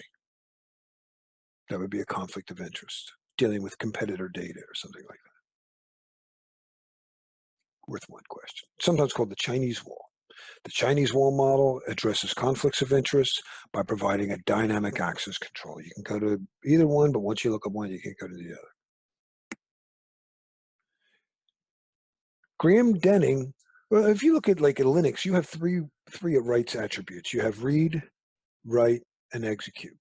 But in the Novell world, I was able to give you read rights, but you couldn't copy it.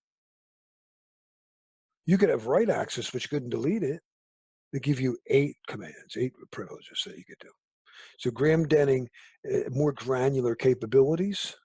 And also, how did you get that right? Is it just because you created the file, or was somebody able to give that to you? And there was another command. That was the parental command. One question, maybe. C Linux, and we're going to know more about what Mac versus DAC is, but basically, in in a Microsoft operating system, the user of a file creates a file. They are the owner of the file. That owner can now grant or revoke permissions to that file. User controlled sharing. There's an access control list associated in the NCFS partition that allows them to do that. Well, in Bell Padula model, you can't just right click a file and share that. If somebody doesn't have clearance to see that file, they're not going to see it. If it's secret, you can't right click an attribute, modify an ACL, and let people do that. Actually, you can. You can revoke their privileges, but you can't give it to them. So I can give you the ability to read it, but what happens is a Mac environment, it looks at the access control list first, and it says, "Are you denied?" Well, then never. I'm not even bother. But if you're permitted, it goes, "All right, let me also check the label that has the classification and compartment." And if you don't have the class, if you don't have the clearance to see this file, I don't care if the ACL says you're allowed. No, you're not. So it's actually both. Mandatory access control models look at ACLs and they look at labels. Labels contain classification and compartment. That's not how it reads on most tests, though. Just assume the label for Mac and Microsoft, what they do is called discretionary, at the user's discretion, ACLs. So DAC ACLs, Mac labels.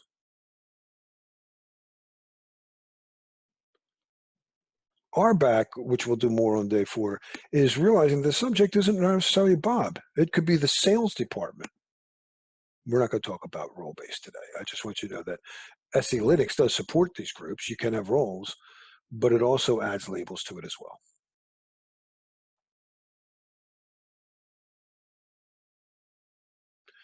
A system engineer would like to design a backup system that allows an operator to perform backups on all system data without giving the operator file system rights.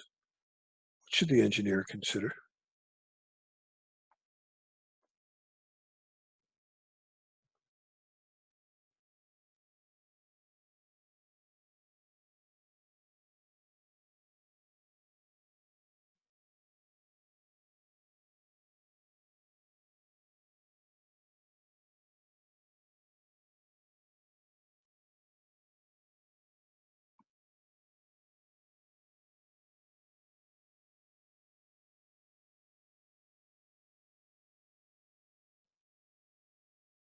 Nope.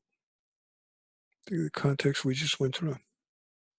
Which model says, don't give rights to users, give it to the program? Alpha.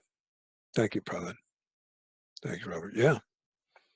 Yeah, so I worked at Wang Laboratories in the early '90s, and up until that point, I had played with every tape backup system, and every tape backup system for Microsoft required that you um, give the backup operator full file system rights.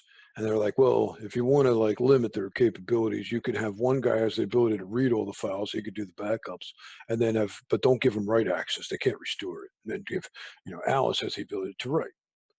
I don't care if you could read, just this stupid operator can read HR's data. That's not a good thing. I get to Wang Laboratories and they shows how to configure a backup, and I'm like, you forgot to give Bob rights to the file system. Oh, you wouldn't want to do that. I said, well, how's he going to do backups? Because the tape backup system, that application has rights. Yeah, but then when he's in that program, he'd be able to read those files. No, the tape would just back it up.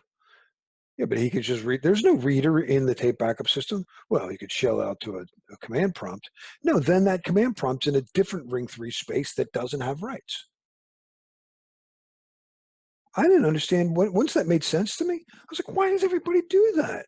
Why is it that then I left there, I go to IBM and I implement backup exec at places, and the backup exec program has like 7 services that all need admin privileges, and yet so did the operator. Because you know what? Awareness is your number 1 countermeasure. If you didn't know that that was possible, you wouldn't have done that. But now more and more programs are getting smart like that. The Clark-Wilson model, subjects don't have direct access to the hardware objects. Right?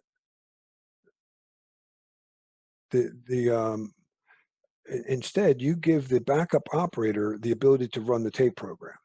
The tape program has the rights to read the files. Veritas, they go great with salsa. Veritas and chips and salsa. Now, when that Veritas came out, that's what we kept thinking of. I think that was while I was at Susquehanna. I forget who owned it first. It was originally Backup Exec, their own company, and then I forget who. Then it was Seagate. I forget what happened along that line there. Yeah, comm vault. Um,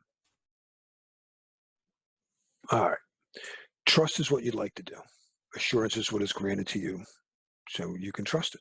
So I said you have technical trust, you have administrative trust.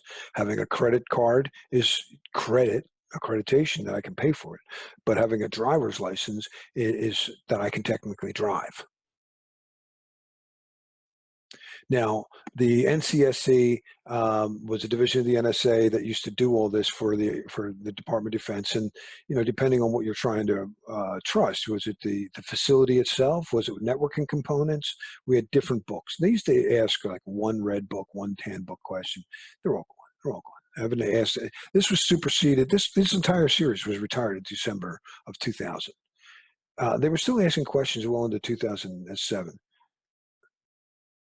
Not in real life. I haven't had anybody getting a question in real life on the Red Book. Red Book is network components.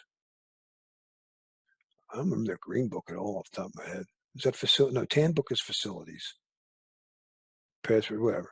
But I can't imagine they ask these things. I haven't had a student tell me since 2007 that they got it. They get common criteria questions, and they usually are blindsided by it because most books don't cover enough common criteria. All right. Now, I covered a little bit of the Orange Book because it helps set the context of it. And this is why it was called Orange, because there's too many keystrokes to type in trusted system evaluation criteria. Oh, you mean the orange one? Yeah, yeah, the orange one. There were 4 basic ratings. D is diddly, but C says, like Microsoft, you allow them to put in some access controls. I could set up usernames. I could, set up some protection between the files and say this is read only or whatever. C got a little more granular. A certain point, I say no, I want more than just read only. I want read versus write versus different, more granular access control lists. But it's still at the user's discretion where they modify an access control list. B had to follow the Bell-LaPadula model. And A is the same as B, but the assurance tests were harder. So it's one thing to do a martial arts form. It's another one is when you have to spar.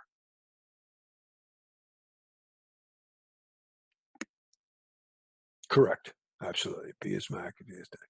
So C, it's some discretion. Whatever. We're not going to beat this up. It's old stuff, but I just want to show you a little bit. Now, whether or not they ask, there are points that show up on the test that came from here. They might not say in the Orange Book, but you're absolutely likely to see something on. Well, at B2, they wanted to analyze for covert storage channels. A very simple way to do a covert storage channel. Mark a sector of a disk as bad. They get bad. And in fact, when you bought our drives in the 80s, we expected that sectors were bad. And on the ring zero utility, you marked it as bad. But it's not bad. You can put data there. We'll also talk about the slack space of a disk. When you have a magnetic drive, what's my time here, but this is not true on SSD drives. I have a circle to what should we do? A disk is mapped out in a series of tracks.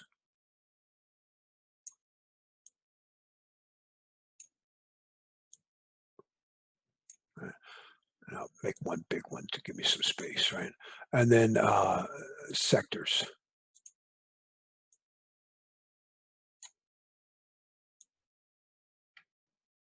And each one of these intersections is called a block. Now they're fixed sizes. The default in NTFS, for instance, don't memorize this number, is just 512 bytes, and you can modify that. But 512 bytes for a block, and then if I write 2 bytes to it,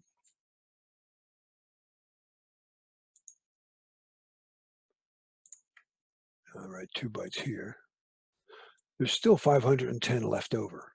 That's known as slack space. There's no easy Ring 3 utility that knows how to go there because the way a Ring 3 utility looks up a file, it says, go to track 17, sector 5. And it says, the file starts here. But if there's leftover space at the end of one, and you write a ring 0 utility and say, go to sector 17, track 5, offset 4 bytes in, put some data there. Oh, that's a weird place. So they knew to analyze for this. In Greek, to cover something up is steganos. This is actually the first time I've ever heard of steganography. We're going to talk more about steganography in the next chapter, but steganography, most people think of as, isn't that when you take a picture and they allocate in the picture some color numbers to actually be data or something like that? Yeah, that's an easy way to do it, but they were doing it here first, as far as I know. And they know that on the test too. The question, I understand, could be something like, if data is hidden in the slack space of a disk, what is this called? Well, it's a covert storage channel, but I don't see that as one of the picks. Steganography is the right answer. It's covered up. Does that make sense, everybody?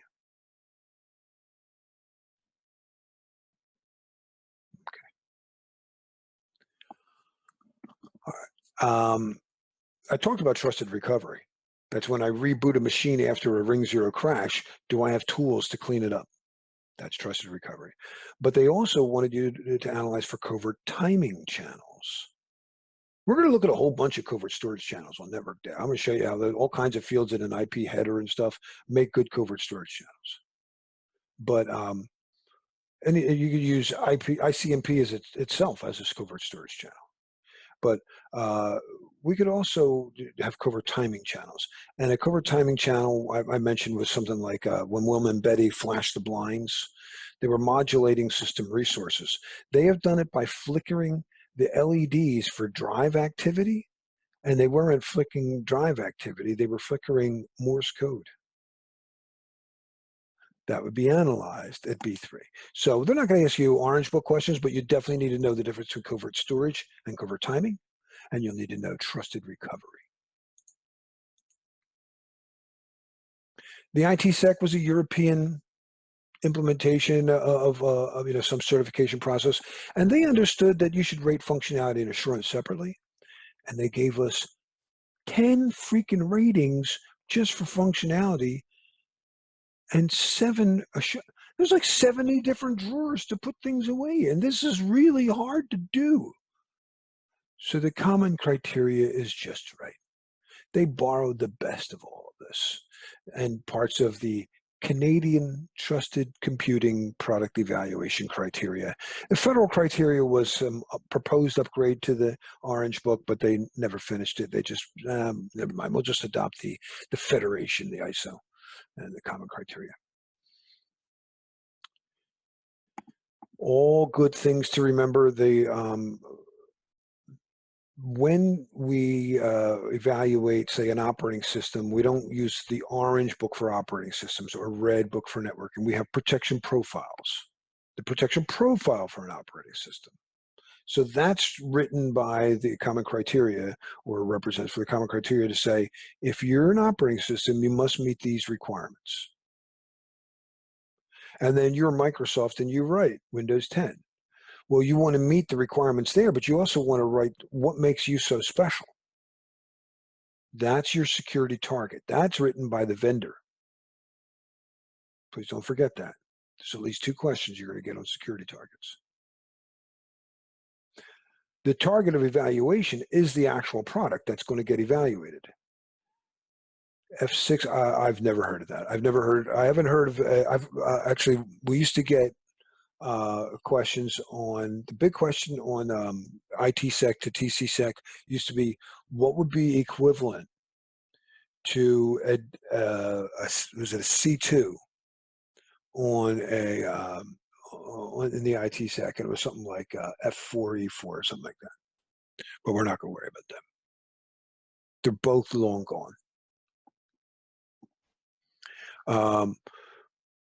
Then you're given an evaluated assurance level. Now, the truth is, the common criteria starts at 0, but that means you're under evaluation. That's not really awarded to you. That's like having a white belt in karate. That's there to keep your gi closed.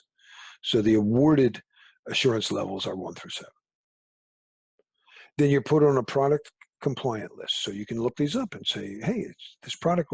In fact, if you want to be used in the DoD, if you're not on this list, good luck. That's why the DoD people, they wanted to use Nessus for years, and it's not on here. But they eventually made an exception for Nessus, and I think a couple other things. But it's hard. It's hard to get it in.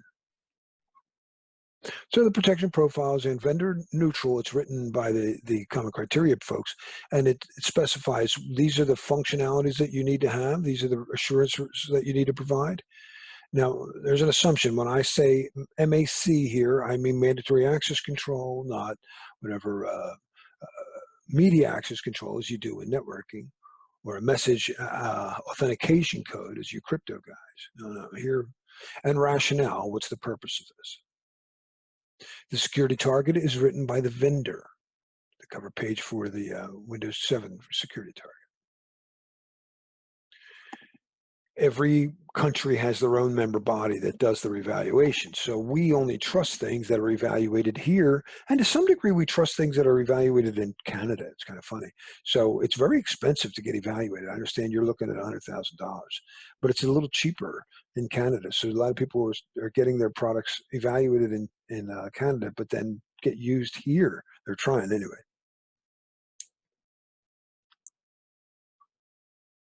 And you can go to their website and look up, what's been evaluated, what's under evaluation. To be certified under 15408, a product must meet a series of functional and assurance requirements. A vendor of a given product must provide a detailed list of the features and assurance claims so that evaluators can conduct testing in a document referred to as.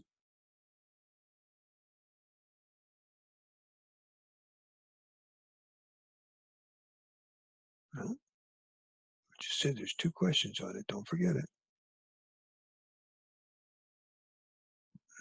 Bravo. The security target is written by the vendor.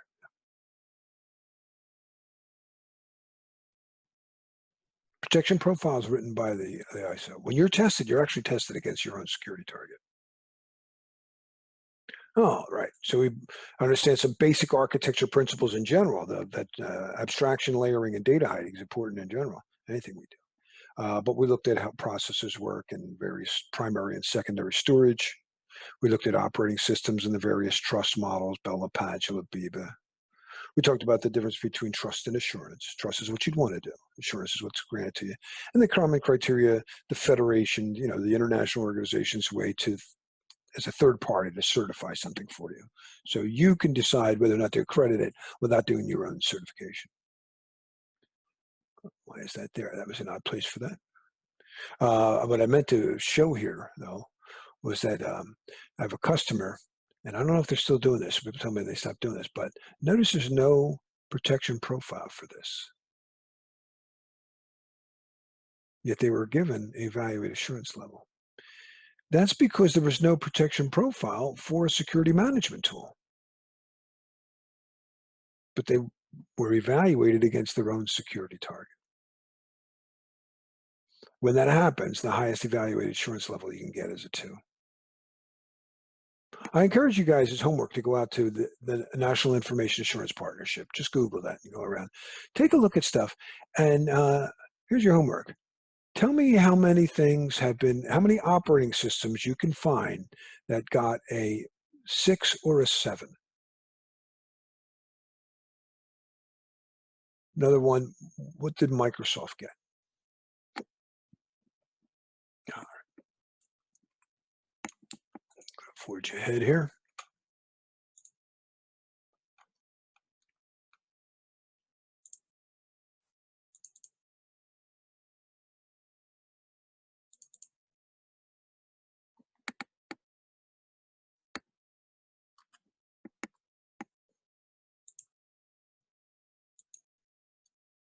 You guys see this slide? Okay, good. All right, we're going to get a little deeper into crypto. In one case, we get a lot deeper.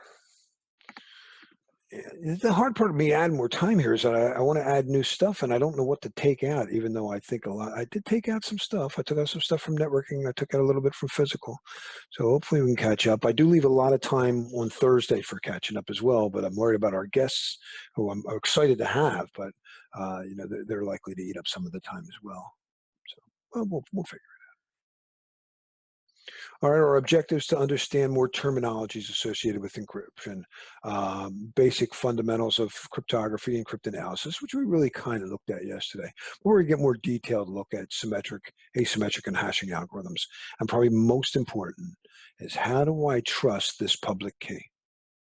Right? All of our cryptography today over the internet relies on understanding that I'm talking to who I think I'm talking to first. Encrypting your email doesn't really matter if you're encrypting it to an attacker. I want to make sure I'm really talking to Gmail. So I'm going to risk it. I'm going to go back to Wireshark. I have the ISC Square certificate here.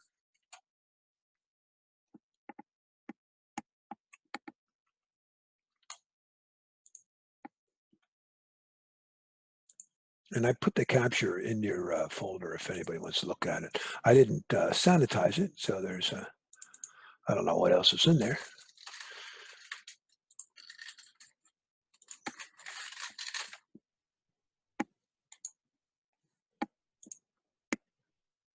You guys can see this?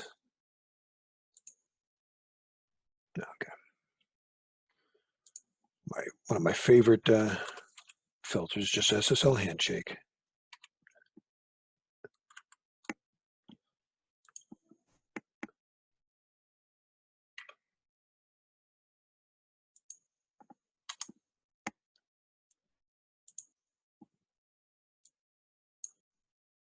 It's kind of funny. The client kept saying hello before the server. Oh, what? What? Oh, okay. Hello. All right. So the client again says to the server, I'd like to talk to you. I know this is going to be an encrypted channel. I know how to speak encryption. In fact, I know 14 different ways to combine symmetric, asymmetric, and hashing algorithms. So it's a combination platter. You always pick 3 items. You get a meat and a potato or a starch, and you get a green vegetable or something. What would you like for your meat? What would you like for your vegetable? What would you like for your asymmetric algorithm? Now, asymmetric algorithms have 2 purposes. They can be used for key exchange, and they can be used to sign hashes. When you use elliptical curve, it actually is worded differently. You have elliptical curve as a Diffie-Hellman exchange, or elliptical curve as a digital signature algorithm. RSA can do both, and it's just called RSA.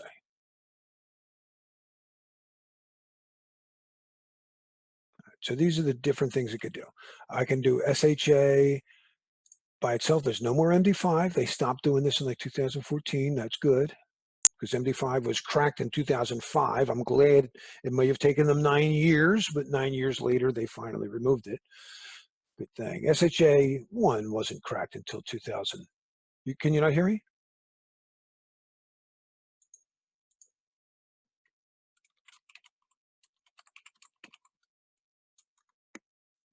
Oh, okay. Okay, you're fine. Okay, sorry. All right. SHA was cracked in 2005, and it's still there. We'll talk a little bit more, but even though what they mean is I'm not getting 160 bits of entropy. That doesn't mean there's been any exploit code against that. That's still whatever. If it's not 160, it may be. I'm just going to throw out a number, 128 bits, but that's still a lot. But in case we've upgraded to SHA-2, which does 256. It actually does 224. I've never seen that implemented. It does 384 and it does 512. So far, our browsers only do the 256 and 384 version. But that's just more bits to SHA-1. It's not. It really didn't change the algorithm. There's an SHA-3 out. Okay. John, I hope you get that working there. So. All right, so what did ISC Square pick? They said, we'll do Diffie-Hellman or elliptical curve to agree on this AES key. But we're going to use RSA to sign this SHA hash. So the server in SSL, once they know what you're capable of, can select one of those things. And what it's really looking at is just a hex code. When it says, "Oh, you mean TLS with these blah, blah, blah, blah, blah, blah." No, actually, what they said was C030. That's that's all that is. Wireshark and said, "Trust me, C030 is well known to be this." But the server could have said, "Hey, no, you've got to do elliptical curve both ways, or else we're not going to do it." And then they gave us their certificate, and the certificate is their ID card.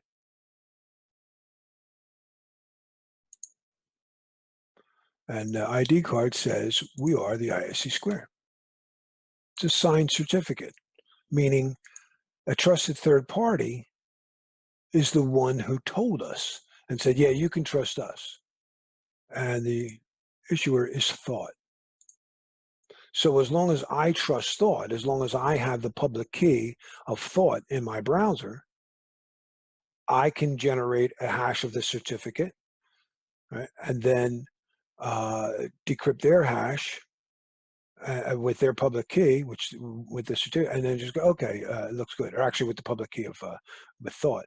And they go, okay, it looks like Thought really did say you were good. So this must be you. Well, this is all part of the public key infrastructure. Thought is a certificate authority, officially designated so and accepted by the Federation, by the ISO.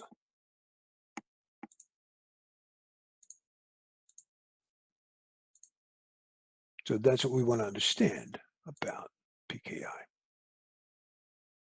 All right, so we're still designing solutions. We're at the Crypto Mart, and we know that because of quantum encryption or quantum cryptography, excuse me, quantum computing, these are all broken. Actually, I noticed DSS, this is it may still show up on your test. The digital signature algorithm was created by NIST, the NSA actually, and it was a closed system. It was not open source. We don't know what's going on in there. People don't like using it. So Microsoft might still support it. Chrome hasn't supported that in years. But these three can all be cracked, we think, with quantum computing. So this is my guess as to what's going to come out first. Remember entanglement and superpositioning, and that the way entanglement works, that if I polarize one, the other one polarized immediately too. There is a key agreement protocol called quantum computing. They have been able, over short distances, maybe a few 100 meters, I think, use this process to create a session key that if somebody sniffed it, would break the key because it was entangled. Remember I said it in superpositioning, it is both spinning up and spinning down. It's both a 1 and a 0 at the same time until you measure it. And then it becomes 1. So you and I'd be encrypting data and the channel would go down and go, what happened? Somebody must have just sniffed our key. Is that right? That's quantum cryptography. That's a ways out. But I understand it's been on the test for years. So the point is, typically sniffing was a passive attack. I didn't know if someone was sniffing me. But in quantum cryptography, it becomes active. That's not to be confused with quantum computing. Quantum computing is solving a bunch of problems. Quantum encryption is a key agreement protocol.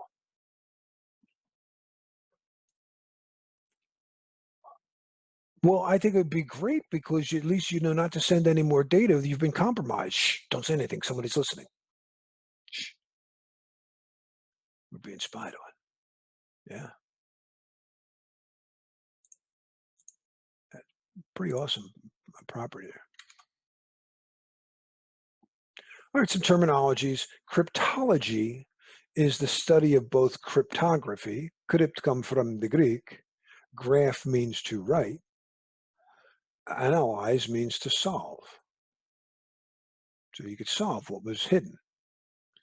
The algorithms are symmetric, asymmetric, or hashing, and a crypto system like SSL combines these three and says, pick one from column A, one from column B, one from column C, and I'll give you confidentiality, integrity, availability, non-repudiation. An algorithm like DES or AES, the algorithm is well known, but what makes it secret is that they provide a space that you plug in your own variable number. A key is sometimes called the crypto variable. DES only had a 56-bit key space, and people can brute force that now in a matter of seconds. 56-bit, let's say it was 1 second. Key space is the blank space in the algorithm that allows you to plug in a variable number, the key size. So if DES, as we said, had a 56-bit key space, but you could make up a 1-bit key, that would be stupid. You should make up a 56-bit key space, 56-bit key, and use the full entropy of the key space. And most crypto systems actually would prevent you, so your key is not long enough. But like if you think about passwords that, it might be allowed up to 15 characters and people put in 3 characters and sometimes they let you. Sometimes there's a policy it's too short. Linux just like kind of makes fun of you. Your password's pretty weak. It's a good password. That's a great password. Yeah. You're using Fedora, right? Fedora does that. They'll give you a green when you get your passwords long enough. Yeah. Fedora's nice. What's the difference? Do you know the difference between Fedora and CentOS? Fedora is bleeding edge. That's where they put all their experimental stuff. So they're both made by Red Hat. CentOS is like Red Hat's free version, and Fedora is like Red Hat next generation. So it's a little less stable. Now, I talked about the problem of if you weren't using prime numbers, then the only way to open up this safe is to know the two numbers when multiplied out equals 64. And you think only 2 times 32 will open that safe. No, dude, 4 times 16 will open that safe. 8 times 8 will open that safe. So that's a key clustering vulnerability. Key clustering as a term, I understand, came out when cryptographers changed keys and then got the same ciphertext. They were like, oh, crap, that's weird. No, the key's different, yet it's still coming out the same. Well, that was because somewhere in there, it solved the problem the same way. So we have to use prime numbers. Common nomenclature here that plain text is often called red. Ciphertext is called black. And one very basic way to encrypt something is to use the Boolean XOR function. I don't want to keep going back to applications here, and I don't love their drawing tools, but we'll do something here. Oh, I forgot they have drawing tools. I'm going to take up create a clear text message here. Why is it? How come it's not red? Okay. 0001 1111, whatever. That's my plain text. All right, that's a byte of plain text. I'm going to XOR this with a key. In the XOR function, one and only one of these outputs have to be true for the output to be true. So I'm just going to randomly generate a key, an 8-bit key, whatever, 10101100. And that becomes my key. And I'm going to XOR these to create my ciphertext and my black text. Well, let's see. I'm going to use a drawing tool here. So, 0 XOR 1. Yes, one and only one. That's okay. So that's a 1. Let me make it black. I'm sorry. But if 2 inputs are the same, the output's false. One and only one. That's a 1. One and only one. That's a 1. 1 and 1. No, false. 0 and 1, that's a 1. 1 and 0, that's a 1. That's a 1. Send this over to Alice as the ciphertext. You have to share the secret key with her.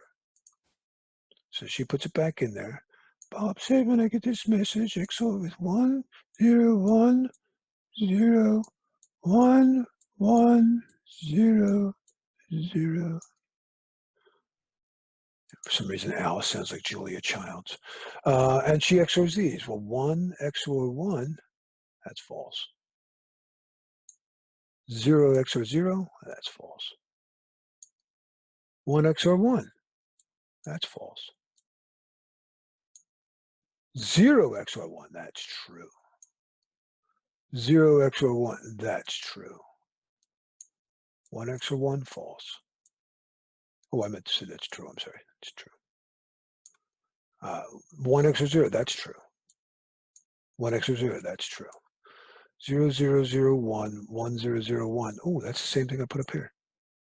The beauty of the XOR function is it is reversible. You take plain text, XOR it with a key, you get ciphertext.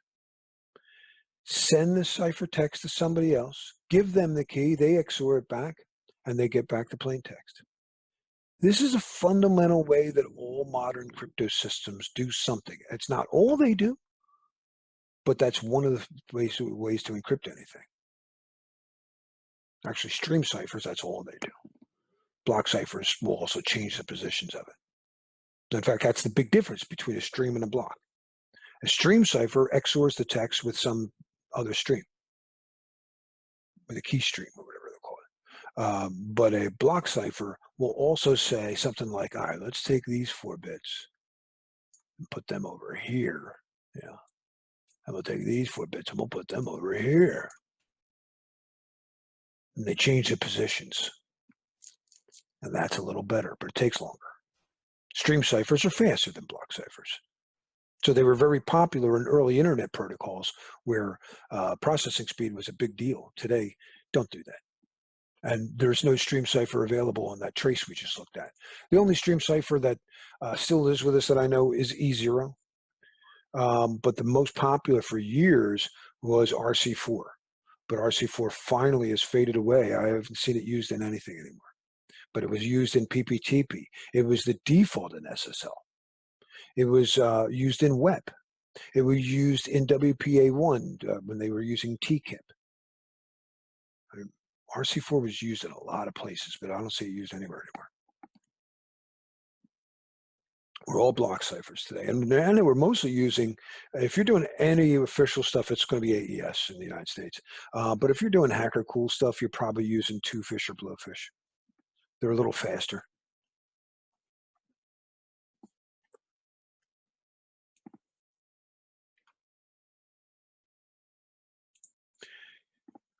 Hackers know that XOR is great. Malicious code authors, virus authors know that. So I was telling you earlier that antivirus vendors, they can't just look for signatures anymore. Problem is, they encrypt their virus. They do it by generating a nonce and then XORing the malware with the nonce. And all they have to do, every time it spreads, it changes because it's a nonce. It'll encrypt it differently. This is known as polymorphic, and then whatever it is, a worm or Trojan or shellcode or virus.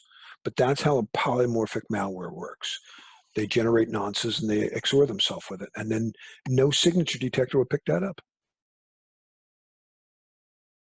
All right, let's get back to our ciphertext only or known plain text attack or something. Somebody's trying to put the puzzle together. You know, all they got are the pieces. You know, a way to throw that guy off? Include pieces that don't go to that puzzle. So they pick up this piece and they go, I wonder where this goes. You're like, nowhere, sucker. That ain't got nothing to do with it. That was just a dummy. That's what an initialization vector is. They're a great idea. All modern ciphers use them. When they implemented WEP, they decided to use an initialization vector, a very short one, 24 bits. It's not very long. and they always put it in the same location in a packet. So every time a packet of data, say, when you were using 64-bit WEP, you were really getting 40 bits of WEP encrypted data and 24 bits of this is supposed to throw you off initialization vector, always stored in the same location of the packet. So it didn't throw anybody off. People go, well, here's the initialization vector. I wonder what key was used to encrypt these 24 bits. Not a lot of work to figure that out. They crack the initialization vector, go, hey, is that the same key used to do the data? It sure was. So be careful. Initialization vectors are a great idea, but you often hear like, what was the big weakness of WEP? Initialization vectors. It's not that that IVs are bad. It's their implementation of it was bad. I like to say you can get, a great hammer. You can buy the best nails. You can buy really good wood. That doesn't mean you're going to hammer the nails into the wood properly. Right? We have unit testing and system testing. We did a work factor earlier. We did one on the bicycle lock. Work factors were based on the entropy of the key space. How many possible values could there be, and processing speed. How long does it take to go through that? And as processes just keep getting faster, entropy values work factors just keep getting smaller.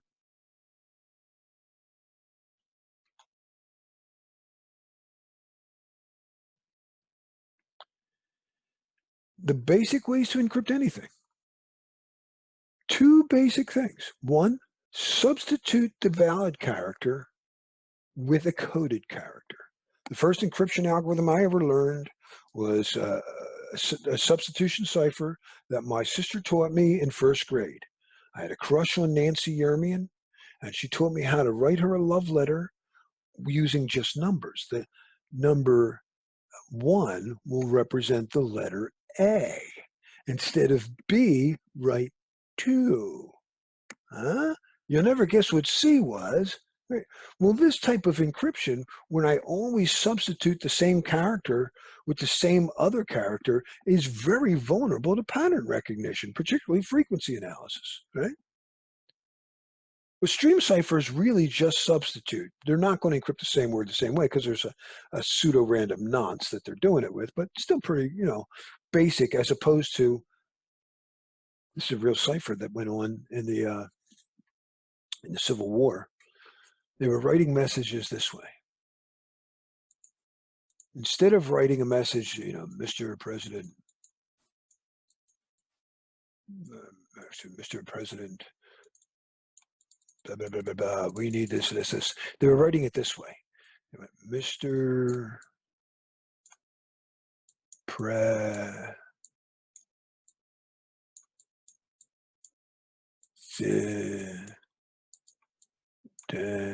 whatever. They did it in this 4-character square. Like that. They changed the positions.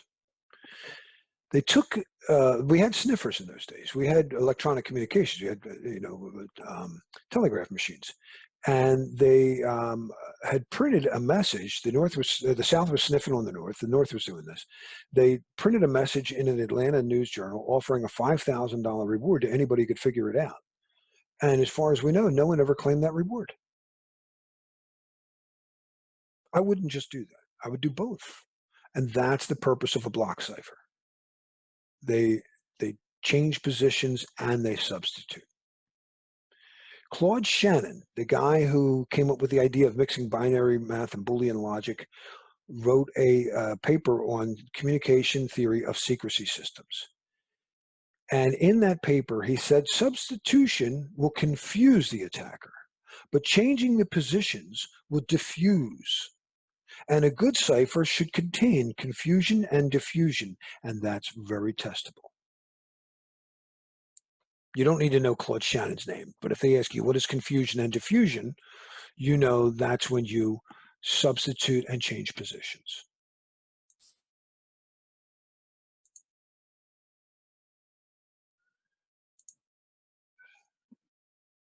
Cat's meowing here. Basic cryptanalysis, solving the puzzle. And I want to go 15 minutes more. We don't need to do a break and then come back to break, right? Everyone's fine with this. That's a tease there. Everybody still there? Oh, okay, good. All right. Basic cryptanalysis, solving the puzzle. Brute force. Just try all the possible combinations like we did on the bicycle lock. Or if we could find some other way. Frequency analysis, and we know that pure substitution is very vulnerable to that. They've done it all kinds of ways, though. Check this out. Password is Fred. Try the letter A. You're rejected. How long does it take?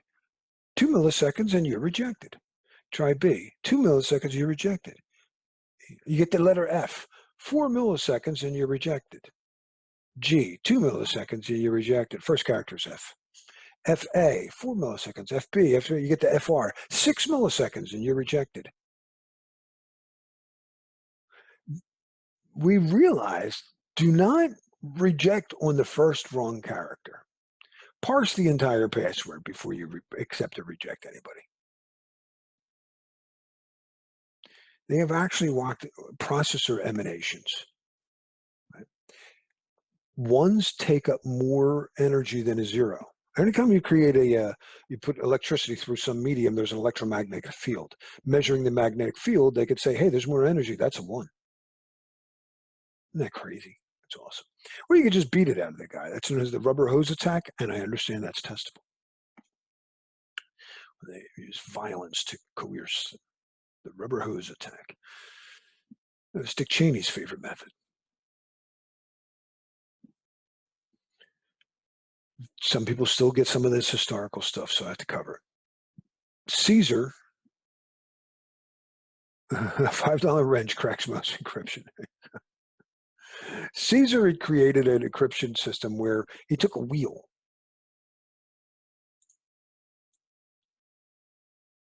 Wrote the letters of the alphabet, A, B, C, D, E, F, G, H, I, J, K, L, M, N, O, P, Z. And then you say A equals, and then you rotate it. So if A equaled D, then B equals E, right? And now you can encrypt things, and this works real well when most people can't read anyway. What's the difference? But it's very vulnerable to pattern recognition. So Vigenère came up with have multiple wheels. Let's say I'm going to have a key. The key is Fred.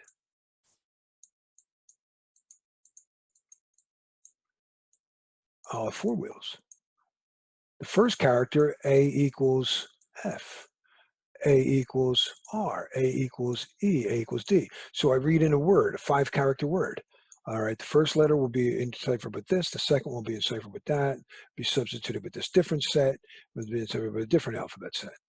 And then the 5th character, we use this. Well, if my keyword is only 4 characters, I only have 4 alphabets to substitute from. It's only 4 times stronger. Eve only needs 4 times as much ciphertext before she sees the pattern. So Vernam came up with the idea, make the password as long as the message. Oh, and don't use a word like Fred. Use a random number. Don't use it again. The one-time pad is considered perfect. There's a downside.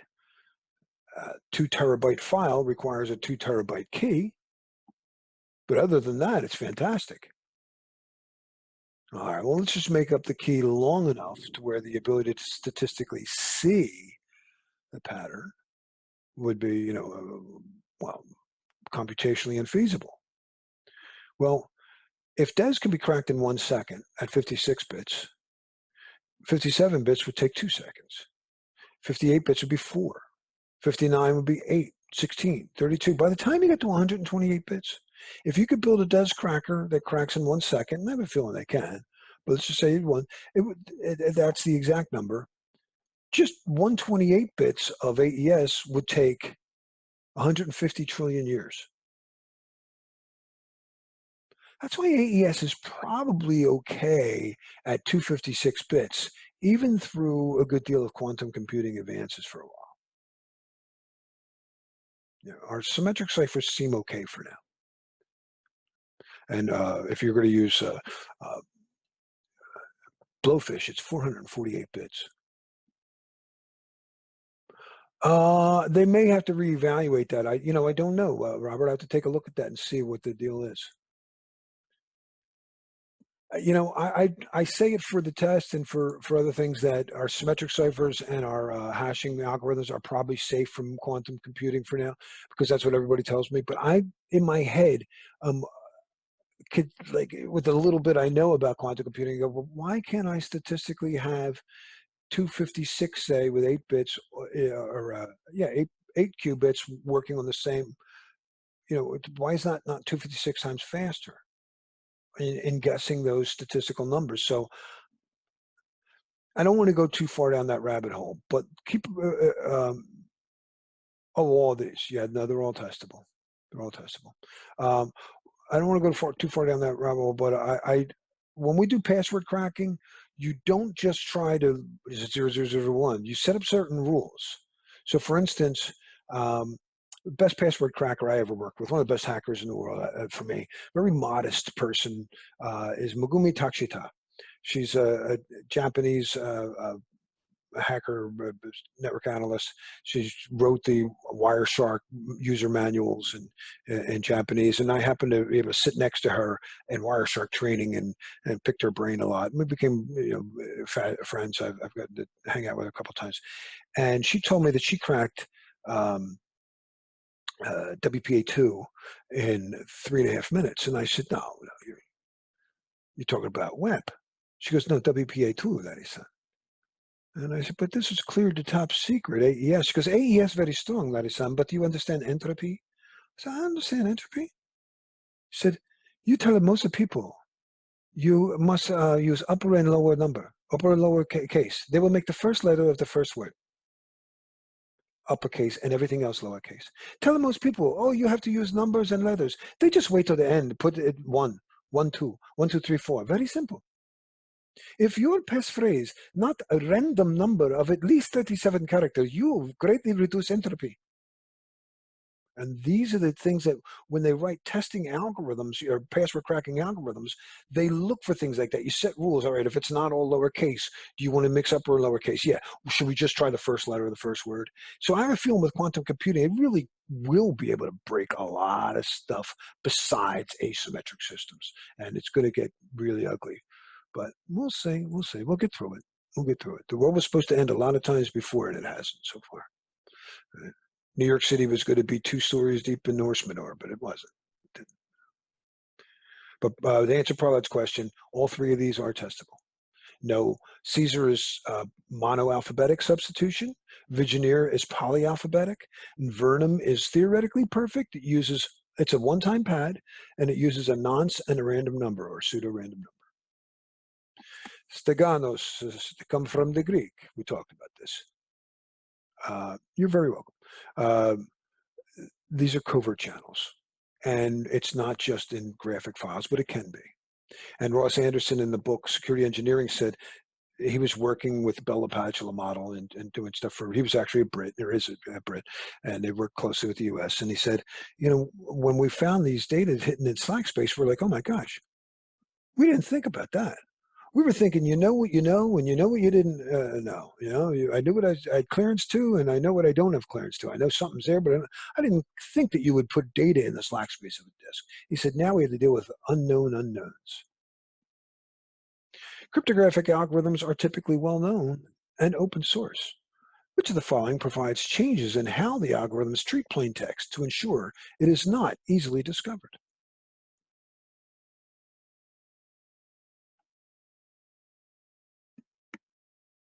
C. It's a fancy way to say the key.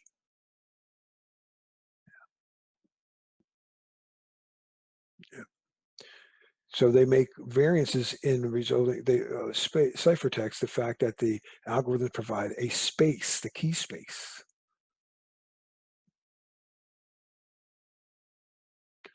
All right, we'll introduce this and then we'll break for the day. But we know about symmetric encryption. It's when I have the same key used to encrypt as decrypt. The shared secret. Bob has to first get her the secret, right? In order to share the secret key, that's how I open my song up. I want to share a little secret. First, we must both agree, and this is key. I thought it was going to be a big hit for me. I guess it was 5,000 hits. It's more than I normally get, but it's not paying the bills. But that's the hard part. You got to. How do I get to see? How do I get your email password? I can't mail it to you. You got to first come up with that. PKI tomorrow. Yeah. So before we break, I want to do a little math. There's math on the test. One big problem with symmetric versus asymmetric, when you're doing it, especially for authentication, is the number of keys required grow exponentially. So I ran into this with routers, setting up shared secret VPNs. Router A wants to share a secret with router B and router C. So we share a key, and B and C want to say they share a key. So that's 3 keys. Then we add in router D. He's got to share one with everybody else, not himself. Router E. He's got to share one with everybody else, not himself. Router F. He's got to share one with everybody else, not himself. The number of keys just grew exponentially. The number of keys required, well, this is 6 routers. Well, that's that number times that number, or -1, because he doesn't have to share it with himself. And that equals 30 keys. Well, they're shared, so you could divide that by 2. That's 15 keys. If there were 1,000, actually, what a nightmare for VPNs. It sure was. It was terrible. Yeah, it was terrible in shared secret VPNs. So they might change the number, but for years the number's been 10. On the test, you may have to calculate 10 routers or 10 whatever and subjects. How many keys are required if there were 10? 45. If there were 1,000, 500,000. If there are 1,000 asymmetric systems, 1,000 key pairs. So asymmetric systems scale a lot nicer for authenticity. All right, we're just about to break. I want to ask John, since he did the VPNs in those days, once you got the shared secret working, the best practice is to change your keys regularly, right? How often did you change those symmetric secret keys on your VPNs? Be honest. Never. Once IPsec is working, don't touch it. I don't want to see anybody standing near their keyboard. You know how long it got me to get that thing to stay up? That's a major problem. Do a port scan and look for UDP port 500. There's a good chance there's IPsec on there, and then start running brute force password attacks on it. Yeah. All righty, guys. So far, so good. I know we got a little bit behind on time, but we're probably about an hour. So maybe 2 long lunches. We'll see how with Ralph and Tom could both get a little verbose, but it's good stuff. It'll be good stuff. All right. See you guys back here tomorrow at 9. You're very welcome. Thank you, guys. Stop the recording here.